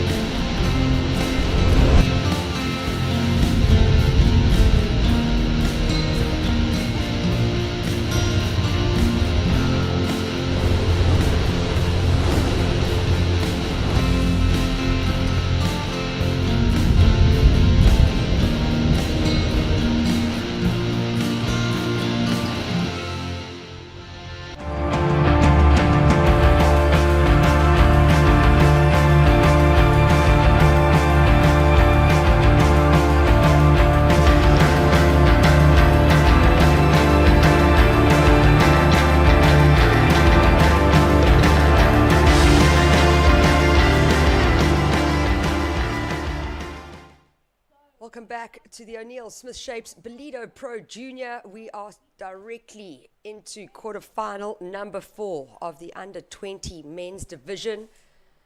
And then we move into semi-finals here. So finals day for this Pro Junior. And up and riding now, we see the surfer in red. So finding his first wave in this heat. And I'm joined with Johan Frey back in the booth. How's it, Johan? That was an exciting last 2 heats there with Mike Frew. What a champ. Yeah, that was really exciting to watch. And yeah, we've been taking you guys through the quarterfinals of the Pro Junior men here at the O'Neill Smith Shapes Ballito Pro Junior. Really exciting last couple of heats. We saw some standout surfing. Shion Crawford, of course, and in the last heat, Kai Martin. So the 2 Hawaiian surfers have really been showing us that they've got what it takes to possibly take out a win today. Of course, it's finals day down here. It's such a pleasure to be joining you in the booth, Tasha Mentasti, getting this opportunity to be down here in Ballito and the beautiful Dolphin Coast. And we have seen some dolphins already come through this morning. Yeah, some dolphins. We've seen hundreds of dolphins, and that's why it's called the Dolphin Coast. And I also have to say, it's great to have you, Johan, here at the Ballito Pro. We missed you last year. And we've thrown him in the deep end today, and he is now in the booth with me, and we will be taking you through the rest of this Ballito Pro Junior. Introducing quarterfinal number 4 in red. It is the Portuguese surfer Jamie Facelco, finding a 2.27 to get things started, and he is up against the Spanish surfer Kai Odriozola. So, unfortunately, losing our South African surfers in this quarterfinal round, and it is an all international game moving forward into semis. Here's the replay. That's the 2.27 from Jamie Facelco. Yeah, so Jamie on a little bit of a wave here. It's quite a flat section, but he tried to work it nonetheless, and he's going to open up a score, and as you said, Tash, at 2.27. So he's looking to build. He's up against Kai Odriozola, previous European champion, World Juniors, 3rd place as well in the past. And he's a Basque Country surfer from San Sebastian, and we were talking about that earlier. So a lot of these surfers under the Spanish flag, but from the Basque Country, which is the northern part of Spain. And they are really proud to represent their area. And he's been surfing great throughout the course of the event, the surfer in the blue, Kai Odriozola. Yeah, so it's a European quarterfinal, number 4 really, with Portugal versus Spain. It's going to be exciting to see who takes the win in this. Both these youngsters, definitely new names for me personally, and they are now officially on my radar and up and riding now. This is the Spanish surfer. Oh, he's going to go to the air. He's going to try and spin that rotation. And we have been seeing the surfers in the last couple of heats going to the air, specifically on that right-hander, as you were saying, Tash, earlier. The wind blowing up the face, providing a ramp. Here's the replay. He goes to the lip, and unfortunately, he can't spin that one around. Yeah, I just couldn't rotate that full board to land properly in the flats. He actually caught the back of his tail there, and that's how he was unable to ride through it. And yeah, we have these wonderful land breezes, as the South Africans call it. It is a northwest directional wind that blows off the land every morning during winter, and then we get these common side onshore winds throughout the day. Nice hits there from Jamie Faselko. But what our athletes are capitalizing on with this cross to onshore wind is, like you were saying, Johan, it actually helps elevate their boards when they find that ramp and get their boards above the lip. This was just a stock, standard, solid re-entry from the Portuguese surfer. Yeah, we saw him take off there. He got one nice turn off the top, and unfortunately that wave just crumbled, so he couldn't get a second maneuver there. So he's going to drop in his second score is Jamie Vasalko. So the Portuguese surfer, he is the under 14 or previous under 14 European champion at the Grom Search, and then also competing under the Portuguese flag at the ISA World Junior Games. So he's still an under 16 surfer, is Jamie Vasalko. And what an opportunity for these young guys to get some experience with some of the best surfers in the world. And as we said, we here at the O'Neill Smith Shapes Ballito Pro Junior, but we are heading into some bigger events. The QS contest is going to be starting over the weekend. And then, of course, these guys are mainly here for the Challenger Series. So this is just a little bit of a warm-up heat for these young guys. They are still teenagers and they're competing at the junior level, but they're also mixing it up and they want to be professional surfers. So they're here for the main event, and just a great opportunity for these young guys. And all Portuguese and Spanish heats. We'll see who takes this one out. Will it be Portugal? Will it be Spain? The Basque Country? Interesting to see.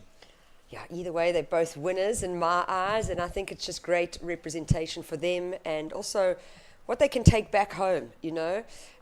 For us, this Pro Junior is got quite an international component to it, which we don't often see with the regional circuit, and it is thanks to having multiple stature of events under the Ballito Pro Festival. And what I mean by that is it's a 14-day beach festival in the middle of winter. We start with our National Federation's amateur event. It's called the Rookie Rippers, and that features under 12 to under 18 surfers. They earn points on the South African Surf Tour. We then move into the Ballito Pro Junior, which is a WSL JQS event. It is under 20 men and women. However, you can be 14 and enter this event, and we see here with our surfer in blue being only 16 and surfing under 20, so it's just good training really for the future. And then from tomorrow we move into our Ballito Open presented by FloJoes. That's a QS 1000. It's the first QS we've added to the Ballito Pro in this 15-year period. And then our highlight of the Ballito Pro, the Challenger Series. Stop number 3 out of 6 on the WSL Challenger Series. A very important event for all Challenger Series athletes representing their regions. And that kicks off on the 1st of July. But right now the focus is the Ballito Pro Junior. And our focus here. Here we go. This is Jamie Vasalko, the Portuguese surfer. He gets a turn off the top, whips another one on the inside, and he's going to look for a completion. Eyeing something down the line. Let's see what the Portuguese surfer can do. And he finds that completion. So this tide's still dropping out, providing a nice little bank for the surfers to hit. And he banks off that one. And he is going to get another score under his belt is Jamie Vasalko. As we watch this replay, this one was a little bit of a cappuccino section, nice and frothy. He progresses down the line. Nice little snap. And he finds the completion on the inside here, Tash. So another score to come in for Jamie Vasalko in the red. That was his third scoring ride. And of course, he's already dropped in a 2.27 and a 3.33. So looking to improve upon that. And I've got a feeling that he is going to improve upon his scores. Yeah, and I think you might be correct, actually. Just waiting to see if all scores have dropped in. It looks like they have. So 4.83 and a 3.33 is what the Portuguese surfer sits with. Those two throwaways for our Spanish surfer in blue with priority. We're halfway through quarterfinal number 4 here. 10 minutes remaining on the clock. And Odriozola needing a 6.49 to advance. And we saw some big scores coming in for quarterfinal number 2. Cheyenne Crawford finding a 6.83 and a 6-point ride. So definitely something that can be attained within this heat. It's about finding the right type of wave that offers that scoring potential. And it looks like both surfers choosing the same peak. And here's the left up and riding. And here we go. This one's a big bowley section. It's going to close out on him. And the young surfer from Carcavelos in Portugal, Jamie Vasalco, only 15 years old and already competing on the international stage. The young Portuguese surfer. Unfortunately, he's not going to be able to get a score out of that one. A big closeout, but he dropped in that 483, as you said, Tash. So he's currently your heat leader, and we're just about halfway through this heat. And what an opportunity for the young Portuguese surfer to be down here in South Africa, of all places. What an experience. It could be his first time in South Africa. We'll have to get some more info on Jamie Vasalco, but only 15 years old and enjoying his time down here. And it looks like he is building upon his scores and putting the Spanish surfer under pressure here. Yeah, absolutely. And you know, us as viewers, we don't get to see what the actual site looks like.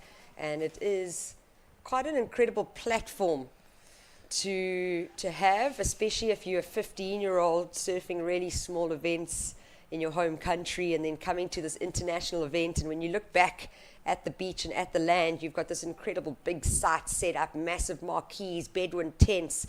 They've got their own surfers area. There's a massive VIP area. We've got our judges that are in a certain section, as well as our media team. So a really big space and place to be able to showcase your skills, and I think really important, especially with the live broadcast as well, to be able to share our up-and-coming talent from around the world to the world. So I'm so stoked that these kids are here, and I'm excited to see who's going to take the title here at the O'Neill Smith Shapes Ballito Pro Junior. This is quarterfinal number 4. We move directly into women's semi-finals after this, and there's some big names coming up. And just watching a little replay, not pulling out of that one, and it's not going to be a keeper for the surfer there. And as you were saying, Tash, if there's any event that makes you feel like a pro surfer, it's here at the Ballito Pro. So true. Watching this up and riding, this is Kai Odriozola, currently in second position. He is the Spanish or the Basque surfer out there. He is in the blue singlets. He did utilize his priority on that one, and he is looking for a decent score, 6.49, to move up into the lead as we watch this replay again. Yeah, I enjoyed how he powered through that turn off the top. He kind of almost lost it just a little bit. But like you said, he's got to get rid of those 2 small scores. He's got to start building, because as much as he needs to build on scores, his time is winding down. 6 minutes, 42 seconds on the clock. Yeah, and unfortunately that wave not providing him with much. So he tried his best with what he had on that one. A nice opening wrap, but didn't have that crunchy closeout section to hit. So a little bit difficult to manufacture a good score out of that wave. Yeah, and only coming through at a 2.73. So what that does, he now no longer needs the 6.49. It's dropped down to a requirement of a 5.43. So a little pressure released. But with 6 minutes on the clock and with second priority for Kai, he will need to try find something under priority from the Portuguese surfer. So yeah, the time is ticking down in this heat, and it's going to be a tight one. I think Kai Odriozola is slowly just climbing up. He needs a decent wave. That requirement is less than it was in the 6s, and now it's a 5.43. So just clawing away slightly at the young Jamie Vasalco from Portugal. But knowing Jamie, he's sitting in priority, surfer in the red, and he's going to look for a decent number. Meanwhile, under priority is Kai Odriozola. He's going to try and find and manufacture a score on the smaller insider. Looks like he throws the fins out the front, and here we go with our surf in the red, Tash. Yeah, big deep bottom turn there from Jamie. Unfortunately got caught in the lip.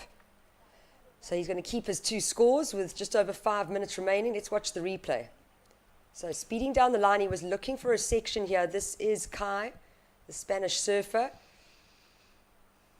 And then the focus moves to our current heat leader, Jamie. Unfortunately got caught. He just got slammed on the bottom there and it went down. So back to the drawing board for both. And we also see, we haven't seen a good score come out of this quarterfinal just yet. Yeah, as you see a little replay, and as we pan back to the live view in just a sec, this was our surfer in the blue. And he completed that maneuver. Okay. He rode out of it clean. It was Kai Odriozola, so he must be feeling confident. That score does look like it drops in.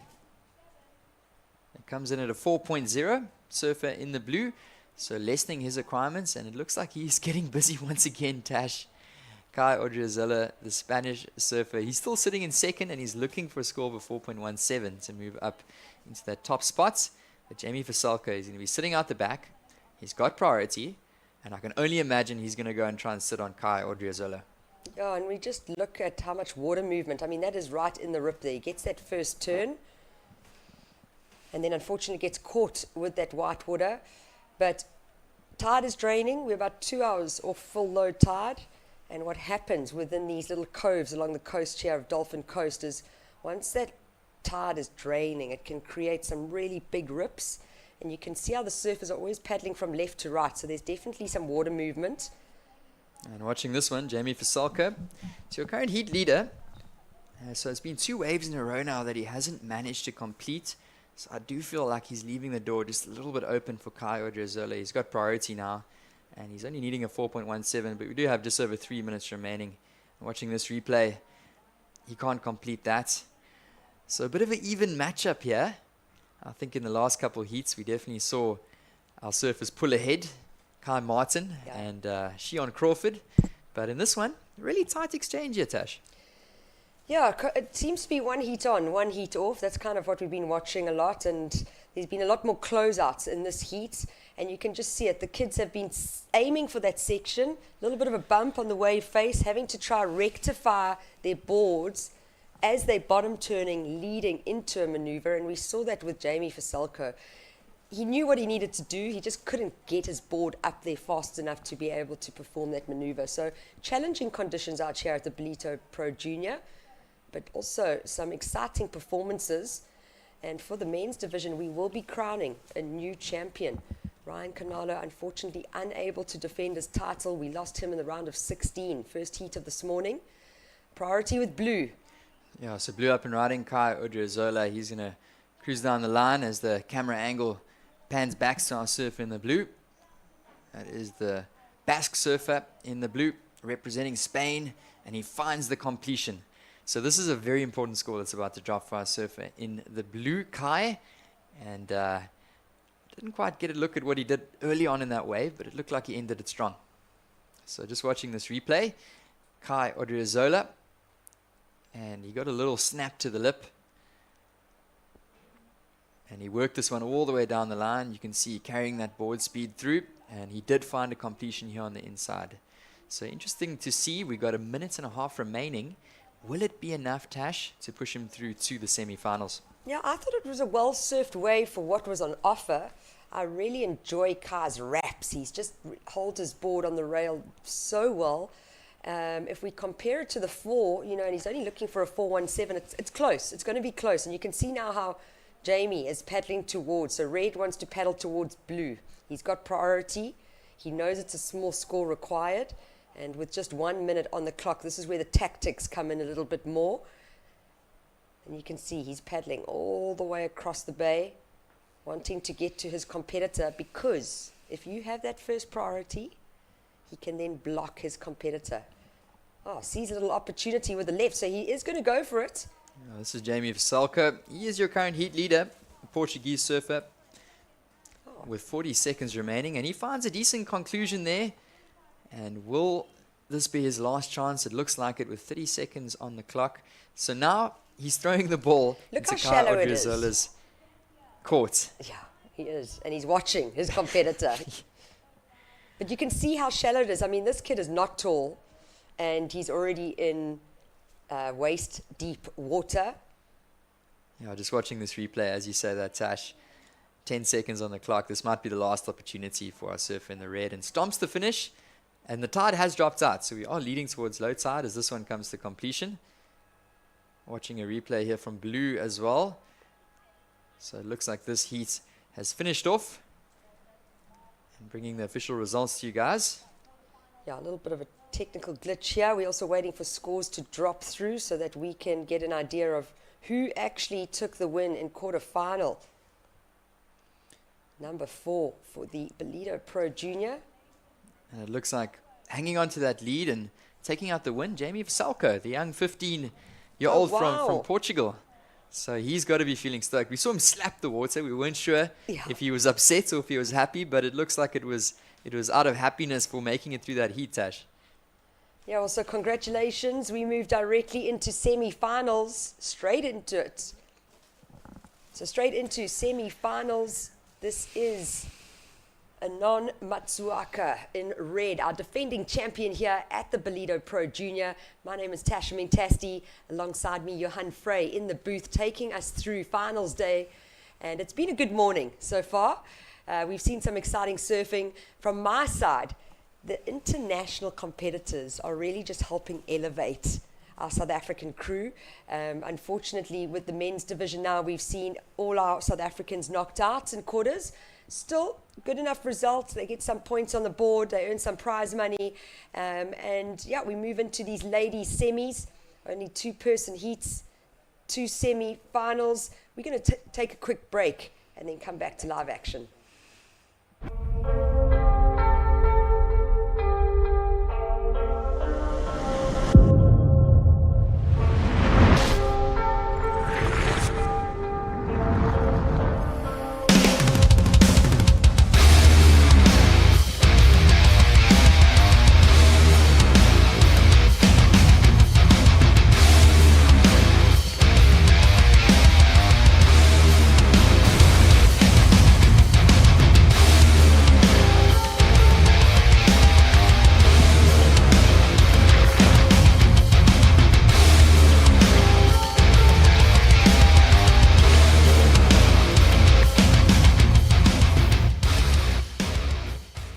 Welcome back. It's finals day here at the O'Neill Smith Shapes Ballito Pro Junior semi-final number 1 for the under-20 women's division.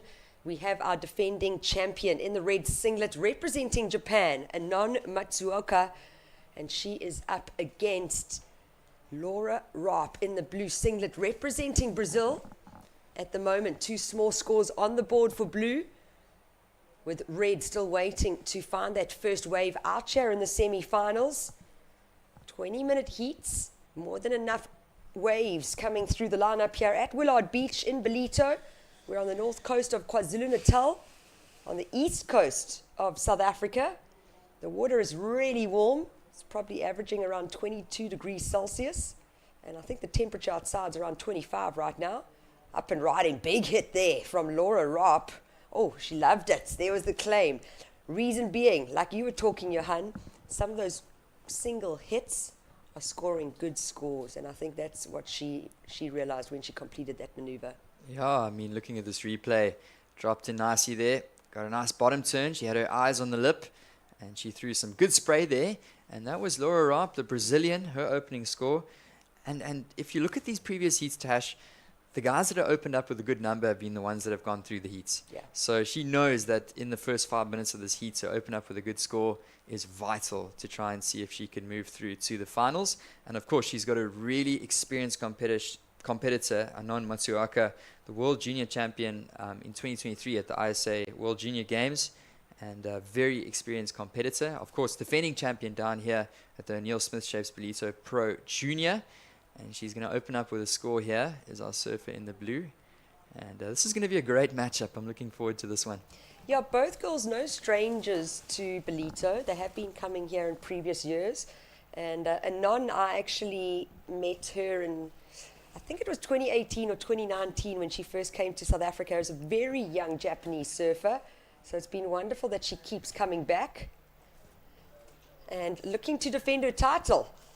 And looking strong at the moment. So Laura Rapp as well, been here before, knows this wave, been able to put some heats in. And watching the replay, Unfortunately, no scoring opportunity there for Anon. Yeah, and the judges, I think, are just going to try and see if they can set their scale here in the semi-final heat number 1 of our ladies. Obviously, we were with the pro junior men, and we've jumped back to the ladies now. So they're just holding on that score for the the third scoring ride. She had a couple small opening numbers, Laura Raab, the Brazilian. So, yeah, waiting for a bit of a comparison there, and then they'll lock in that score. Yeah, very true. And that is what happens with judging. So we've moved to a new division, which means your scale needs to be set. And the easiest way to do that is to be able to see both competitors surf a wave and not take off. You actually want to see them perform a maneuver. And in doing so, the judging panel is able to start making a comparison. So Blue's probably wondering, why haven't I been given my score yet? But the reality is the judges need to set their scale, and they are waiting to see what Anon is going to produce when she finds another wave. Yeah, so those scores will be coming in shortly to you guys. If you guys have just joined us, welcome. This is the O'Neill Smith Shapes Ballito Pro Junior, and what a pleasure to bring you guys some action down here at the Ballito Pro. This is day number 4 of competition, and of course, we are so stoked to be down here in the booth. I'm sitting with Tasha Mentasti, and we are enjoying some of the best junior surfing in the world. We've got some really talented young ladies out there, Brazilian in the blue, and a Japanese surfer in the red. And Tash, I'm always so amazed at how these young Japanese, I don't know what they put in the water, but these guys are pumping out some really talented young action sports stars. So if true. you look at the X Games, and if you look at the Olympics, and as we watch Anon Matsuaka, just another one of those. I'm so amazed at Japan and the stars that they're producing, and Anon, definitely one of those. As we watch this replay, she just goes to the lip, a little bit of a smaller inside wave, manufactures a turn and finds a completion. So some really talented young surfers coming out of Japan, but it's the same when it comes to all the action sports, the skating, the Olympics. Japan's doing something right, that's for sure. Yeah, you're so right. They really are being showcased a lot better. They're coming through and featuring in semi-finals and finals and taking titles. And I do think when there's a focus from the sports ministry onto sports, and when you get some financial support behind it, and then having the right people in place consistently to be able to support your athletes, that's when you're going to start seeing these kids rise. And Japan is producing the goods here. And I was very fortunate to be in El Salvador in 2022 at the ISA World Junior Surfing Games. And when you see that Japanese contingent arrive, I mean, they're well looked after. They've got their coaches, their managers, their sports massage therapists. I mean, it's quite a big team, but that is the support that is needed if you want to see your athletes successful. And the Anon Matsuoka is definitely a product of that, and but she's been putting in the time, Johanna. I mean, like I was saying, in South Africa, she's been coming for the last couple of years, pre-COVID already. She holds a world title under the amateur body, which is the International Surfing Association. And what we have seen from a WSL perspective is most of those ISA World Junior Champs go on to feature on the WSL Championship Tour. Medina, one of those. Sure. Jarvis Earl now, you know, being a world junior champion, his eyes are now set on the Challenger Series and therefore qualifying for the Championship Tour. From a girls' side as well, we've seen the same thing. Those world junior champs really feature on the WSL League a lot later on. Yeah, and we just agree with you 100%. Just great opportunity for these guys to compete, you know, at both levels. And as we saw Laura Raab, just a little replay, and then we'll pan back to Tash. She'll give us a little bit of a heat update. But just taking you guys through this one, that was her 4th scoring ride, and she just gets a turn off the top. But she has dropped in a pretty decent number here, Tash. As it comes in on our screens, we'll showcase it to you guys just in a moment. But another score dropping in, and surfer in the blue, Laura Raab, sitting with a couple decent rides. Yeah, she's found a good scoring ride, and that was a 6.83. I'm sure scores will pop up on your screen shortly. Otherwise, you can go to the WSL app and watch live scoring on the app. But there are the scores. So currently, the Brazilian in blue holding down the lead with a 6.83. That's the counter. And then her backup score, a 3.83. In red with priority, our defending champ with a 3.67. and needing a 6.99. So she's going to want to replace her second scoring ride, a 0.67. And ideally, you also want to get rid of that 3.67 as well. Yeah, so this heat really is heating up as we see this replay. Surfer in the blue, that is Laura Rapp. And she looks for the completion here, and she can't find it. So both of these surfers getting some scores under their belts. We're about halfway through the heat. And of course, the highest number so far is 6.83. Laura Rapp, the Brazilian surfer. As you mentioned, Tash, she's no stranger to Ballito. She's been competing here the last couple of years. She's going to represent on the Challenger Series as well, flying the Brazilian flag. And most of these surfers are getting a nice little run here in the Pro Junior event, but then they're going to keep their eyes focused on the Challenger Series that's going to be coming up next week. So really excited for that. Of course, we've got another 10 days of competition down here at the Ballito Pro. There's no better place to be. I mean, I'm sitting here with an island shirt on. It's 25 degrees outside. And it's the middle of winter. There's no complaints. Yeah, so if you're tuning in, welcome. I hope you're enjoying this live broadcast brought to you by Kwadukuza Municipality, O'Neill, as well as Smith Shapes, who are one of our support partners here and a big partner and supporter of junior surfing in South Africa. Smith Shapes, that is Geordie Smith, Graham Smith, as well as Mama Llewellyn Smith. And their focus on junior surfing, you know, we say South Africa, but this is where we're based. I'm pretty sure they're also supporting junior surfing in other countries just with providing quality equipment and boards.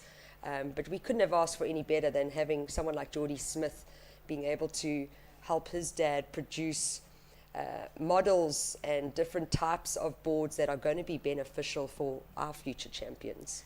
Oh, 100% Tash, and this is the future of our sports. We're looking at all these names, and one of these names is going to be a future world champ, that's for sure. If we look at the high-profile athletes that are coming from all around the world representing here, and surfing is really developing as a sport. I think especially from COVID, there's so many more people surfing and so much inspiration for these young girls from professional surfing and how it's grown and developed through this interesting time of life. But definitely going to be some future world champs if we look at some of these names, and we're going to see many of these surfers competing on the CT. So what an honor to be able to commentate through these heats to see what they've got. And some tricky conditions out there, as you can see. We've got a little bit of an onshore wind that's sort of picked up, a little bit of a side breeze. And earlier on we saw the surfers going to the air in the men's quarterfinals. I think for the ladies, in the semi-final heat number 1, they've been finding some nice sections to hit. And at the moment it's the surfer in the blue, Laura Rapp. But Tash, I won't ever count out Anon Matsuaka, that's for sure. Yeah, both these girls are strong. Both these girls have definitely caught my eye over the years. They've got some quality foundational surfing behind them. Solid bottom turns, big strong top turns. And now it's about being able to mix it up. I think with these challenging conditions, and we say challenging, I mean, we've definitely seen worse. 1 to 2 foot onshore slop is probably a worse. This is a little bit bigger. It's not as bumpy as we could have, but definitely making it tricky. Live action though, our current heat leader, the Brazilian, gets the first tag off the top, incomplete though, so nothing going to change other than the priority being shifted to Anon Matsuoka, who is still looking for that almost, well, it's a good score. 6.99 is what red needs. Yeah, here she goes, and unfortunately she goes down. And just to mention, her third scoring ride, she got it within the first 5 minutes of the heat, was a 6.83, and I can see the confidence in her surfing, Tash. Unfortunately, she didn't make that one. She's already caught 6 waves in this heat, but when you lock in that opening number early in the heat, she's got to be riding off some confidence. She then locked in a backup of a 3.83, and she's kind of got a non on the ropes in a way, yeah. but you definitely cannot count out this Japanese surfer. Here she goes. Oh, these girls are keeping really busy. And I really liked what you said earlier, Johan, by saying what we've been witnessing over the morning is the athletes that have been finding that one good score early on in the heat are usually the ones that are going through. And it does just showcase that, yes, there's scoring potential, but you do need to be on the right wave to be able to get those big scores to advance through to the next round. For sure, such a mental game out there, and surfing is talent, and these surfers are the most talented junior surfers in the world, but at the same time it comes down to the mental game that these surfers have. And at the moment, Laura Rapp definitely feeling confident. We're watching some of the replays, and she goes down on that last one. And we also saw a wave drop in for a non, but it looks like she's still looking for a number of a 6.99. We've only got 5 minutes remaining, so she's going to have to make something work here, Tash. Wow, 5 minutes. These heats are going by so quickly. If you've just tuned in, it is the O'Neill Smith Shapes Ballito Pro Junior. We are already into semi-final number 1 for the under-20 women's division. Out in the water, our defending champion, Anon Matsuoka, in the red singlet, currently sitting in second place. That is not an advancing position. We have 2-person heats moving through for the remainder of the day. This is our current heat leader, the Brazilian Laura Rapp, keeping very busy out there. She's got a 6.83. Her backup score, a 3.83. She wants to replace that and put even more pressure on the Japanese surfer. Yeah, here we go. Little replay, surf in the blue, and unfortunately she goes down once again. So she's trying to find, as you said, Tash, that solid backup to improve upon that. It's a 3.83. Her high score is 6.83. So that's a pretty decent number. We've seen surfers with that in their arsenal go through to the next round. So she's got to be feeling confident on that. But she's looking to solidify her spot through and to take out the previous champion out here at the O'Neill Smith Shaped Ballito Pro Junior. That's Onan Matsuoka. So really dangerous competitor. And she knows that Onan can get it done on one wave. So she's looking to find a solid backup. Here she goes again. Yeah, live action right now. Brazil in the blue. Big, powerful wrap off the top. That's all that was on offer for wave number 9 already for Laura. So not wanting to sit and wait, wanting to try and keep building scores, keep creating a little bit more distance between her competitor in the red. I don't know if that 3.83 is going to be replaced with her 9th ride. Let's see what happens here. And you can see the Japanese surfer, she's hunting now. She's really hunting. I mean, a 6.99 in these conditions are difficult. Not impossible. Oh, definitely not. As we see the last wave from Surf in the Blue, Laura Rapp, the Brazilian surfer, she just gets that one wrap. So I'm not sure if she's going to improve upon that 3.83. But we've only got 3 minutes remaining. That priority is sitting with the surfer in the red, which is Anon Matsuoka. And she is going to look for a wave. She's paddling hard yet, Tash. She's up and riding. Oh, no offer, no opportunity there, unfortunately. You can see the body language. Time winding down, 2.5 minutes on the clock. That priority has been utilized. So watch this, as we all know. Blue is going to sit on red and hold it for the next 2 minutes, 30 seconds. Priority is now with blue. Blue, our current leader. Brazilian Laura Rapp. It looks like that number does drop in for Laura Rapp, and she improves upon her situation. It's a 4.27. So she's put added pressure on Anon in the red, the Japanese surfer. The Japanese surfer now requiring a 7.43. Wow. So one wrap, judges rewarding Laura at 4.27. I think definitely taking conditions into consideration. Our conditions have deteriorated from this morning, unfortunately. Oh, big drop. Goes for the hit in the pocket there, unfortunately unable to ride out of it. Our defending champ with 90 seconds on the clock, needing a big score, 7.43 required. Here we go, watching this replay. She had a nice hook off the top on the first one, but in the second one, unfortunately going down. So I don't know if that's going to be the score. She's looking for a 7.43. And we do have 1 minute and 20 seconds. So I think Tash, might get enough time to paddle back out, but she's really going to have to be crossing her fingers for a wave to roll through in the next minute or so.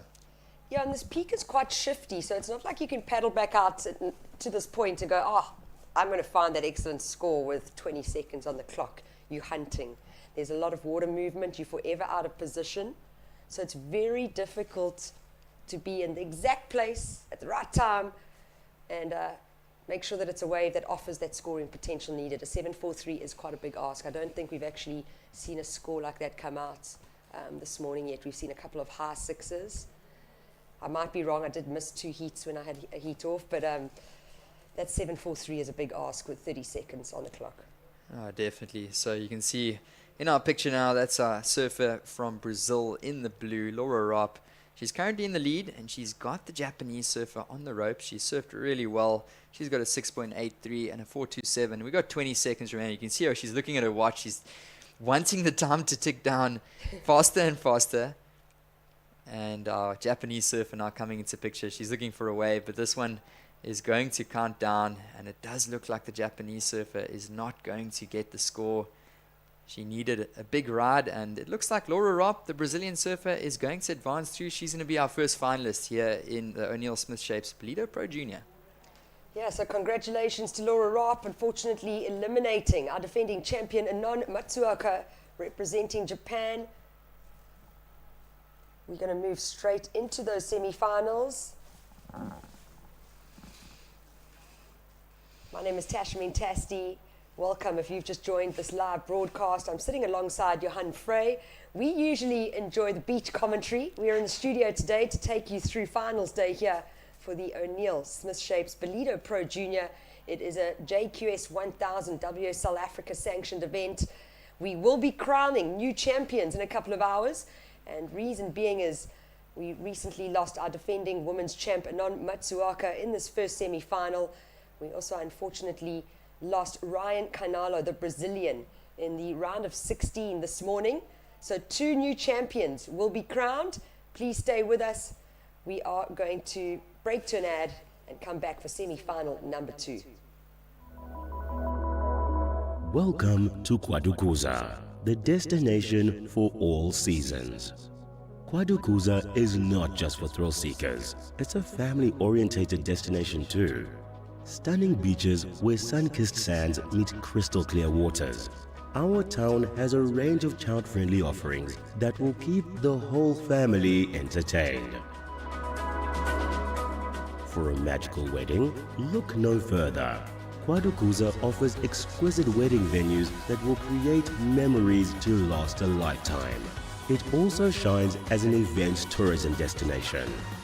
A world-class event like the Ballito Pro, where top surfers ride the waves, Heritage Day, which is used as a cultural celebration of King Shaka's life every year, and the Ballito Big Week, a celebration of music, food and fun for the whole community. KwaZulu-Natal's a premier conference, strategic planning and team-building destination, which is enabled by its close proximity to King Shaka Airport.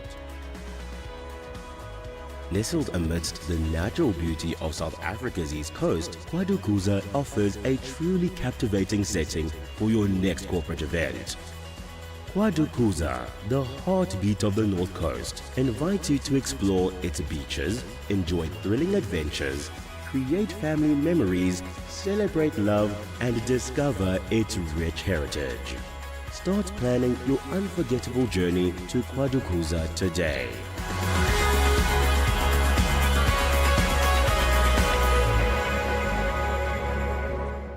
Welcome back. If you've just joined us, this is semi-final number 2 of the O'Neill Smith Shapes Ballito Pro Junior. And out in the water, let me introduce in red, representing the Basque country, it is Annette Gonzalez Etabari, and she is up against the lone South African left in this Pro Junior. Her name is Lily Heaney from the Sunshine Coast, Port Alfred, representing South Africa, and also featured in her first WSL event.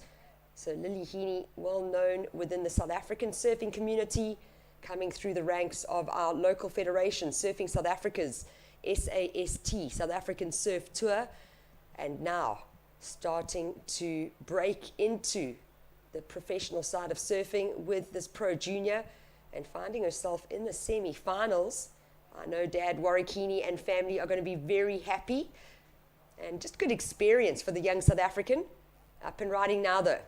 This is the Basque surfer. Gets that first hit off the top, somehow manages to control her board and ride out of it. We've seen a couple of small scores from both athletes, all under that 1 point range. And with 16 minutes on the clock, we can't really call whose heat it is, but I know both these girls wanting to make the finals and join Laura Rapp, who recently advanced through semi-final number 1, eliminating defending event champion, the Japanese surfer Anon Matsuoka. So conditions changing slightly compared to this morning. We've got a cross onshore wind blowing from your top left-hand side of the screen to the right. What we saw with those winds was our men's division, the under 20 men's divisions, starting to utilize that onshore wind, find the ramp, and get some big rotations and alley-oops in previous quarterfinal heats with the men's division. We now focused on the ladies. This is under 20 women's semi-final number 2. 20-minute heats. I feel like they go so quickly. But here is our first wave of consequence. Gets the hit off the top there from Annette. And scoring a 3.33 for her efforts. So that does put her into the lead. The requirement for the South African in blue with priority, Lily Heaney, now looking for a 3.24. And I've been watching this youngster coming through the ranks within South Africa. And she has got quite a backhand attack on her. Definitely comfortable with these right hand waves. But also opportunity as a goofy footer finding some lefts. So let's see how this heat unfolds. Annette Gonzalez Etabari, representing the Basque Country. Have beautiful memories and an experience being in Mundaka and surfing that incredible left many years ago. Some wonderful people from the Basque Country and very proud people from that northern region of Spain. And here we see her on an international stage, the Ballito Pro, a 14-day beach festival. We are on day 4 of 14. And quite an incredible competition, thanks to Kwadukuza municipality for supporting this event over 15 years. But what it's done is it has allowed the sport of surfing to have representation from amateur all the way through to our second tier elite challenger series. And what I mean by that is the first 2 days of this 14-day beach festival, it is the Surfing South Africa Rookie Rippers, which is sponsored by O'Neill as well as Smith Shapes. It is under 12 to under 18 age divisions. And then we move into the Pro Junior component, which is what we're watching now, supported by O'Neill and Smith Shapes. And this is an under 20 division for both men and women. It is a WSL Africa sanctioned event, so what that means, Lily Heaney will be scoring points for her rankings on the WSL Africa Pro Junior rankings for women, and Annette Ektabara will be scoring prize money. So what's happened over the last couple of years is the regional offices of the World Surf League, our series and circuit of events, we have rankings now, and everything goes through the regional office. So when we host a JQS event, our WSL Africa members score points and it goes on to rankings, and therefore we crown a champion at the end of the year. We then have representation on Africa with those rankings to go to the WSL World Junior Championships. So an important result here for Lily Heaney for her future, and with Annette Etabari, just important to spend some time out in the water out here. She is competing in our other events coming up. So just putting the time in, getting these heat drills going, and being able to feel more comfortable out in the water. Live action though, Lily Heaney, just a quick in and out for her.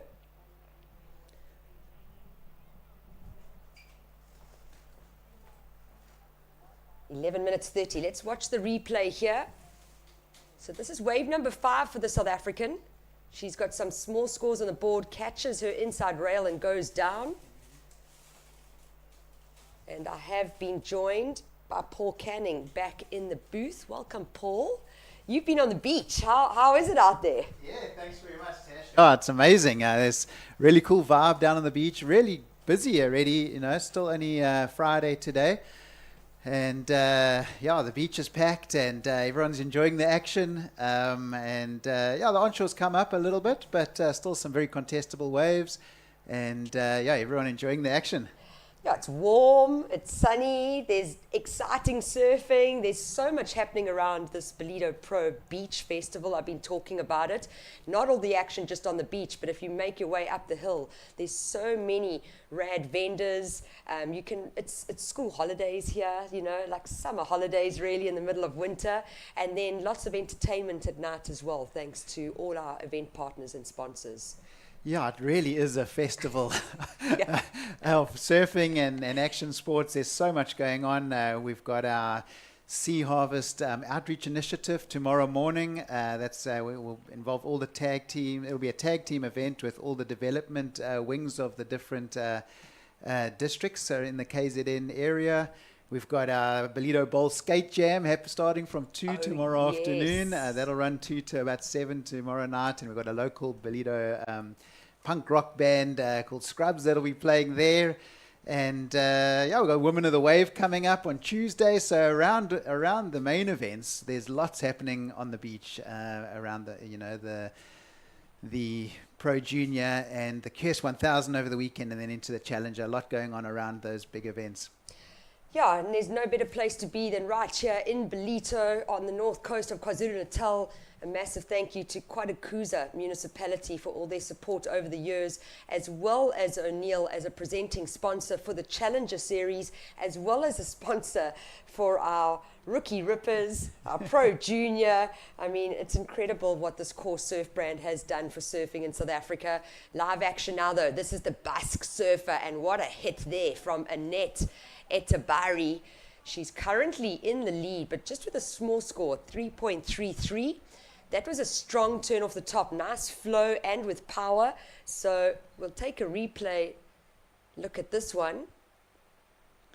She aims for the section. You can see she's watching it. Big closeout section coming towards her, and just looks so comfortable and solid. Yeah, it's going to be interesting to see where the judges go with that score now. It is hard to find an open face out there now, and with the onshore wind, it is, it's definitely going to favor those guys that can go to the air and do those aerial type of maneuvers into the wind. But yeah, it's going to really come down to those one big hits, and yeah, maybe we're going to see some good scores coming from that. And we have been seeing it throughout the day. We haven't seen an excellent score today just yet. Very close, but we've been seeing those good scores. So what is that? That's the range between 6 and 7 point, or just under 8. We've seen a 6.83 from Cheyenne Crawford earlier by going into the air. We've seen a big score here for Annette, a 6.67. So that was it, one turn, yeah. 6.67. Some of the judges, if I look at the breakdown, a judge gave her a 7.5. 2 7s and then 2 6s, so definitely in that range. Yeah, it's definitely, I mean, it's changed from years back, you know, when to get up into those excellent scores, you had to string together, 3-4 turns, Nowadays, we often see, surfers getting above a 6 for one big turn, even on the championship tour level, we see that a lot. So it's interesting to see how it's changed and how you can just get a big score out of one turn, Yeah, and I think, as much as the sport of surfing has evolved over the years, judging has evolved as well. We're going to show our age now and talk about, I just remember with Heinzie, you got to catch a wave to the beach, 3 waves to the beach, and then you've won. Off the bottom, off the top, yeah. And it was also length of ride. Length Yeah. of ride played a really big factor, and I'm talking 2 or 3 decades ago. But that was a big thing, is the length of ride factored into the score. 100%. Where now we've just seen a 6.67 for one turn. One turn, yeah. And if you look at it, you could get so many waves now in 20 minutes, It's such a quick paddle out, one quick turn, and, you're turning that around in under a minute, So with only 2 waves counting now, as we were saying earlier, priority is such a big thing. You need to have the patience to sit and wait, 8 to 10 minutes and make sure when you go, it's the right wave. It's the right wave. I thought when we brought in priority to the sport of surfing, I did think it was definitely a positive move in the right direction, because it just allowed for all competitors in a heat to be able to get given an opportunity to showcase what they can do, if they select the right wave. Yeah. Back in the day, it was difficult. Sometimes you had more aggressive, stronger personalities in the water that almost blocked you a little bit. So priority has definitely made the sport more fair. Yeah. And we see now with the 6.67 from Annette Etabari and the 3.33, our South African, Lily Heaney, our lone South African left in this Ballito Pro Junior, now needing a 9.07. And we can look at it two ways, PC. Do I look for a 9.07 in these conditions, or do I just try to replace my two scores? Yeah, I mean, she's still got time, as we were saying. You can get 2 waves very quickly. And, you know, anything can happen. She could pick up a 3 very quickly and on the paddle back out, 2-3 minutes to go, find a really good wave and get the score. So it's never over until the end. But, yeah, I'm very stoked for Lily. She's a great surfer. And her dad, Warwick, we had a lot of heats together in the juniors. He's staying right here, actually right in the flat next door to our webcast studio. So, and he's been loving his time here in Ballito. See him brying out the back every night, having a barbecue, and he'll be very stoked to see how well his daughter's done. Yeah, very proud. I mean, for Lily Heaney, as a South African, we've seen her come through the SAST, which is our local amateur tour from Surfing South Africa. She's only just become a WSL Africa member, so this is kind of her first event really under WSL, and to make a semi-final at an international pro junior. Yeah. I just think it shows a lot of talent, and the future is in good hands. Yeah, that's fantastic. She's from a very good wave down in Port Alfred. Great waves around that area. Ooh, another nice turn there. Yeah, Annette Etabari, the Basque country surfer. I was chatting to Johan a little bit earlier because we did have a Spanish surfer with a Spanish flag, and then we've got the ladies showing the Basque flag, and Johan gave me a little bit of schooling as a teacher that he is to explain it all, and very proudly representing the Basque country. I know when you were on tour, I don't know if Mundaka was on the Dream Tour with you. Yes, yeah, we went there twice when I was on tour. On one very, very big year, very, very scary year. I got up to about 10 foot one year. I think it was back in maybe about 99. Wow. And yeah, I know the Basque region's got some fantastic surfers, very strong surfing area. And back in my day, it was a Neko Cerro. He was from there. Yeah, very good waves, very good beach breaks. Then obviously the river mouths, Mundaka, a couple other secret ones around the area there. But yeah, beautiful part of the world. Yeah, and I just find such an incredible community of people, and very proud of their region, you know. And yeah, I was fortunate to get to surf Mundaka once. I've been there once before, like many years ago as well. And I just, even from the local food, everything was just, everyone was so proud about what they wanted to showcase and present. And it's great to see now some female surfers coming through the Basque region and representing themselves so proudly. Yeah. No, I mean, Europe's very sort of young surfing part of the world, you know, France, Spain and Portugal. And you know, when we first started going there in the early 90s, yeah, they were just getting into it, you know, but they've come on strong in the last few years. And you know, they've got a lot of support from the government, and a lot of surf schools, a lot of money going into surfing there, and it's you know, it's proving to be very, very good for them. Yeah, reaping the benefits for sure. And I think surf tourism is very important for countries as well. And we're seeing that here with the Ballito Pro, Quadakuza municipality supporting this event, but understanding we're in the middle of winter. We're going to invest into surfing because it's going to be supportive of the region and for tourism and the local economy. So all in order to win all round. Yeah, no, 100%. I mean, the Quadakuza municipality has done amazing things for surfing in the area. And I see a great wave just finishing off this heat. Yeah, I enjoy this young lady's style. Very nice, yeah. Great technique. Yeah. Lots of flow. Yeah. And with a 6.67 and a 4.67, Lily Heaney, the South African, now needing a 9.64. So near perfect 10-point ride with under 90 seconds on the clock. Let's watch the replay here. So straight into it. I just love how she powers off the top. She had to negotiate this little frothy monster, but was able to fit in 3 turns. And we haven't seen 3 turns in succession for a while, just based on how conditions have deteriorated a little bit with that onshore wind. But leaving the South African out there, waiting. I don't know if she's going to find a 964 on one wave. It's going to have to be something really exceptional. But being patient is Lily Heaney, and she can be stoked with her results. You know, first Pro Junior, quite a big international field, and then coming out as equal third overall for the O'Neill Smith Shapes Ballito Pro Junior. A great result for the young South African. And there you go. Scores are starting to drop in. Last of red coming through at a 6-point ride, so putting the South African in a combination situation. And with just over 10 seconds remaining, we will be seeing Annette Etabari representing the Basque region, advancing through to the finals here. And time has winded down. So congratulations to Annette advancing through. We'll be seeing her a little later for the women's finals. And well done to Lily Heaney for flying the flag here for South Africa. They're going to move straight into this first semi-final. It is going to be an exciting one. And we are going to go straight into semi-final number 1. My name is Tasha Mintasti. Alongside me, Paul Canning, a legend in South African surfing, a former championship tour surfer, and now a man who is helping drive the O'Neill brand through South Africa, and a big role player within this event under the Ballito Pro. Thanks very much, Tash. It's amazing to be involved at this level.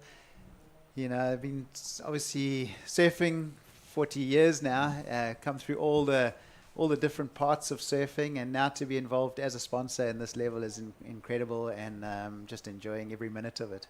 Yeah, it's been so good. And O'Neill being a partner and sponsor for this event for years, it's been very beneficial, and just through, I think, a lot of your input and passion and understanding the transition to move from amateur into professional, to be supportive of having an SSA component, having a Pro Junior, adding a QS. I mean, it really is exceptional, and I do believe it's going to be beneficial for the sport. So stay with us. We're going to an ad break, and when we come back, semi-final number 1 for the men's division here.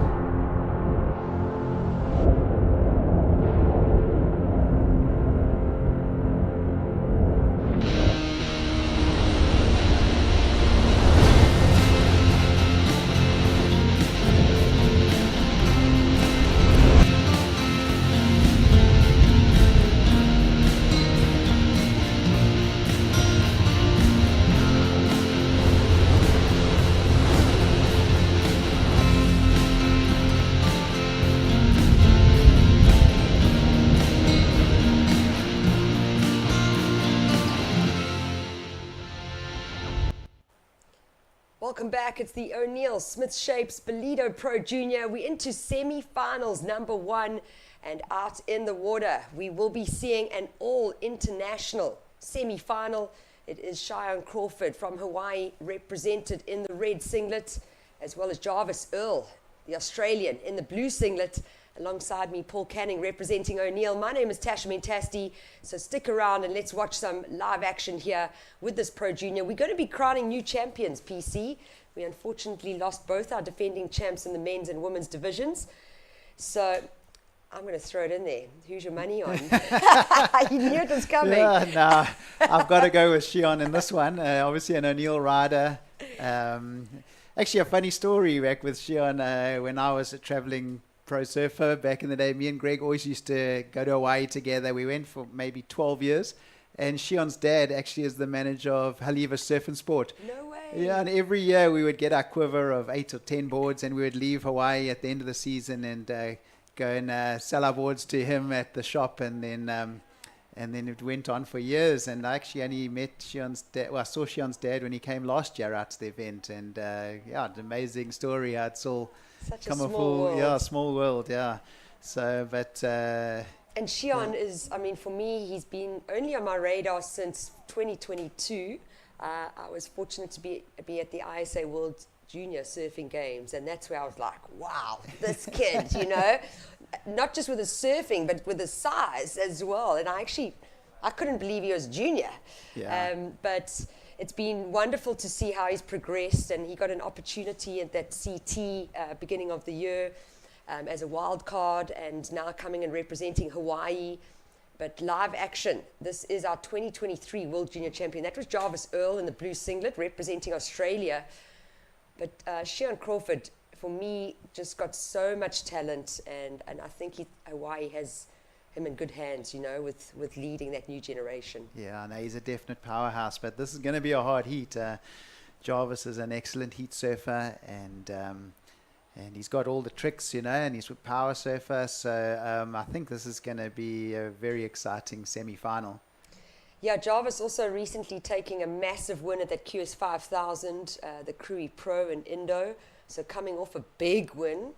And he's also competed in a couple of events. So he's got so many heats under his belt already. Like you were saying, a really good tactician in heats. Yeah, you can see he's a competitive machine, you know. He's just prowling the lineup. He's always getting early starts in all his heats. He always so far he seemed to have got through every heat quite easily, you know. He hasn't really been pushed too hard yet, you know. So we're hoping Shion can get some good waves in this heat and really make it an exciting one.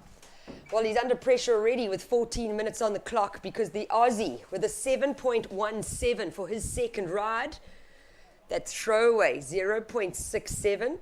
I'd love to see if we could get a replay of wave number 2 for Jarvis Earl in the blue singlet.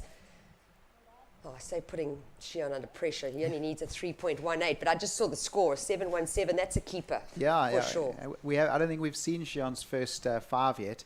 So it will be interesting to have a look at those two waves. But they're both off to a very fast start here.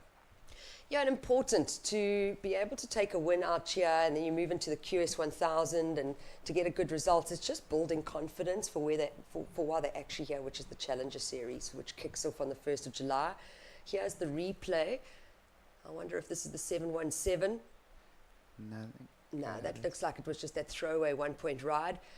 Time winds down so quickly, though. 13 minutes on the clock, so 20-minute heats.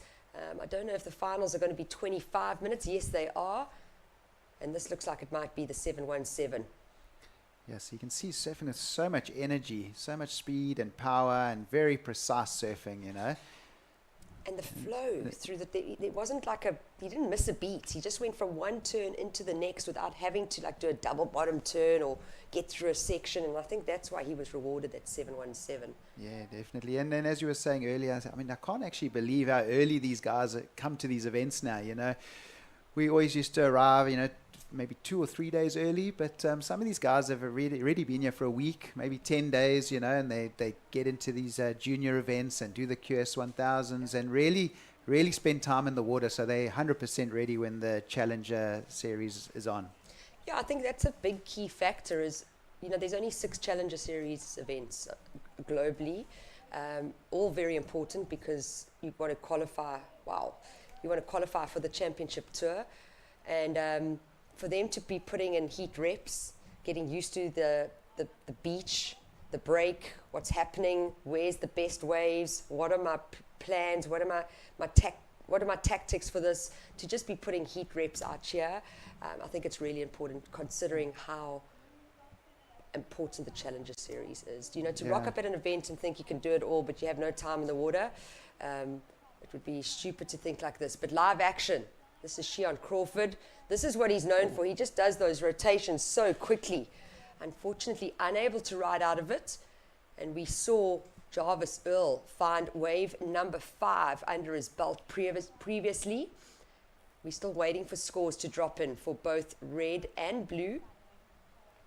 So this is Shion. This is the replay. He started with a 5. This is his second wave.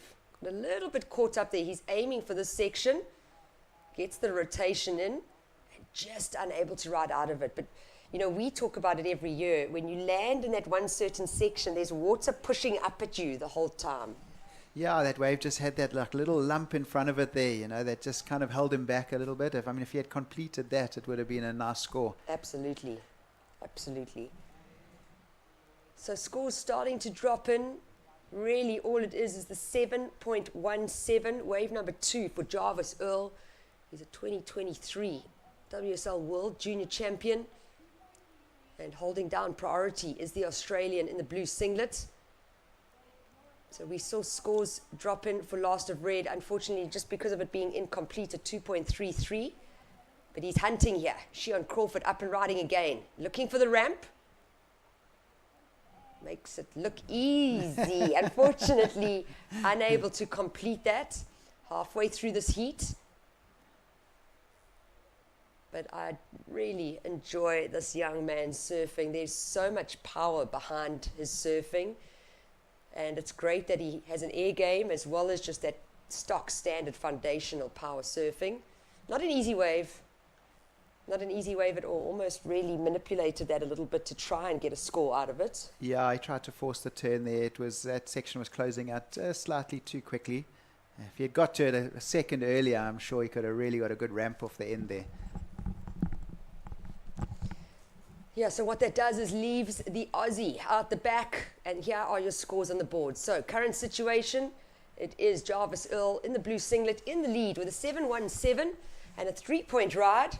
Shion Crawford, the Hawaiian, in red, sitting in second. His keeper, a 5-point ride to start. That was wave number 1.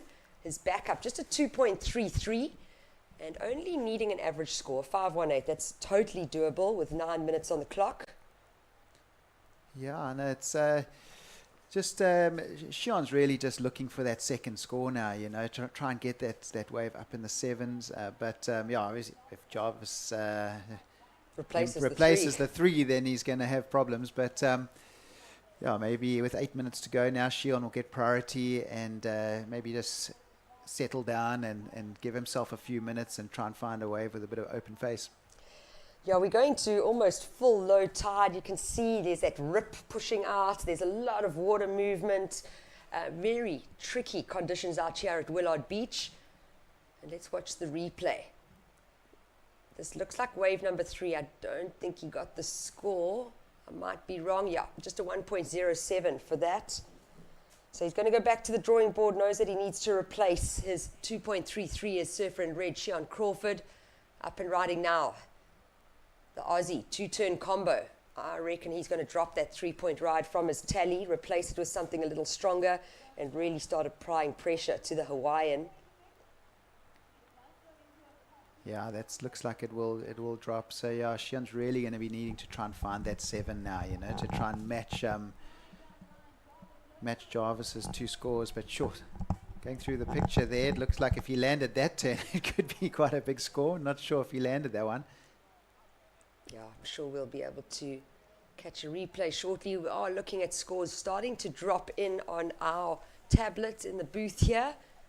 And it looks like Jarvis Earl might replace that 3-point ride that sits as wave number 2 in his tally. Surfer in red with a 2.6 for his last ride. So yeah, just replaces it. Last of blue came through at a 3.83. So what that does for Shion in red is he now needs a 6.01. Still not unattainable. Definitely something that Shion can achieve if that wave allows him that opportunity. Yeah, and both these surfers look very comfortable in these kind of conditions, you know. Jarvis getting lots of speed there. Oh, wow. Beautiful, beautiful turn. Really utilizing the wind, the onshore wind there. But yeah, it's not over till the end, you know, and obviously with Shion holding priority now, just over 5 minutes to go, I guess. yeah, it's really just going to come down to the waves now. If you can find a wave with a bit of open face. But yeah, both these surfers just seem to be having so much fun. They don't seem too stressed. And as you saw, I guess this is really just a warm up for them. But yeah, great way to get ready for the Challenger Series. So good, so good. And then coming with a win, I mean, you're just going to build that confidence. So keeping very busy here is our current heat leader. And going to the air once again, Jarvis Earl makes it look so easy and then fits in a second re-entry just like that. Judges have their work cut out for them. I'm referring back to the 717. And for me, to fit those two maneuvers in, like critical maneuvers in such a small space along that wave, yeah, he's got to be rewarded for it. So let's watch the replay again. Under priority. Sure. Now that board is looking really good. Very spicy, very fast. Wow. And super responsive. Yeah. I mean, he didn't have a dead zone there at all. Yeah, I'm very impressed with his surfing. I think he won the World Juniors, was it 2 years ago? Yep. And yeah, I watched that, and yeah, he's an amazing young surfer. Yeah, he really very is. Very powerful, very fast. Got all the new school tricks. Yeah, and he's been putting a lot of heat in under his belt, just competing a lot. Also representing Australia at World Junior Surfing Games. So just building that practice of getting into heats, getting comfortable with time. As we know, there's certain drills. You've got the 10-minute drill, the 5-minute drill, the 3-minute drill, the 1-minute drill. And I think it's really important, especially just how surfing has been elevated over the years. It's got really tough. There's no bad surfer anymore. Everyone's so talented. And yeah, thank goodness I'm not a judge. It came out as a 5.83, so not above the 717. Live action. This is an important wave here for the Hawaiian. Did well with what he was given, but that's not going to be the 8-point ride that he needs to advance through to the finals here of the O'Neill Smith Shapes Ballito Pro Junior. We're down to the last 4 minutes of semi-final number 1. As it stands, it is Australia in the lead, Hawaii in second. A bigger requirement needed from Shion Crawford in the red singlet, 8 points. And that last score coming in at a 3.57. So it does go into his top 2. We are still waiting for a score to drop in for last of blue. So maybe it is not that last wave we saw of Jarvis Earl. But there is a last score needing to drop in. And with 3 minutes, 30 seconds on the clock, priority is with the Australian in blue. You can see there's so much water movement though, PC. I mean, they constantly seem to be paddling back up the point, or north. South, my apologies. Yeah. But we've got a north wind. It's quite interesting to see what's going on with that water movement. Yeah, the rip definitely pulling from south to north. And yeah, I mean, he was projecting down the line. He was really looking at it. The way he was looking down the line, looked like there was going to be a big section coming, but yeah, the wave kind of just broke into 2 there and didn't really offer him the launch pad that he needed. Yeah, but he is definitely comfortable up in the air above the lip. You can just see it. I mean, even how he negotiated the landing. Shion Crawford, super talented. We are still waiting for that last score of blue. It does come through. It's a 7.1 for last of blue. So what that does is the Hawaiian now needing a 9.27 to take the win here with just 2 minutes 30 on the clock. A pair of 7s for the Aussie. This is the young man up and riding now, Jarvis Earl. That's not going to factor into him. It leaves the Hawaiian out the back with priority. And I'm not going to say it's over. Only because I've seen what this kid can do. I mean, he's exciting. His surfing is exciting. Like, we're seeing him in the air right now, but the big barrels that this kid can ride, yeah, it's pretty exceptional. Shion Crawford. Yeah, obviously growing up on the North Shore, spending a lot of time out at Haleiwa where he lives there, and then further up at Pipe and that. But yeah, just looking at the last wave here of Jarvis, not really going to factor into his 2 scores. I think just more of a blocking tactic there, just running down the clock a bit more. Yeah, very true. Just a blocking tactic. It came out as a 2.8, but leaves priority with red now at the back. 90 seconds. Doesn't seem too phased like he needs to sit on his competitor, though, is Jarvis. Either he doesn't know what Shion can do or he's feeling really comfortable. But with just over 1 minute remaining, are we going to see an opportunity for the Hawaiian? He's got priority, but there is a massive request or requirement needed, a 9.27. This is our current heat leader, up and riding again, keeping very busy. I think this is wave number 9 or 10 for the Aussie. And we finally see him make a mistake. So just catching that inner rail and going down. He's looking to his right though. Maybe it is Shion surfing. But with 45 seconds on the clock, are we going to see a turnover here? So that was a short ride for red. I can see the score dropping in from the judges panel.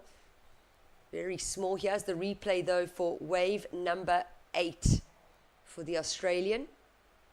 And you could just see him catching his inner rail there.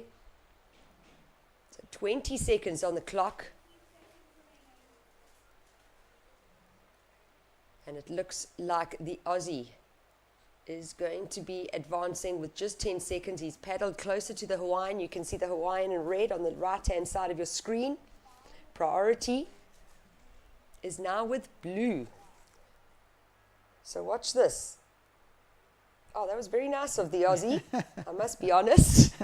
Maybe just knowing there's no scoring potential on that.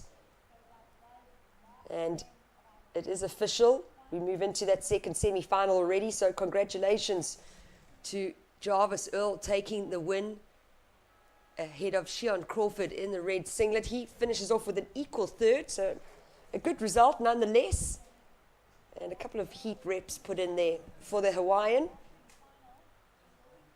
And if you've just tuned in, welcome. It's the O'Neill Smith Shapes Ballito Pro Junior. We are definitely into the business end of this event. Semi-final number 2 of the under 20 men's division. My name is Tashamin Tasti. Sitting alongside me, Paul Canning, representing O'Neill South Africa. And also former championship tour surfer. Chairman of a local surfing district as well. He's busy, so stay with us. And when we come back, we'll go straight into semi-final number 2. Welcome to Kwadukuza, the destination for all seasons. Kwadukuza is not just for thrill seekers, it's a family-orientated destination too. Stunning beaches where sun-kissed sands meet crystal clear waters. Our town has a range of child-friendly offerings that will keep the whole family entertained. For a magical wedding, look no further. Kwadukuza offers exquisite wedding venues that will create memories to last a lifetime. It also shines as an event tourism destination. World-class events like the Ballito Pro, where top surfers ride the waves, Heritage Day, which is used as a cultural celebration of King Shaka's life every year, and the Ballito Big Week, a celebration of music, food, and fun for the whole community. KwaZulu-Natal's a premier conference, strategic planning, and team-building destination, which is enabled by its close proximity to King Shaka Airport. Nestled amidst the natural beauty of South Africa's east coast, Kwadukuza offers a truly captivating setting for your next corporate event. Kwadukuza, the heartbeat of the North Coast, invites you to explore its beaches, enjoy thrilling adventures, create family memories, celebrate love, and discover its rich heritage. Start planning your unforgettable journey to Kwadukuza today.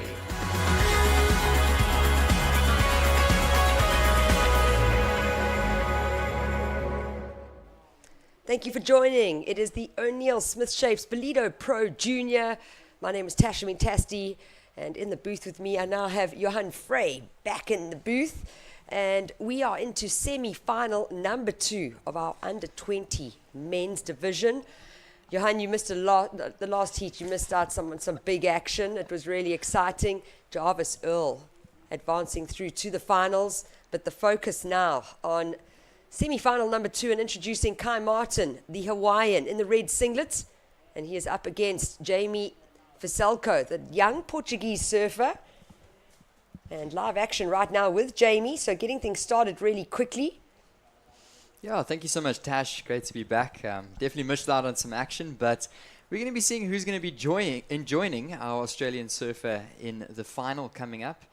Will it be Kai Martin or Jamie Vasalko? It's just a little bit of a replay of our screens right now. The Portuguese surfer Jamie Vasalko, young 15-year-old guy from Portugal. Meanwhile, panning back to some live action, this is Kai Martin. So Kai Martin, a really experienced competitor, even at the junior level. So he's a multiple Hawaiian junior national champ, and he's been showcasing us what he's got on offer here in Ballito. As we watch this one, nice little whack off the top, wraps it back into the pocket, and he finds a nice completion, and he just ducks out of there. Couldn't squeeze in another turn, but it looks like there's going to be a nice number that's going to drop in for Kai Martin, and we've been talking about it, the surfers that drop in nice waves in terms of completed maneuvers right in the start of that heat, just end up going in with a lot of confidence, Tash. So a score to come in for Kai Martin, just a 1.5 dropping in for the Portuguese surfer Jamie Vasalko, and that last one just an electric heat, a few good waves there. I heard a couple of aerial maneuvers being thrown down by Jarvis Earl, and we'll see who joins Jarvis in the finals. And if you guys have just joined us, welcome. This is the O'Neill Smith Shapes Ballito Pro Junior. I'm sitting here with Tasha Mintasti, and we're going to take you guys through the semi-final heat number 2.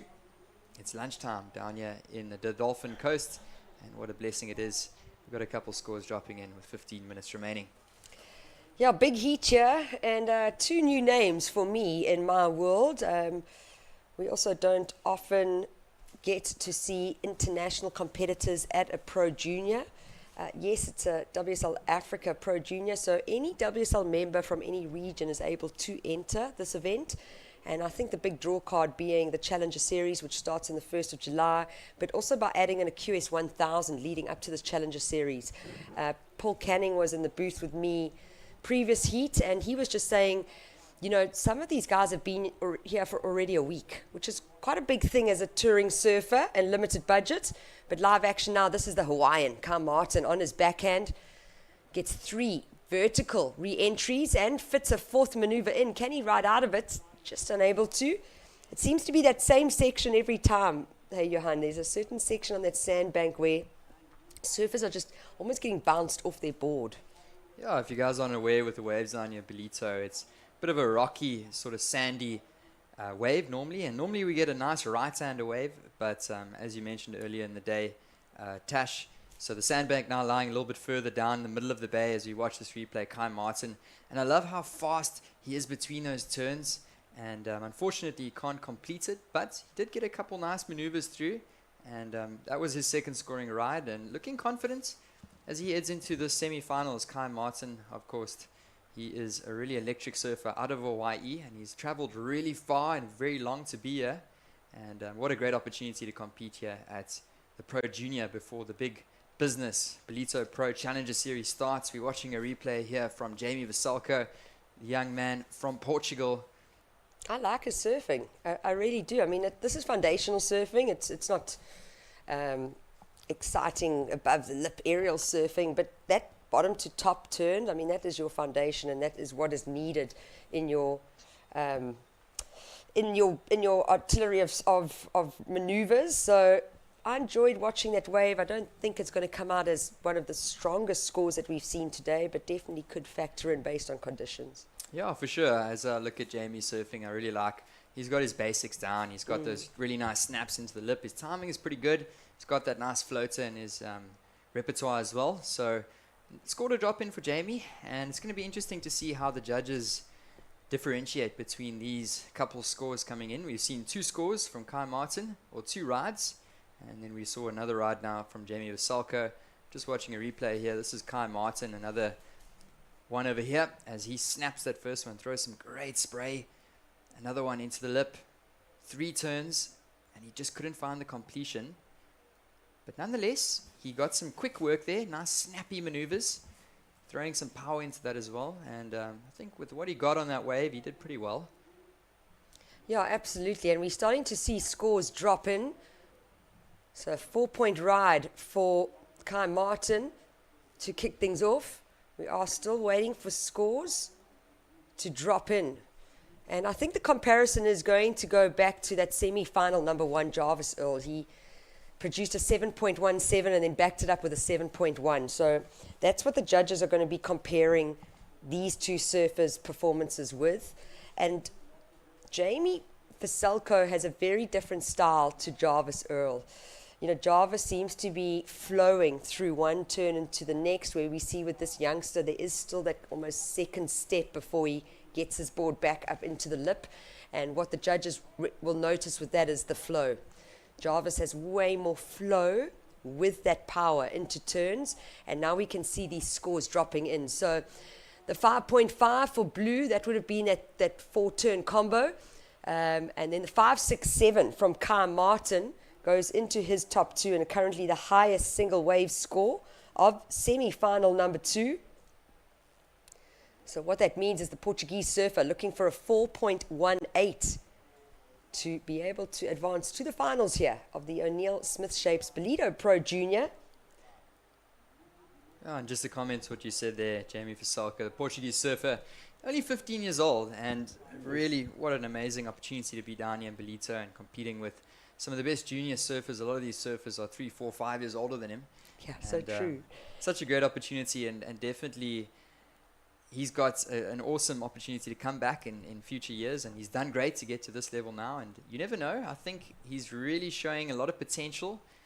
Kai Martin, he's got more experience. He's the older surfer.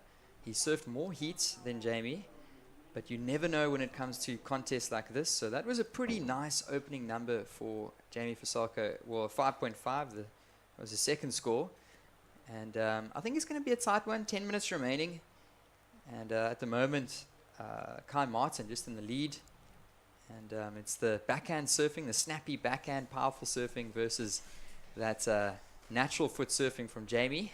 And it looks like these surfers are opting to stay on the right, Tash.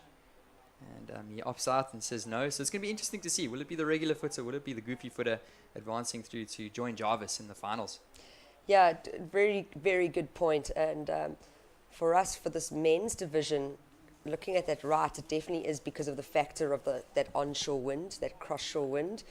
And we saw in that previous heat both athletes in red and blue going to the air, utilizing the wind to be able to capitalize on getting those bigger scores.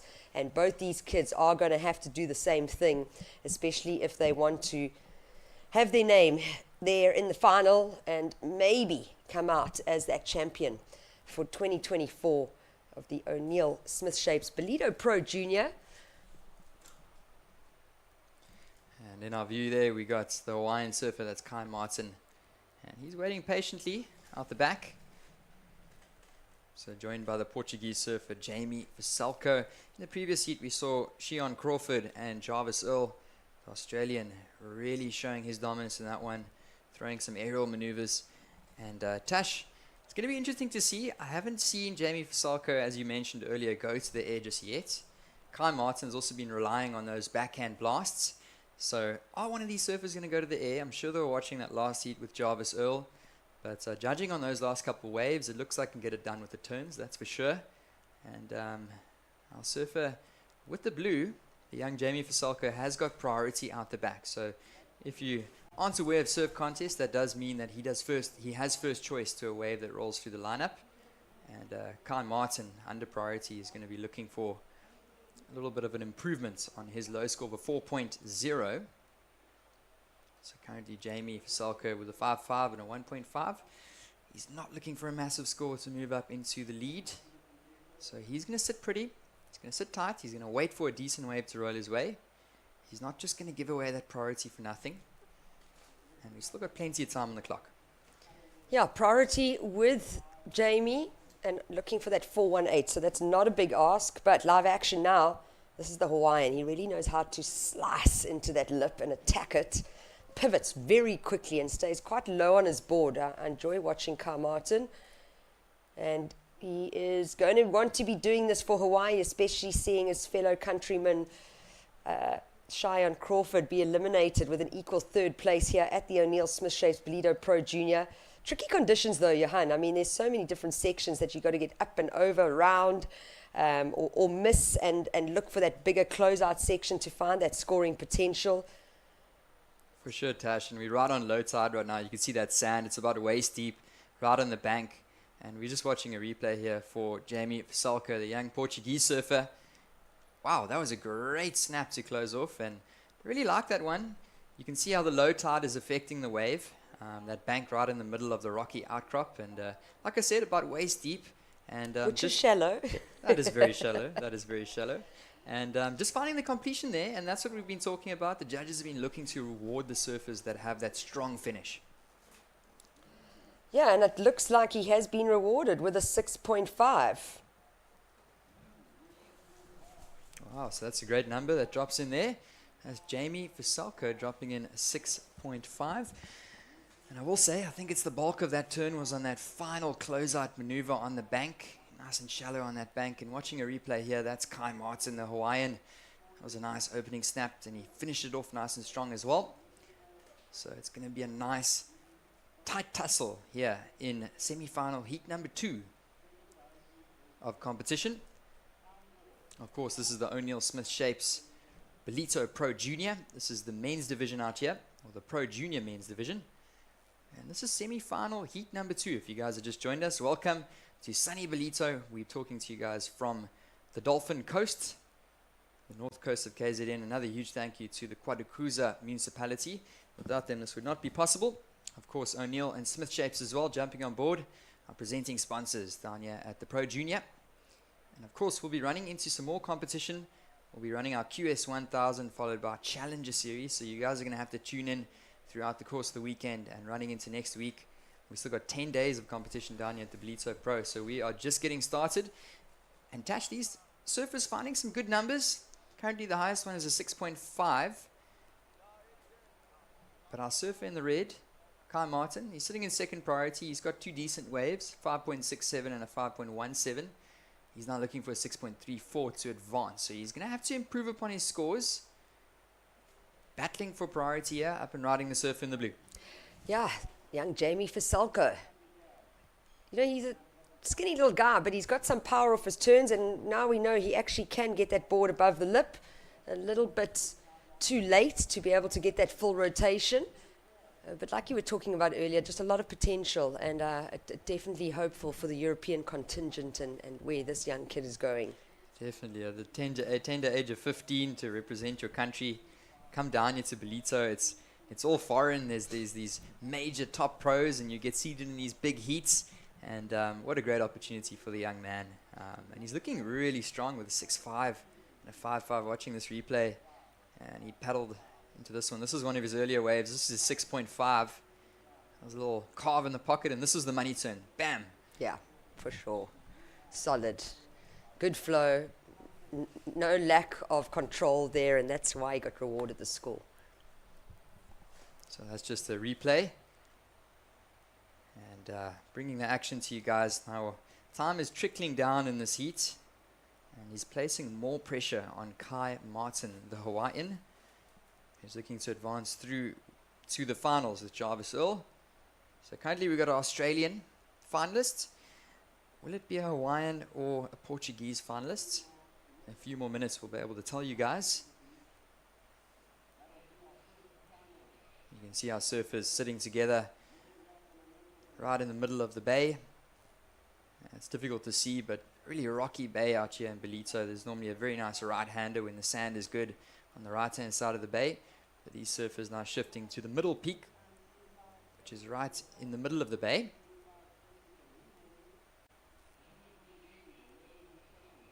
And time is trickling down in this heat. Our surfers are staying patient. And in the end of the day, it's all in the hands of Mother Nature at the moment. It's the ocean to deliver. And that's what makes our sports so interesting. And these surfers will have to stay patient. Of course, Kai Martin currently in second, looking for a score of a 6.34.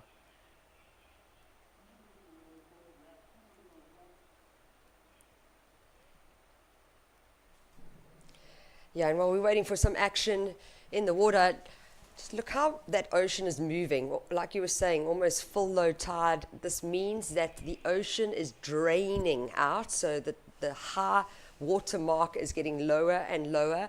It also means that the sandbank is getting shallower and shallower.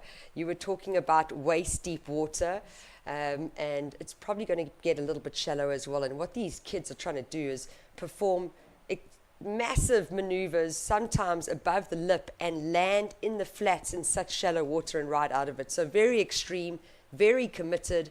And if you think about this only being your under 20 age division, this is the future of the sport of surfing. 100% Tash, and these guys are waiting for some waves, and they won't just go on anything. They're waiting for a little significant wave, but Kai Martin will be chasing down a score, and we're going to watch him paddle for this one. This looks like a decent wave for the Hawaiian. He's up and going, and he's got a beautiful first turn. Can he get another one? Yes, he can. Straight into the lip, and he rides out of that one clean, Tash. Wow. Yeah, good two-turn combo. I think where we got to go is, like, was there variety? Maybe not so much, but there was commitment, there was flow, there was power. Watch the replay here. So intention with Kai Martin, straight up into it. Had to pivot a little bit early before that lip shut down on him. That second maneuver, nice and strong though. But two very similar turns. Regarding the requirement needed, He's looking for a 6.34. So at the moment it's in the hands of the judges. Are they going to give it to him? We'll have to see. It looks like this heat is counting down. Just look at the body language there on the young Jamie Vasalko. He's not sure. He's paddling in. So this one comes to completion. That is semi-final heat number 2 of our Pro Junior men. And we'll get the official results to you guys. So scores to come in. Really exciting. We're going to be heading into our ladies final up next. So just stand by. A big thank you for tuning in, guys. It's been such an honor taking you guys through these heats. I'm here with my co-commentator, Tasha Mentasti. And it looks like there is a score to come in for our surf in the red, Kai Martin. He was looking for a score to advance. There's Kai, the Hawaiian, coming in over the sand. and these are the rocks that I was talking about earlier. It's not a rock shelf. It's literally just rocks dropped all over the place that you've got to try and negotiate. There's nothing easy about this beach break right now, and a lot of sand has shifted. There's a new surf fan getting his first signature. I wonder if Kai's ever signed an autograph before, also being a junior surfer. And he's running up the beach, and it doesn't look like he's sure if he made it yet or not. So scores to come in, and the surfers in the final of the Pro Junior Women are just waiting patiently out there. So we'll get the results to you guys as we pan, take a look at the beach. This is what we've been talking about. So it's a bit of a beach break setup, but with some rocky outcrops. Normally when the sand is good, we get a beautiful right-hander, but at the moment, we've got more of a bank in the middle of the bay. And there we see Jamie Vasalko, 15 years old, already got a surf fan. And then you see Pierre Tosti, who is a South African photographer. He also used to represent South Africa on the tour and getting those shots. So welcome back. This is the O'Neill Smith Shapes Ballito Pro Junior. My name is Tasha Mentasti, sitting in the booth alongside Johan Frey. We're going to be taking you through the finals that are coming up next in the Ballito Pro Junior. So please stick around. And when we come back, it will be our under-20 women's finals.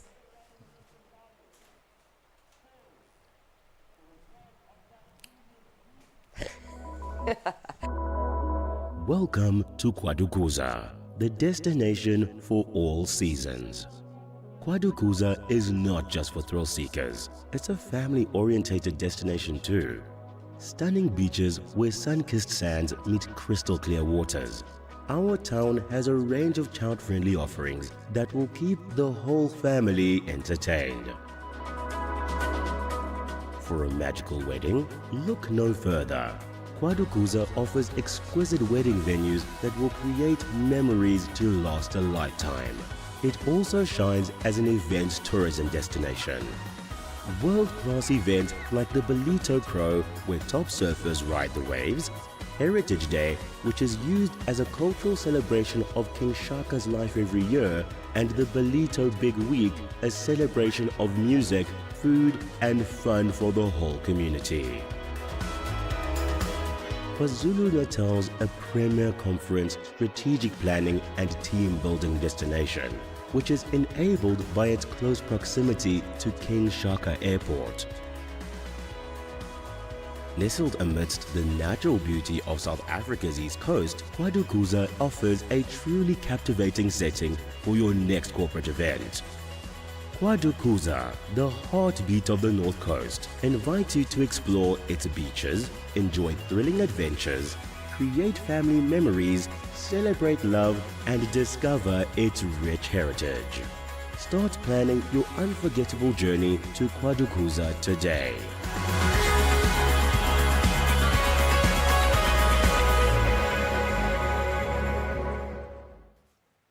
Welcome back to competition down here.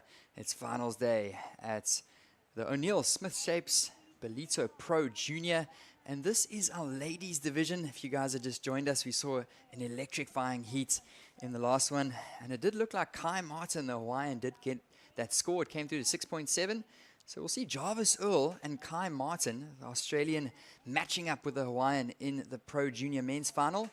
I'm being joined shortly in the booth with my co-commentator, Tasha Mentasti, and we are really excited to take you guys through this women's final. So the Pro Junior Women is underway. And it looks like getting an early start there. Annette Gonzalez.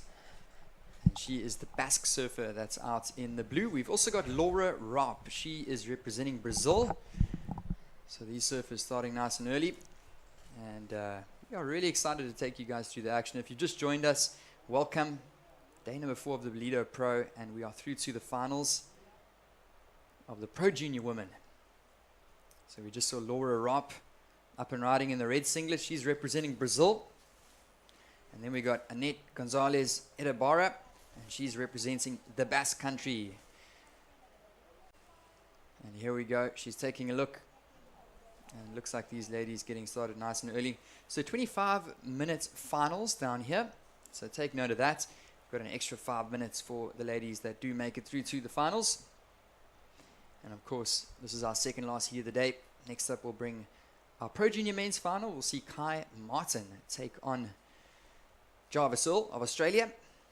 And just watching this replay, and you can see that shallow water warble and her board just bouncing off that nice shallow bank, and she comes unstuck on that occasion, does the surf in the red. Laura Rapp out of Brazil. And Tash, it looks like these surfers looking to establish an early start here. Yeah, 25 minutes. So we've seen 20-minute heats throughout the day. Now it's a 25-minute final. It does give them that little bit of extra time. I'm in a position where I feel that, like, these onshore conditions, I don't know how long you need to sit and wait, because with this onshore wind, it just makes it more tricky, and there's almost peaks popping up all over the place. But by being given that extra 5 minutes, they're probably working with that. Like, I'm going to play with the first 5 minutes. I'm going to sit and wait. I'm going to try get a good to excellent score on the board first, and then you might start seeing them be a little busier. But just exciting. Laura Rapp, she's been around for a while. She definitely comes to Ballito each year, and I know that she's going to want to take this win, very determined. But Annette Extera, looking good. I love her hit. She gets super tight in the pocket, and she pivots her board very quickly. Unfortunately, incomplete on that turn. But in her semi-final, she was looking really good with those re-entries. Oh, definitely. I look at these two ladies, and I think this is a really good matchup. Both really similar styles, regular footers, and they both got smooth surfing, but they can throw in the power as well. So I think in this one, heat strategy, really important. Who gets that early score, who completes their maneuvers and rides out cleanly. And of course, if you look at the ocean, it's really bumpy out there. So tricky conditions, but still some scoring potential. We've seen some scores go up into the 7s. Jarvis Earl just a couple of heats ago, we saw a 6.5 and a 6.7 dropped in the last heat, so still some scoring potential out there. Yeah, absolutely. Jarvis Earl with a pair of 7s in that semi-final. That previous heat now with Kai Martin and Jamie Faselko. Also, some good scores coming through. Why do we talk about good scores? Because we have got a judging scale, and you want an excellent score, which is anything from 8 points and above. Live action right here. And here we go. This is the Basque surfer, Annette. And she's just going to get one turn off the top. And that was his second scoring ride, Annette Gonzalez Ibarra from the Basque Country. So if you've never heard of the Basque Country, so falling in the Spanish region, there she goes, the northern part of Spain, and really proud representative. The Basque flag is flying down here at the beach, and they are supporting their young lady out in the lineup. So just one turn off the top, and that's going to be a second score about to lock in for the surfer in the blue. Yeah, and small scores really to start. It looks like blue finding that 417. My apologies, we are having some technical issues with our scoring system, so you're not seeing it at the moment on the screen. You can refer to the WSL app, and you will be able to see those scores. And there they are. So at the moment, blue, Annette Gonzalez Etabari in the lead with a 417 and a 3-point ride. Laura Rapp with those two small throwaways of a 1-point ride and a 0.87. So what that means is the requirement, a 6.17. That's not how she wanted to start her final. However, there is time on the clock, 17 minutes, 20 seconds remaining. Yeah, and as we mentioned, Tash, earlier, 25-minute finals. Definitely that extra 5 minutes plays a bit of a difference, and it's been very tight towards the last couple of minutes of all these heats. So it's just going to ease her nerves just a little bit more. Laura Rapp, knowing that she's still got 17 minutes on the clock. And she's going to look for a score pretty soon, though. She's sitting with priority. She's going to stay patient and holding thumbs that the ocean brings a wave her way. Yeah, it's definitely going to happen. It's Ballito. The waves always arrive, and there might be a little bit of a break in the sets, and that's purely because of this full low tide that's happening almost now. So what happens if you are not an ocean dweller and watching this? When that low tide drains out to full low tide, sometimes it becomes a bit wonky in the lineup, and that is because the entire ocean needs to shift its direction of pull back towards an incoming tide. So as a seasoned competitor and having competed for the last 30 years, for me, when I'm in competition, I really do look at the tides, because the one thing I don't want is actually to be on that dead low or that full high, because that's when the ocean really doesn't know what it wants to do. Yeah, Tash, as you mentioned, you've had the experience here. You've been competing at these type of events for many, many years, and you know the ins and outs of these contests. And yeah, what would it mean to you? I mean, you've been in many finals yourself, and if you were sitting out there, what would your strategy be if you had these conditions on hand? Yeah, thanks for that, Johan. Actually, my first ever professional event was this event in 1993, Wow. a long time ago. It used to be called the Gunston 500. This is one of the longest running professional surfing events in the world, up against Australia with Bells Beach. But 55 years of this event being hosted in South Africa, formerly known as the Gunston 500. It then became the Mr. Price Pro, and then moved to Ballito with Quadakuza supporting surfing and becoming the Ballito Pro. And we are into our 15th year here, just with Quadakuza support in O'Neill. So a massive thank you to Quadakuza Municipality once again. Big thank you to O'Neill South Africa, as well as Smith's Shapes, who are supporting this Ballito Pro Junior. But referring back to the question that you asked, in these conditions, I get nervous, Johan. Like, I can't sit and wait. I need to get my nervous niggles out. And I actually, even if it's not going to be a good wave, I prefer to catch a wave on the buzzer, purely to just get the nerves out, feel a little bit more settled, and then start getting into that game plan. Conditions like today for Laura, that wouldn't be Tash. I can promise you that much. I'd be hunting right now. But we're all different, we're all unique, and we've all got different game plans. So I'm not saying she's making a bad decision. I'm just saying if it was Tash, I would be doing something slightly differently. Yeah, it looks like Annette Gonzalez Ibarra has been on that similar wavelength to maybe what you would have done. And it's paying off for her right now, keeping busy. She's got a 4.17 and a 3.0. And I think the difference is she's found a good completion on those waves, and she's So gotten true. in a couple nice turns. So I think it's a mixture. You know, sometimes you need to be at the right place at the right time, but you need to make sure that you do your parts and finish your waves off, and that's what she's done. Yeah, and I think you're so right with that, Johan. Sometimes surfing competitions can be a luck thing. Like, really. We see there Laura Rapp, she knows she's got to go for that big section. She hit it well, she just incomplete. And needing to find a score now on the board. I don't know how much time she's going to have to sit and wait anymore and actually start hunting and start building up her scores, because a 617 right now is okay, but as you move into that last 7 minutes, it's going to start applying big pressure. Oh, we're just watching a quick replay, and unfortunately she just went down there, the surfer in the blue. That's Annette Gonzalez Edabari. So she is our current heat leader, the Basque surfer. And the Basque flags will be flying down on the beach here in Ballito. Of course, we're down in the studio, but I'm sure things are heating up out there. We've got a good few hundred people, if not a couple thousand, on the beach. You know what? It's school holidays. It's a Friday. It's warm in the middle of winter, and we have a lot of holiday makers that come to the coastline of KwaZulu-Natal for our mid-year school holidays. It's quite a long school holidays as well. Live action once again. Oh, that was the surfer in the red, Laura Rapp, and that's maybe what she was looking for. She was looking for a completed ride. She wanted to ride out of something, just show the judges I'm riding out, and I'm deserving of a score to build my situation, and that's what she did. So Laura Rapp, the Brazilian surfer, she was up and riding, and she just got one turn in. She rode out clean, and she's going to post a number, and I'm thinking it's going to be her highest number to date. The young Brazilian surfer, Laura, in the red singlet. So trying to just chase Annette Gonzalez Edabari, who's in first position right now. And we can see our surfer in the lead. She's in the view right now. And our surfers have been favoring that middle break section here at Ballito. A little bit of a shallower sandbank, and the waves breaking a little bit better over the bank, and quite a crunchy section. So we saw Laura Rapp finish her turn there, and it looks like that score is locking in. And it comes in at a 3.0. Okay, so she was only looking for a 417. She's got the 3. She still needs the 417. But that 3-point ride is for now going to factor in, because it's the same score that Annette has as a second scoring ride. So she's not out of the woods just yet, but she also isn't so far gone that she can't make a comeback here with the time remaining. Here we go with our current heat leader. Just a little replay. She went down in this exchange.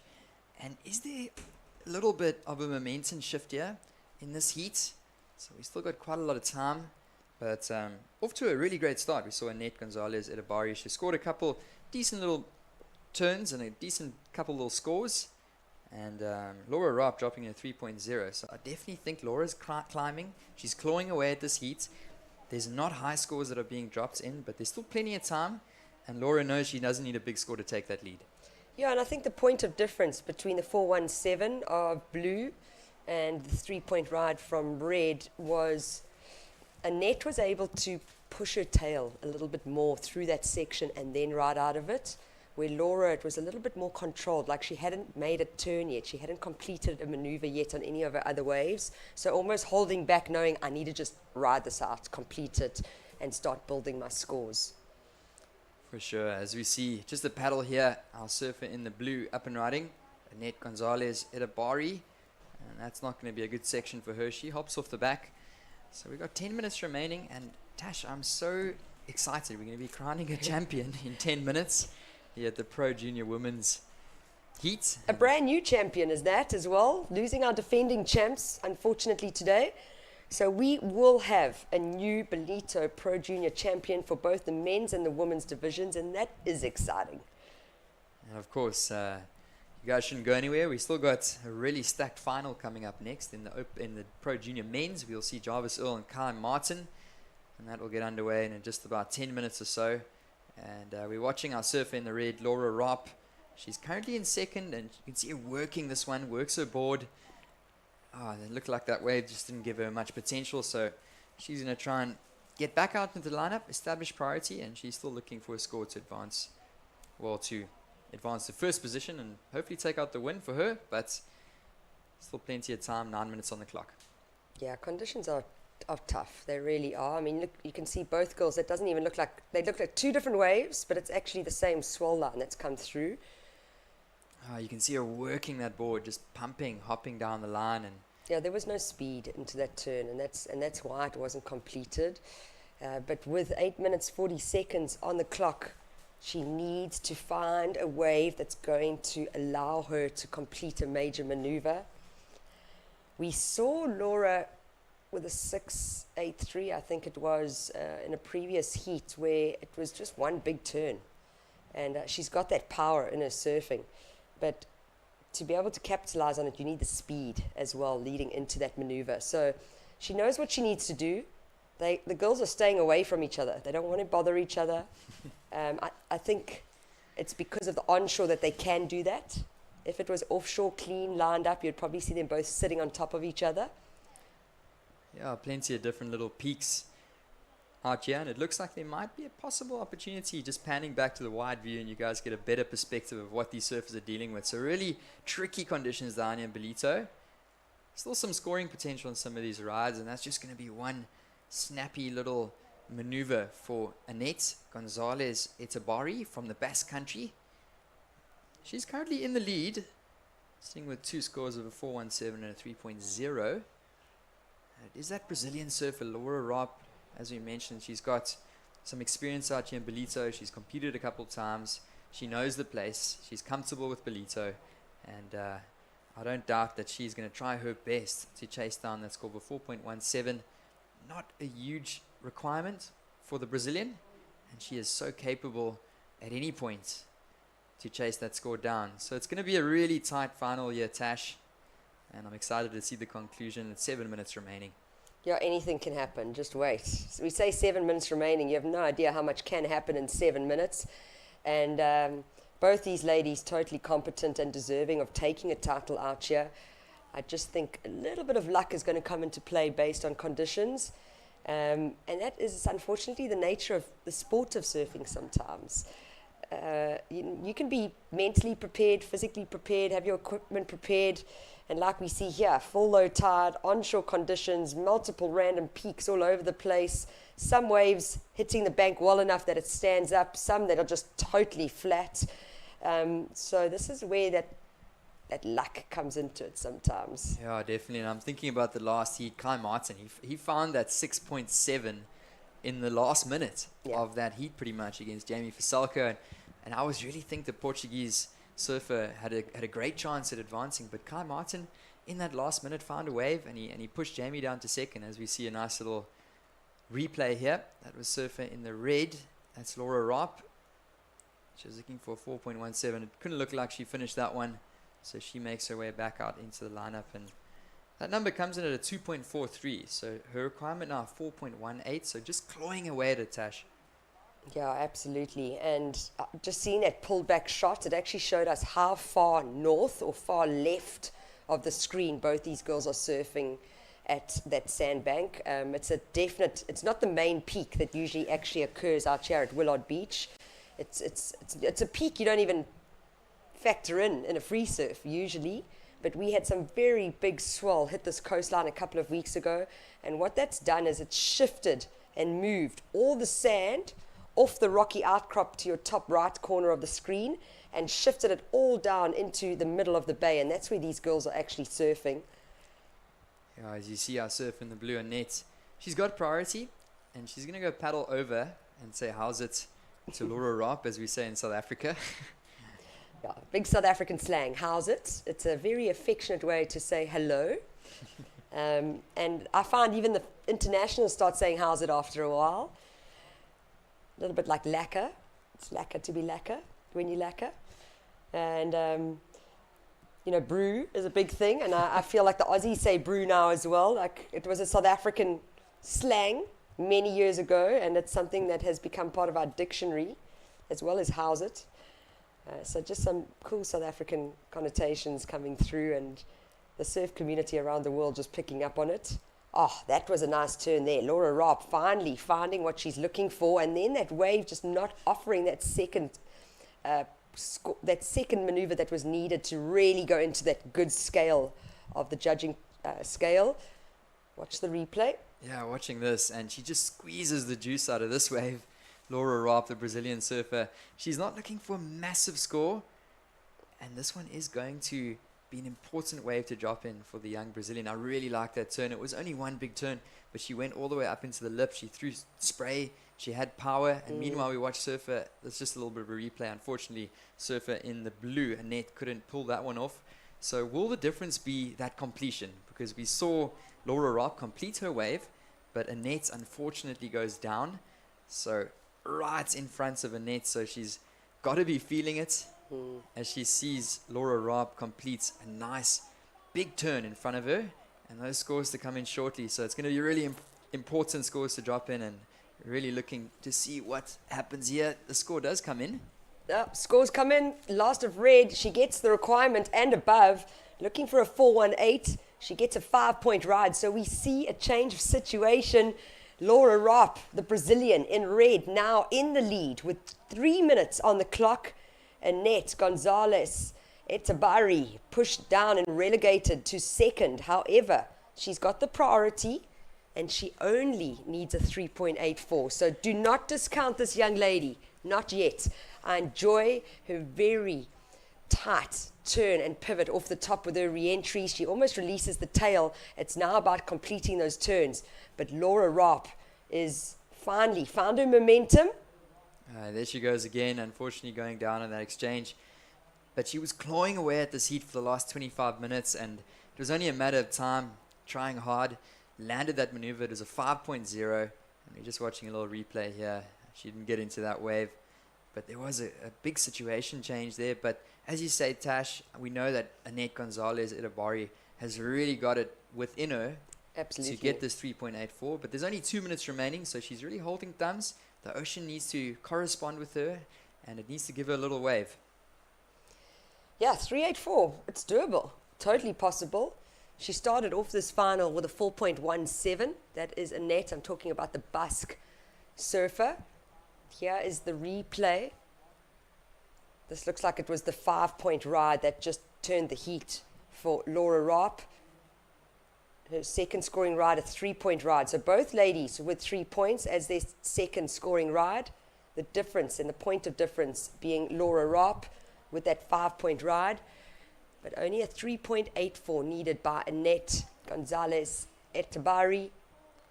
Yeah, and I'm sure a lot of Brazilians are tuning in early morning now in Brazil and watching this heat, supporting Laura Robb. And I'm sure there's been some great cheers from the homeland in Brazil.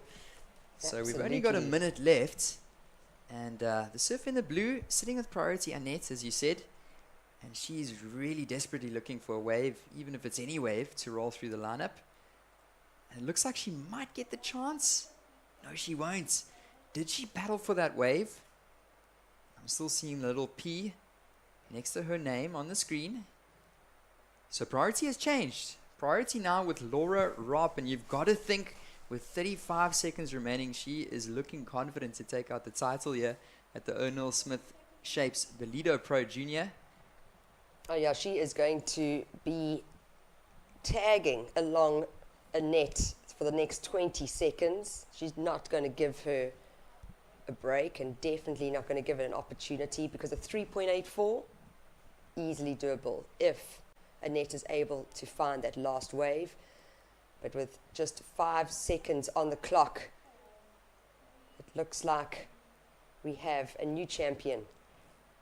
And we can see clock has finished. It means our final is over, and it is going to be the Brazilian in red, Laura Robb, taking the 2024 O'Neill Smith Shapes Ballito Pro Junior. We are going to take a break shortly, and when we come back, it will be our under-20 men's division finals. My name is Tasha Mentasti, alongside Johan Frey.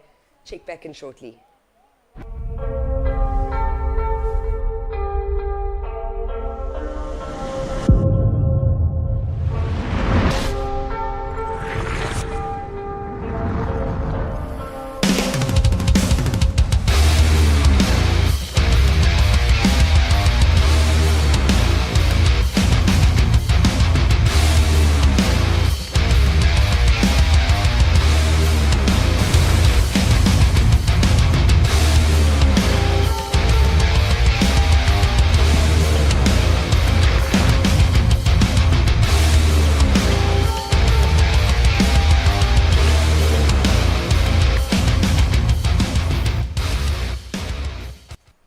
Welcome back. We are here for finals of the O'Neill Smith Shapes Ballito Pro Junior. Tasha Mentasti alongside Johan Frey, who's going to take us through this men's final. And Jarvis Earl, the Australian, up against Kai Martin, the Hawaiian, a new champion to be crowned for this Ballito Pro Junior. So let's get straight into the action. So exciting. As we see, we're panning to the water and introducing these surfers. We got Jarvis Earl. He had a great semi-final, the young Australian from Cronulla. And then we've got Kai Martin, who's up and riding right now, the Hawaiian. He squeezed in a 6.7 in his last heat to take out the win in the dying seconds. And Tash, that is a great start from the young man from Hawaii, Kai Martin. He was on the backhand, and he's looking confident throughout the course of this event and throwing down a couple good turns. Take us through this one. Well, we've got to remember he surfed only 25 minutes ago, so he's in that rhythm. He gets this first turn on his backhand. That is the money right there. That second maneuver, wow, with the third critical re-entry and fits in a fourth. I mean, that's the way you want to start a final, Johan. Oh yeah, 100%, and he's got to be feeling confident as he paddles back out. So we've got a fresh 25 minutes on the clock, but you can never count out this Australian. He's been so exciting throughout the course of this event, and of course, we're really looking forward to seeing both of these guys through to the Challenger Series. And this, of course, just a great warm-up for both of them. They'd love to take out the win, as well as some cool prize money. And, of course, we do have an opening wave dropping in for Kai Martin from Hawaii. Yeah, and I think, as much as, yes, they take a bit of prize money home, it is South African rands, so not the US dollar as they would see in the Challenger Series, which is a very much a US dollar-based prize money payout. But I think actually the most important thing for these kids and these guys is that it is the heat drills, the time in the water, the competing against different surfers, and really just putting the practice in. So as much as they've paid an entry fee to be a part of this event, they're going to be making some prize money back. I think the key takeaway here is the time in the water at Willard Beach to be able to prepare themselves for the Challenger Series, the Ballito Pro, presented by O'Neill, which starts on the 1st of July. But let's focus on this final. The score is in for Jarvis Earl. He started with a 5.83. What we're really waiting for is that four-turn combo from the Hawaiian, Kai Martin. And here we go. Kai Martin's score drops in at an 8.67. That's an yes. excellent ride. That is a beautiful way to start the finals. And we're just watching this replay. Watching this, the goofy footer drops in. Nice bottom turn. Good timing, throwing lots of spray. This section just lining up beautifully for him. He had one crack on the inside, and he ended it off nice and strong. Bam. So that was a great opening score. An 8.67 for Kai Martin. And he's got to be feeling confident, Tash. Oh yeah, the highest single wave score of the day so far. We haven't seen an 8.67. I don't think we've even seen an 8 come out of this day so far. The highest being a 7.83, and now we get this 8.67. Kai Martin definitely starting the right way, putting pressure on the former WSL World Junior Champion and Jarvis Earl. And he didn't start bad. I mean, starting with a 5.83, that's a keeper. But when your competitor starts with an 8.67, so going into that excellent range, and when we think about it, every heat prior to the finals has only been 20 minutes. Kai Martin's just locked in the biggest score of the day, and his heat hasn't even started yet. Oh, and well deserved, because he absolutely bashed that one on the backhand and throwing some great power as well as some style into those turns, and just a really, really solid performance there on his opening wave, Kai Martin. And as you said, Tash, we haven't seen many excellent rides dropped. We saw a couple yesterday morning, but so far this is the top score of the day, an 8.67. Kai Martin, the Hawaiian. And then, of course, Jarvis Earl with a 5.83. Here we go, second scoring wave for Kai. He's going to hop off the back. He knows he's got that good score, and now he's trying to find a solid backup. I think you can never count out Jarvis Earl.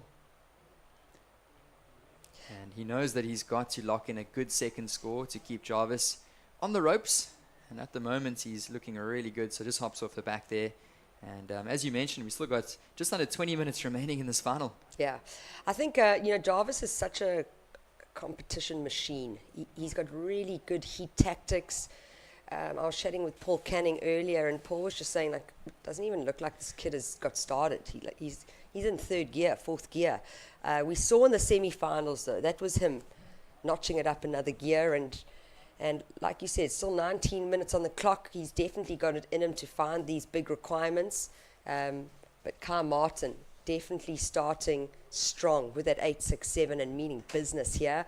And yes, wanting to put pressure on Jarvis Earl, and that is because he is a competition machine from Australia. It's going to be really exciting to see how this final plays out. Yeah, I think Jarvis Earl, obviously one of the Aussies from the east coast of Australia, Cronulla, which is just south of Sydney. And he's got a lot of supporters down in Ballito. Yesterday, I was on the athletes deck and chatted briefly with Reef Hazelwood, and he's kind of been mentoring Jarvis just a little bit. All right. Little younger bro. He's a really humble guy, so he doesn't like to admit it, but Jarvis came over and said, hey, this is my coach. But I'm sure Reef will be watching, and he's got great supporters, Jarvis, from the older guys and Morgan Sibilik, as well as the whole Australian crew that are down here that are going to be competing at the Challenger Series. So they'll be watching, and they'll be really cheering on the young Australian, and we can never count him out. It's such an exciting surfer, great talent, come up over the last few years. And of course, he's really taken a couple of wins on the QS. Of course, current WSL junior champion, Jarvis Earl. But he's going to have a strong competition on his hand. Kai Martin from Hawaii is looking good in this heat, but still so much time. Priority sitting out the back with Jarvis in the red. And I really do hope that we see one or two aerial maneuvers from our surfer in the red. So far, Kai's been really relying on his backhand and his power surfing, and Jarvis has been taking to the air. So we might see a little bit of a point of difference. With 17 minutes remaining, you can see our surfers in view. Kai paddling out to the right-hand side, closer to where the normal peak is, Tash, and Jarvis just sticking to the left-hand side. So as you said, these surfers just trying to find their own little position, their own little spot out in the lineup, and then they'll go to work when these waves pull through. Yeah, it's just about waiting for these waves. You can see with a pullback shot there, bumpy, lumpy conditions. What that is, it's from a northeast wind, which is coming from your corner left of the screen. It's onshore or cross onshore. We've seen both these guys go to the air, so they've been looking at a lot of rights. And you could see there, Kai Martin just looking. He's under priority. He's got second priority. Jarvis Earl with priority at the moment, needing that 425. Easily done. Just needing a wave to come through the lineup. He's going to sit tight, and he's going to wait for that wave. And in one of the earlier heats, I think it was the first heat of the day, we saw Jarvis Earl, and he ended up getting a wave right in the last couple minutes of that heat to advance through. So he's relying on his ability, and he's just got to get the ocean to play with him. And here we go with our surf in the red, Jarvis Earl, the young Australian. And he's going on the backhand. He's looking sharp. He's trying to chase down a number to move up into the lead. And I'm not 100% sure if he committed to that one and made it. But here we go with our surfer in the blue. So Kai Martin's going to paddle back out to establish priority. And just for a brief second there, you guys saw the rocks down at the beach. So nice rocky outcrops here in Ballito. And when we get those big storms, sometimes the sand does wash away a bit, or the sand builds when we get some strong onshore winds. So at the moment, more of a bank in the middle of the bay, but as you mentioned, Tash, it's normally down the right-hand side, close to the rocky outcrop. And these surfers trying to distance themselves from each other for now. As we watch our surfer in the red. Just the replay here, Jarvis Earl. That's a nice little float. And he had a little turn over there as well. And he was looking for a completion. I'm not sure if he completed that. As our screens pan back to Kai Martin. So we do have scores dropping in. We've got a score dropping in for blue, as well as a score dropping in for red. Yeah, with 14 minutes, 40 seconds on the clock. So let's remember, Jarvis Earl needing that 4.25 to move up to first. It comes in. Just 4 points, last of red, so it's not enough to get him up into first. We're watching the replay here of Kai Martin. That looks like it's his fourth ride, the 4.67 that dropped in. So what that's done is the requirement Yeah, definitely. And if I compare those two waves between Jarvis and Kai, I think Kai just got the better wave itself, and he just did the better turn, especially that turn out the back. Jarvis was a little bit more of a down the line wave where Kai could just go straight up and hit the lip on the outside. The inside didn't give him much, but the bulk of that, or the meat of that, was definitely on that first turn out the back. And the judge is giving him a 4.67, so slightly nudging Jarvis Earl. So of course Kai Martin in the blue, the Hawaiian, currently sitting with an 8.67 and a decent backup of a 4.67, so he's going to look to improve upon that number. And he's looking really strong at the moment, is Kai Martin. Jarvis Earl now looking for a 7.52. He's going to lock in just a short score in a moment. It's not going to go into his top two. As we watch a replay here, Jarvis, the Aussie surfer. That's the short score that's going to drop in. That won't factor into his top two. Just a 0.5. So Jarvis Earl still sits with a 5.33 and a 4.0. And the Australian is going to chase down a decent number of a 7.52. Wow, 7.52. Now it is starting to put some pressure on the Aussie, which is exciting for the Hawaiian, and I'm sure the Hawaiian contingent that are here. But we've got more than enough time on the clock. We're literally only halfway through this final here for the O'Neill Smith Shapes Ballito Pro Junior. A 5.83 for Jarvis Earl to start things off. He backed it up with a 4-point ride, but it is the Hawaiian Kai Martin with that 8.67. That's been the defining moment in this young man's final. And definitely riding that confidence that he got. And he got that wave within the first couple minutes of the heat. So there's no better way that you want to start the heat than what Kai Martin just had there.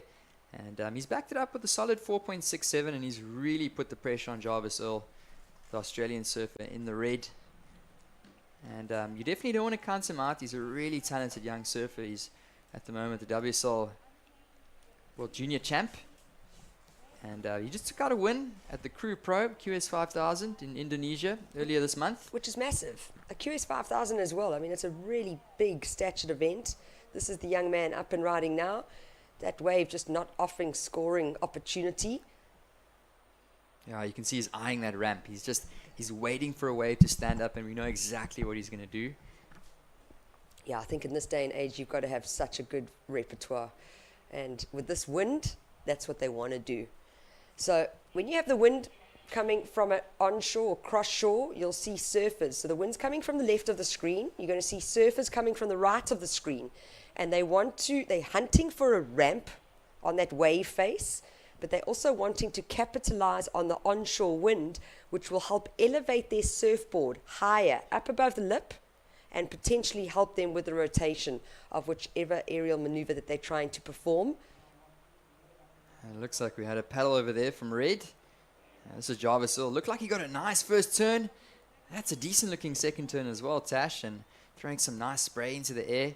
He ends off. So is he clawing back into this heat? We've got 11 minutes remaining, and there will be a score dropping in for Red. Yeah, absolutely. I don't feel like he's clawing. I think he's still right there. He just hasn't had that opportunity to find the right wave. This two-turn combo will work. It might replace his second scoring ride of 4 points, which is just going to bring that requirement down a little bit for what he needs to move from second to first and take the title here at the O'Neill Smith Shapes Ballito Pro Junior. It's a JQS 1000. For our WSL Africa members, they earn valuable points towards the Pro Junior rankings. And what that does is your top 2 men and top women on the Africa JQS rankings at the end of the year, they represent Africa at the WSL World Junior Championship. So it all counts. What does that mean for these two youngsters? Well, they're not going to get the valuable points because they are a WSL Australia member and a WSL Hawaii member. However, they're getting practice out in this break. They're getting heat drills done, and they're going to earn a little bit of prize money to cover their trip. And we are going to see some scores drop in for our surfer in the red, Jarvis Earl, and it might just make a huge difference to this one. And it does come in at a 9.33 for Jarvis Earl. And tricky conditions, the young man from Australia showing us that he's got what it takes, and he's catapulted into the lead, Tash. Obviously the judge is really liking his surfing, It was smooth, critical, and he shows some style as well. And it's really tough out there, so he really did well on that wave, and they rewarded him in a huge way. A 9.33, a perfect score is 10 points. He was looking for a 7.52, and, you know, some people might have been counting him out, but this is Jarvis Earl, and this is what he can produce, and this is why he is a former world champ. And there's so many things we can talk about Jarvis, but the 9.33 under pressure, great job from the Australian. He's now sitting in the lead. And he's got to be feeling it. Here he goes. Jarvis Earl, the current heat leader. He's going to go to the air. He's going to spin it around. Makes it. Can he get one more? Yes, he can. Where are the judges going to go now? Wow. So the 9.33, that was just the big two-turn combo. He's now got his board up above the lip and fitted in a second maneuver. So let's see what happens here. And here we go. This is the replay. So he went to the air there. Successful, spinning it around. And this was a nice closeout snap. Not easy, Johan. That section was coming at him. And it's right on low tide. So as you can see, standing up on that sandbank and completes it. And just like that, he has flipped the heat. Looking at Kai Monster dropping in that 8.67, I thought, wow, he's riding the confidence to possibly take out the win. But Jarvis Earl showing us that you can never count anyone out at this level. No, not at all. And now Kai Martin in second, needing a 6.5. Also attainable, possible. Time on the clock as well. Priority with the Hawaiian. So this is an exciting final. This is what we expected. And Jarvis Earl, though, you can just see there's a little bit more of like he's got a little bit more bounce in his paddle. There's a little bit more energy. And we've seen the two highest scores coming out right now in this men's final. Yeah, and one more score to come in for our surf in the rear, Jarvis Earl. And it looks like it's really possible that he's going to improve his backup score of a 5.83. So that score coming in. And it's really exciting with 7 minutes, as you were saying, Tash. Yeah, scores still dropping for wave number 6. And it is in, putting pressure on the Hawaiian. It's a 7.83 for Jarvis Earl. So now sitting with a very comfortable lead. A 9.33 is fifth wave. His sixth wave is 7.83. And wow, Kai Martin, the whole heat is flipped within the last couple minutes. And he's requiring now an 8.5 to jump back up into that lead. Not impossible though, Johan, because he started with that 8.67. So he's not out just yet. It's the time factor that comes into it. 6 minutes, 25 seconds remaining. We're getting like antsy in our seats here in the studio. I'm sure the beach is rocking right now, especially with these performances from both the Hawaiian and the Australian. And a big total, 17.16 as a heat total. That definitely is our highest heat total we've seen in this Ballito Pro Junior. Yeah, so showing us that it's really going to take in excellent rides if you're in the finals, and you've got to be prepared to drop in those big scores and to complete your maneuvers, and that's exactly what Jarvis has done. His fifth wave and his sixth wave, his two top scores. So he built and he built and he put the walls on the house, and now he's busy building the roof, and it looks like he's got a really solid foundation as Jarvis Earl to take out the win here. But as you said, Kai Martin sitting with an 8.67 is looking for an 8.5. So he needs a decent wave. He needs an excellent wave. But it's definitely not out of the realm for Kai Martin, the Hawaiian. No, not at all. Just time running out. But like I said, the priorities with the Hawaiian. You can see how separate they are. So two different game plans here, not wanting to get in each other's way and almost just wanting them to let their surfing do the talking. Yeah, and Jarvis is still going to try and operate under priority. Kai sitting with the priority in the blue singlet, and Jarvis, as you mentioned, Tash, just sitting a little bit further down the beach, and he's going to look to try and find one or two more ramps and have fun under that second priority. So time is winding down. We've got under 5 minutes on the clock, and situation, our surf in the blue, Kai Martin, he's an 8.5, the Hawaiian, to jump back up into the lead. If you guys have just joined us, welcome. This is the O'Neill Smith Shapes Ballito Pro Junior. You've come at the right time because it's the final of your Pro Junior men. We've come through the morning's competition, through the round of 16, the quarterfinals, the semis for the men's and the women's. We've just seen Laura Rapp take out the win from Brazil in the ladies Pro Junior contest, and it looks like we're going to have another paddle from your current heat leader, Tash. Yeah, Jarvis Earl, quick in and out for him. No ramp on offer for the Aussie. But both the scores have come through. Well, no, the 933, that there was no aerial in that score line. It was just stock standard foundational surfing, critical surfing. This is an important ride though for Kai Martin. Big section. Martin. Here he goes. Another one. Bashes this one. This is looking like a decent wave for the Hawaiian. He's going to work this one all the way through the inside. Is he going to find a completion? And yes, he does. Can he hang on? I'm not so sure if that was a completed ride, but I saw some great potential at the back, Tash. Yeah, you know, his surfing is so solid, and he's got that backhand hook in the pocket. He powers through it and pivots through it with power. But when you compare it to the 933, that's going to be the big ask. So you see, he kind of stuck behind the section. That quick pivot, nice and strong, really tight and compresses well. Two similar maneuvers, and this is where the wave goes a little bit funky and wonky. I mean, he tried his best for everything that he could do. Unfortunately, just not the canvas needed to get that big score. So these scores are dropping in on our screens, and we will update you guys. He's looking for a score of an 8.5. Comes through to 7.43, so unfortunately that's not going to be enough for Kai Martin. So he's still looking for an 8.5, is the Hawaiian surfer Kai Martin, to take out the win here in the JQS. It's the O'Neill Smith Shapes Ballito Pro Junior. And we're watching our current heat leader, Jarvis. He's got to be eyeing down the line, looking for a big section. He's going to bust the fins out the back, and he's going to go down. So he's going to try and get out, establish that priority.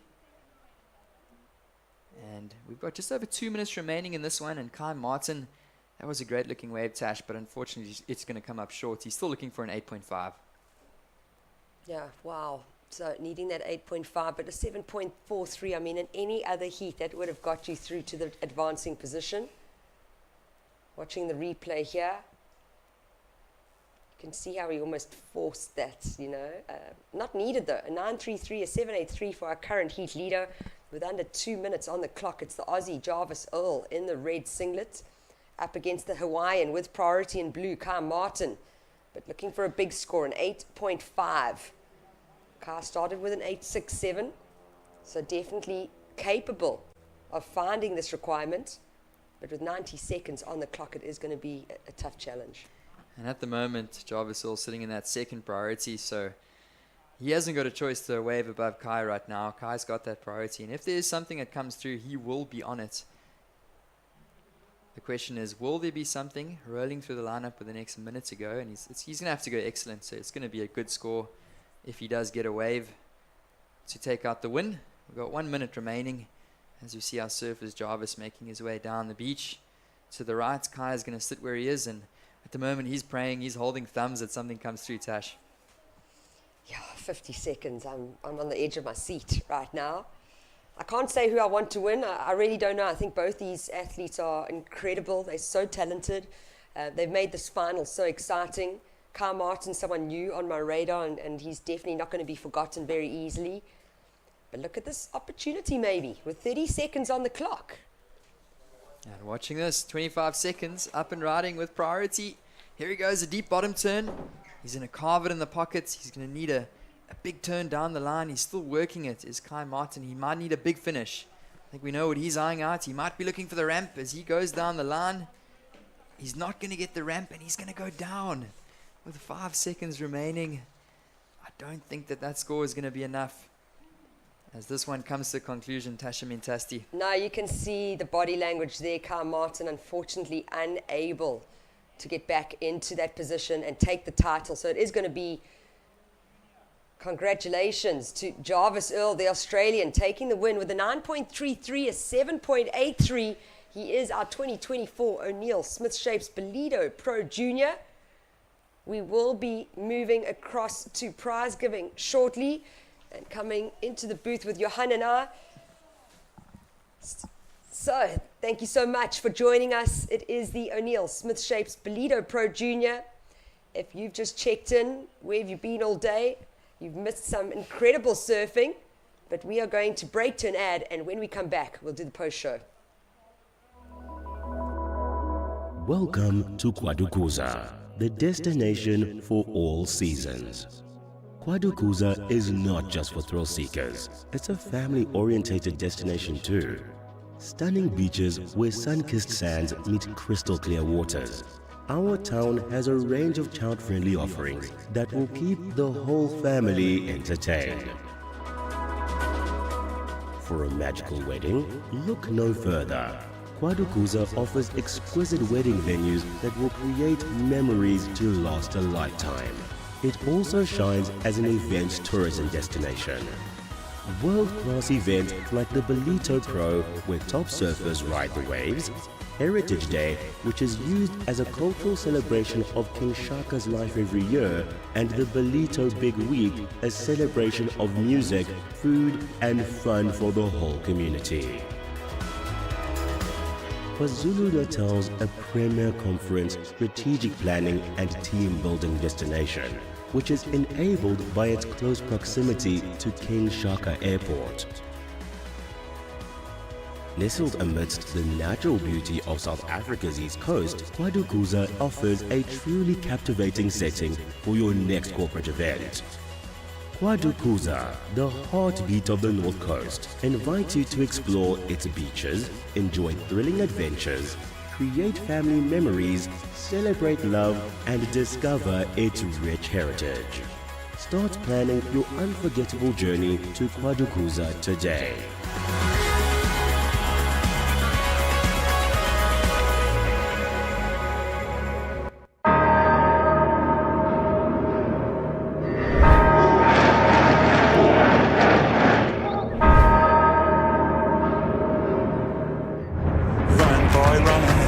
This world is not meant for you. Run, boy, run. They're trying to catch you. Run, boy, run. Running is a victory. The 2024 Ballito Pro, presented by O'Neill International Surf and Lifestyle Festival, will mark two notable milestones this year, namely the 55th year of the founding professional surf event and the 15th year of this epic journey to the north coast of KwaZulu-Natal. I love this place, I love this wave. This race is a prophecy. Run, boy, run. Break out from society. Connecting local heritage with the Surfing Challenger Series, the 2024 theme. This is the battlefield. Lina Nkundla Yempi will see surfers battle it out for the top title, while spectators enjoy non-stop entertainment within the arena and beyond.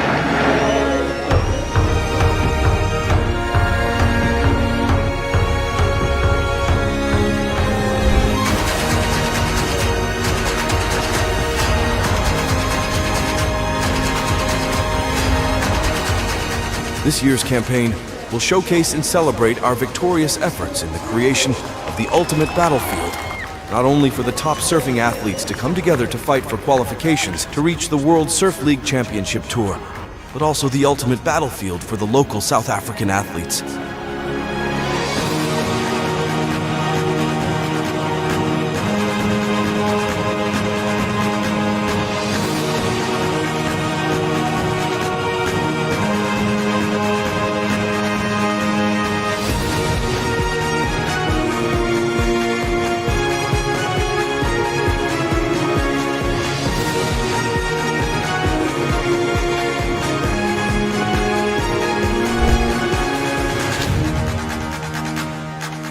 The Challenger Series surfing action isn't the only sport on the go.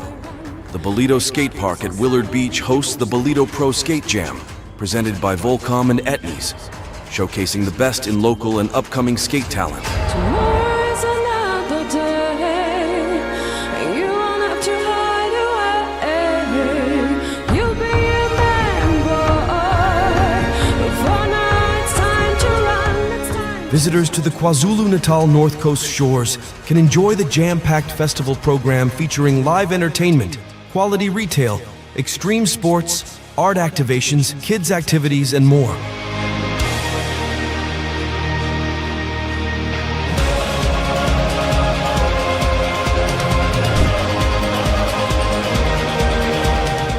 The party continues with the Ballito Pro music concerts and sunset sessions presented by Corona, a free-to-attend two-day festival showcasing top South African musicians.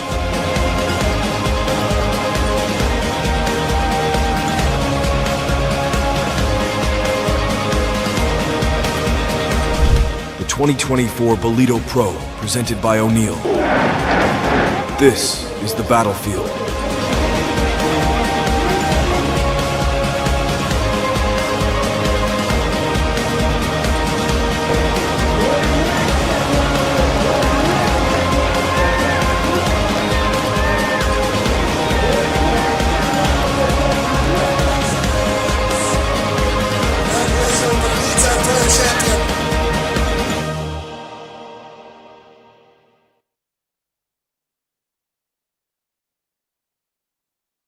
Is the O'Neill Smith Shapes Ballito Pro Junior, and we are into crowning champions. We're going to be talking about the exciting day that we've had today. My name is Tasha Mintasti, alongside me, Johan Frey in the booth. And Johan, it's been a good day of surfing. I mean, you were on beach commentary yesterday, being able to witness all the live action. Now in a different position in studio. I'm sure you're not feeling the energy as much as what it's like to be on the beach, but still just watching the performances of these junior athletes, it's been really exciting. Oh, 100% Tash, and completely a different vibe. Obviously, talking to the audience here, and welcome if you guys have just joined us. This is the post show, and we're going to be talking you guys through some of the heats and through some of the day, and I've enjoyed it so much. Hey, it's been such an amazing experience. We've had some cool moments here on finals day. We saw excellent rides dropping in, and just so many exciting things to work through, and I'm just really excited to just look at some of the highlights for today and see what happened. So if you guys are just joining us, welcome, and we definitely crowned some champions today, and we're looking forward to talking you guys through some of the action. Yeah, I think before we go into highlights and being able to showcase some of those excellent scoring rides, a big thing for me with this Ballito Pro Junior is that we have had international competitors as part of the heat draw.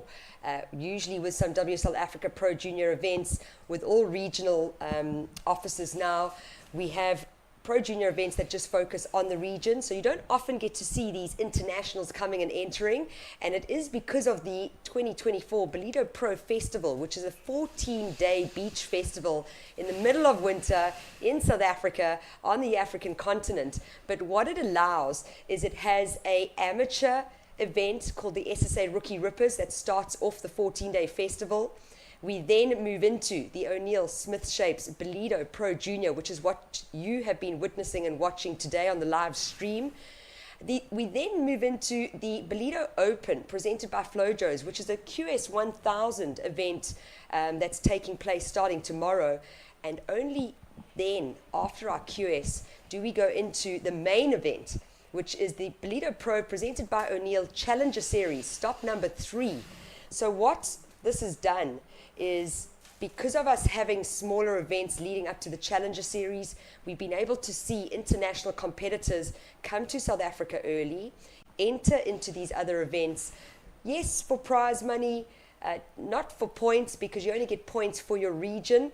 The WSL Africa members would get points for this Pro Junior as well as prize money. But I think the biggest takeaway is that our internationals are able to do some heat drills, spend some time in the water, get used to Willard Beach and the actual break here of surfers, and be able to build a little bit more confidence moving into that Challenger Series. Oh, of course, Tash. And if we looked at our semi-finalists, we had 7 of those semi-finalists being international competitors from all over the world, from Australia and from Hawaii, also from Europe, Portugal, Spain, the Basque Country. Yeah.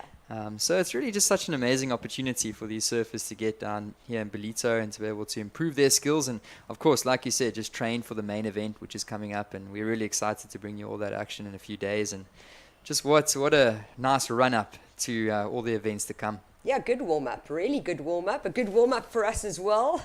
And throwing Johan in the deep end today, but you're doing a great job, Johan, and I'm really grateful to have him alongside our team here. We're going to be doing more live streaming with the QS 1000, which starts off tomorrow, but the focus today is this Ballito Pro Junior. And, you know, we talk about these international competitors. This is one of our international surfers. It looks like it is Jarvis Earl in one of the earlier rounds today. And if we talk about Jarvis, I was going to start talking about some scores, but it looks like that was our Basque Country surfer, Annette. Yeah, Gonzalez Edabari, and Yeah, she surfed really well throughout the contest as well, and I'm sure as we look through some of these replays, we're just looking at some of the highlights, and that was one of our semi-finalists as well. So The as lone we South African, actually, Lily Heaney. yeah, and as we look through these highlights, we'll just be chatting through some of these waves and giving you guys some of the things that you've missed if you've just tuned in. And it's been a really exciting finals day down here, Tash. Obviously, the semis, in particular, the men's and the women's semis, was so enjoyable to watch. And then we saw fireworks in the finals. Yeah, absolutely. I've been just looking at that score line and going through round one, which is round of 48, which happened yesterday. You know, the average was coming out at about 11 points. Then we move into round two. That average started building. And going into the men's final, I mean, it was the highest single wave scores of the event, as well as the highest heat total. And that went to Jarvis Earl. So we'll talk about it a little bit as we start getting that content filtered through. But just a great, great event, not just for our winners and champions, but also for our South African junior community to be able to put themselves up against some international surfers and probably some of your strongest international surfers. It's just really good for the sport. It's good for our surfers, and it allows them to see what I need to still work on. What do I need to improve, or what have I got banked that I need to make sure that I keep banked, and where can I improve? So positive all round to have these foreigners join us here, and a big thank you to O'Neill and Smith Shapes for supporting this event for the Ballito Pro Junior. It's really, really good. Yeah, 100% Tash, and I think such an opportunity for our local surfers, and two of them that stood out to me today, and they didn't make it through to the finals, but of course Lily Heaney and the South African in the ladies Pro Junior, and of course Rory Dace in the boys Pro Junior, or the men's Pro Junior, and I think he advanced through. He didn't make those semis, but he really surfed well throughout the course of the competition, and just provides a great platform for our local surfers out here, and just bringing all these different regions of WSL together. So we've got the different regions, and they don't often get to compete against each other, but it's a really unique experience that our surfers get when we host an event like this. Yeah, so true, Johan. So, you know, we've got Europe, Australia, we've also got Asia, Africa represented, but I love the focus of our South Africans. So Rory Dace, maybe a new name to some of our viewers, not a new name to South African surfing, still a junior surfer, and he placed equal 5th overall in this Pro Junior. It's one of the few WSL events that he's actually surfed or competed in. He's only recently become a WSL Africa member. A big kid from Cape St. Francis in the Eastern Cape. It's about 30 minutes away from Jeffreys Bay. Also quality waves all around, but a very talented young man. His brother, Joel Dace, as well, incredible waterman, both kite surfing and fishing. And it sounds like we are going to head across to the prize giving, which will be live. So please stay tuned and let's watch our champions be crowned.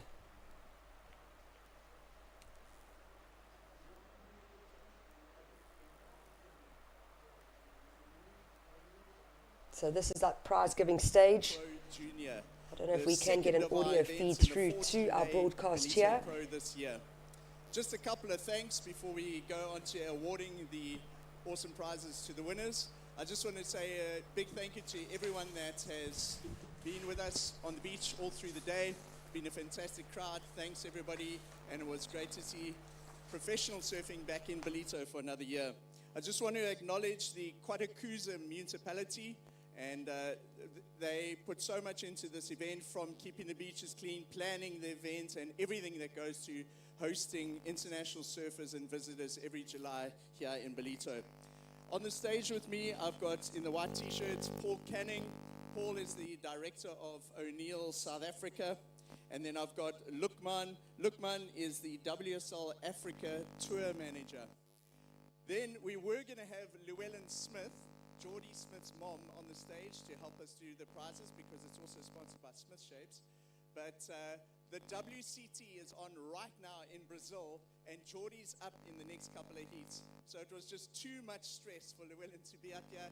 She's trying to watch her boy make the top 5 on the WCT at the moment. So Paul's just going to say a couple of words on her behalf. I just also want to thank Vodacom, the Vodacom shop at the Lifestyle and the Junction Center, and their corporate division, Elsam Enterprise Services. That Vodacom are the sponsors of our VIP section, and we just want to acknowledge them for that. And they've got these awesome prize packs that they've put together for the winners of the men's and the ladies this afternoon.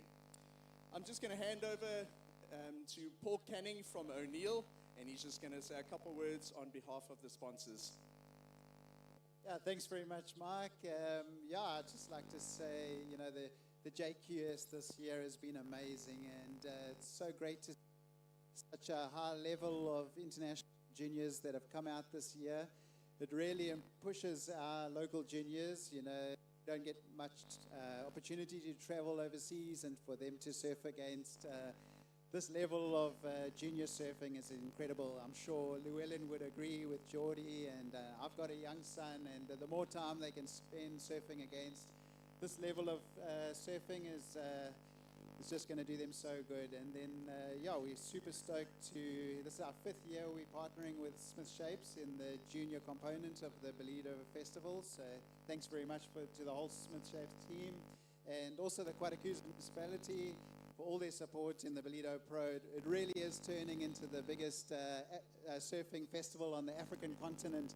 So, it's amazing to see. And also to all the judges and officials, thanks for all your hard work over the first 4 days of this event. And I think we still got about 10 or 11 to go. So, it's off to a great start. Thank you, Paul. And let's just give a round of applause specifically to Paul Canning. I work with him, and he starts planning this event each year in January, and it's 6 months. It's the culmination of months and months of work putting this whole event on, and this 14-day surf festival. So let's just give PC a big round of applause. If I could call up our ladies finalists, Annette Gonzalez and Laura Robb, if you could come up to the stage, please.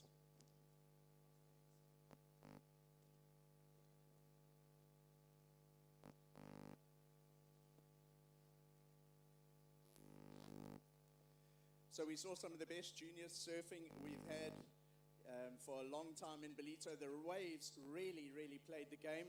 If you live here or you're from Durban, you would know that we haven't had waves for almost 2 months. And about 10 days ago, it just switched on and the waves are back in Ballito. So very thankful to Neptune for that.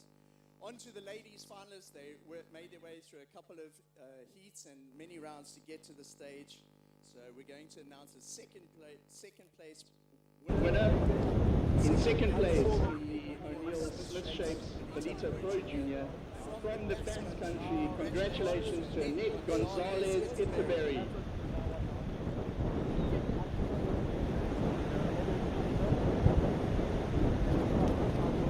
And then taking the win, she gets a beautiful trophy. It's got the Zulu shield on it to take back to Brazil. And she also gets the Vodacom hamper. Congratulations. Big round of applause for Laura Robb.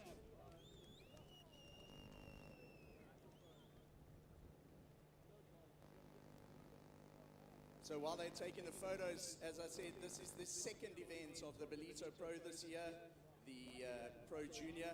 Tomorrow we're going to the WSL QS 1000, and then on Monday we start the Challenger Series, an 8-day event. So lots of surfing still to come, still 10 days of surfing action, and lots going on around the event. We've got a music festival, we've got the Corona sunset sessions at the Corona Beach Bar, and that all is happening up at the market after the awards and the prize giving today.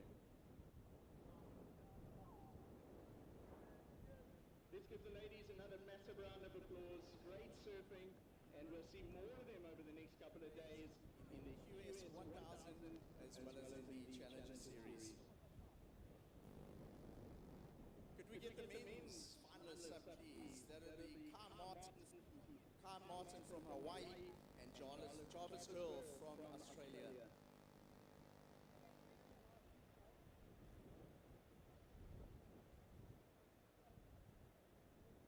So both of these young men also surfed a couple of rounds of competition, and it was awesome to see juniors of this caliber in Ballito. Both of them are currently on the Challenger Series. We saw them in Australia earlier this year in Sydney and on the Gold Coast, and it's great to have you guys here in Ballito. And if you were around and you watched the NIAS contest, Jarvis was actually at the NIAS event a couple of weeks ago, which looked unbelievable.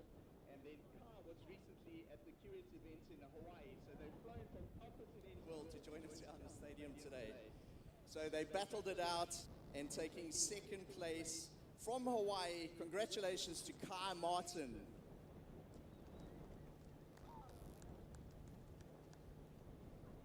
And then taking the win and getting onto a good roll for his campaign in Ballito. Let's have a big round of applause. Australia's Jarvis Earl. He gets the replica Zulu shield as well as the big Vodacom hamper.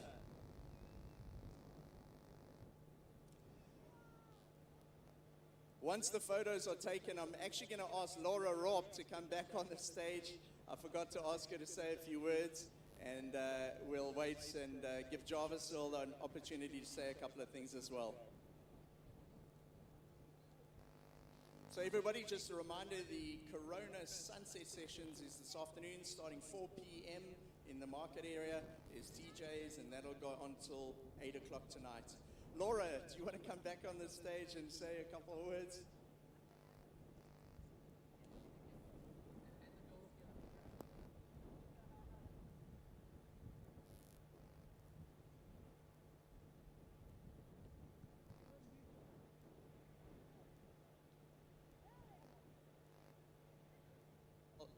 So I'll ask Laura to say a couple of words about her time so far in South Africa and how you're using this to prepare for the Challenger Series, and if you want to say anything to the folks back home. Yeah, it's my third time here in Ballito. It's such a special place, and finally get the win in the Pro Juniors and hopefully get a good result at the Challenger too. Do you want to say anything to the folks watching back home in your own language? Obrigada a todo mundo pela torcida em casa e vamos com tudo pro Challenger. Thank you, and we really look forward to seeing you in the next couple of days in the events still to come. Well done, Laura. Right, Jarvis, would you like to come and say a couple of words? Tell us about Ballito so far and how this lines up for your campaign in Ballito this year. Yeah, I always love coming here in Ballito. The waves are really fun, and it's good to get some practice on the bank before the Challenger Series with the Pro Junior, and yeah, I was stoked to come away with the win. And tell us, how do the conditions compare to how you've been prepping back home in terms of a beach break like this? Yeah, I surf a lot of beach breaks back home, but this one's pretty unique and has a bit of punch, so yeah, it's always fun. Well done, and we also look forward to seeing what you got in store for us next week. Congratulations on the win. That's it for the prize giving, folks. I'm going to send it back to the live webcast in the studio. And if you'd like to join us, the next event today is going to be up in the market from 4 o'clock. Otherwise, we'll see you back on the beach tomorrow morning at 7 o'clock for the Flo Joe's QS 1000. Have a great afternoon. Yeah, so that was the prize giving, crowning our champions. How rad were those Zulu memorabilia and trophies? It's really a massive Zulu shield from Shaka Zulu, the north coast of KwaZulu-Natal, Kwadukuza municipality, a massive influence with our Zulu culture, and wonderful to be able to take home a trophy like that. Very unique. You're not going to get it again unless you come back next year for the O'Neill Smith Shapes Ballito Pro Junior. So congratulations to Jarvis Earl taking the win in the men's division, to Laura Rapp taking the win in the women's division. It's been a really good day of surfing, Johan, and I know that we're going to cut through to some highlights very shortly. But what I wanted to, well, there you go. Here are some highlights. Up and riding. This is Cheyenne Crawford, the Hawaiian, that was looking really strong to get through to finals day, which he did. This was the earlier rounds this morning. Yeah, 100% Tash. Look at that beautiful alley-oop. He didn't manage to pull that one off. And yeah, Cheyenne made it through to the semis. He surfed really well, but came up against a really hot surfer in terms of Jarvis Earl, and he took out the win. So Cheyenne definitely with a great run, and he's going to take that into the Challenger. But some really good surfing from both of our surfers. Watching Cheyenne here again, and he went to the air. He showed what he had. Nice little straight air there. It was a great battle. I really enjoyed that semi-final between Cheyenne and Jarvis. Yeah, and when I was looking through the heat draw yesterday, round of 48, Cheyenne actually beat Jarvis in round 1. Jarvis Earl actually not able to take a win until the quarterfinals today, so making it count when needed. But we've been watching now the ladies. That looked like it was Laura Rapp. I might be mistaken, my apologies. But the girls surfing as well has come on a long way. Yeah, that looks like it was our Basque surfer. And yeah, just beautiful turn there off the top, and she made it through to the finals. And yeah, it was a really hotly contested semi-finals running into our finals. This is the local girl, Lily Heaney. She made it through to the semis as well. She had a great run through the competition, and she's an up-and-coming junior, still an under-16 surfer, and like we said earlier, still great opportunity for these locals to compete against some big international talent. And looking at that turn, stomping that one, it looked like it was in our semi-final. Annette Etabari, or Gonzalez Etabari here, coming through to some highlights from Jarvis, and that was his 9.33. Correct. Yeah, Jarvis just got better and better as the day progressed. Definitely didn't feel the pressure like some of his other competitors. And with surfing like that you can understand why he's been crowned the O'Neill Smith Shapes Ballito Pro Junior. So some really exciting surfing today. There's even more coming tomorrow. We get started with the Ballito Open, presented by FloJo's, a QS 1000 event, something new to the beach festival. And once again, really thoughtful decision to be made to be able to allow athletes to have a bit of practice, like Jarvis was saying, at the break, in the zone, and being able to do some of those heat reps. So it's been an exciting day of surfing. We've seen some of the highlights. We've got some conditions for tomorrow. You know, we're waiting to see that big front come through. We need big southwest swells to really start seeing better waves. But considering what we've had on offer, like all those competitors were saying, they love coming to Ballito. They enjoy the wave. The wave has got a bit of power in it, which makes it more exciting. So we're going to have some fun conditions for tomorrow. Another morning starting with those land breezes and then a possible light onshore wind. But all that means is the action is going to hot up, because with the action, please go to worldsurfleague.com or the WSL app, where you will see that breakdown of scores per heat. And we will have a finals day package added to the ballitopro.co.za website, as well as the World Surf League. My name is Tasha Mentasti, and I am going to say goodbye and thank you, and looking forward to tomorrow bright and early. Thanks, Johan.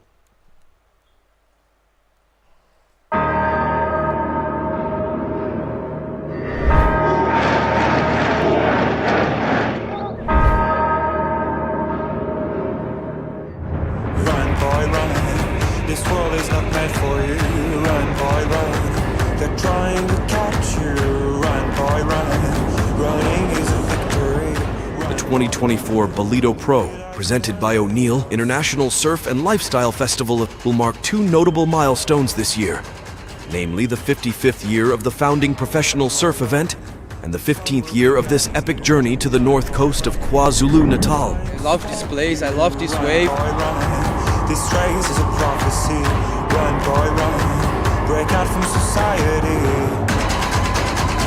Connecting local heritage with the Surfing Challenger Series, the 2024 theme. This is the battlefield. Lena Nkundla Yempi will see surfers battle it out for the top title, while spectators enjoy non-stop entertainment within the arena and beyond.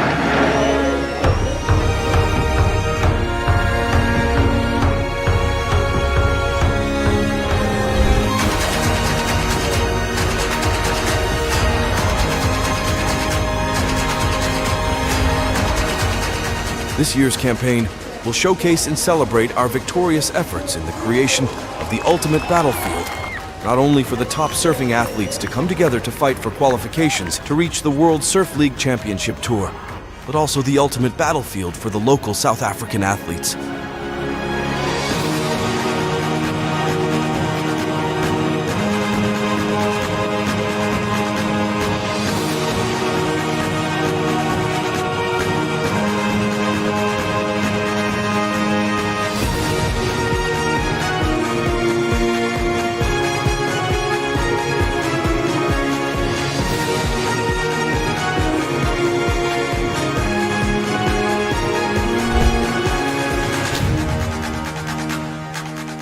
Challenger Series surfing action isn't the only sport on the go.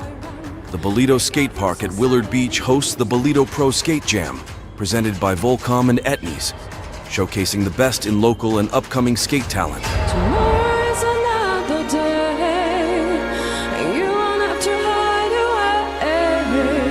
away. You'll be a man, boy. Before now, it's time to run. It's time. Visitors to the KwaZulu-Natal North Coast shores can enjoy the jam-packed festival program featuring live entertainment, quality retail, extreme sports, art activations, kids activities, and more.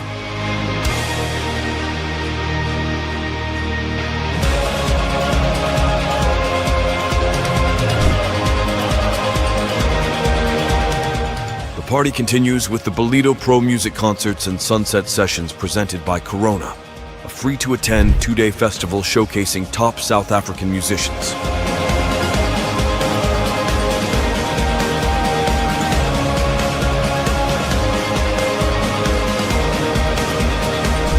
The 2024 Ballito Pro, presented by O'Neill. This is the battlefield.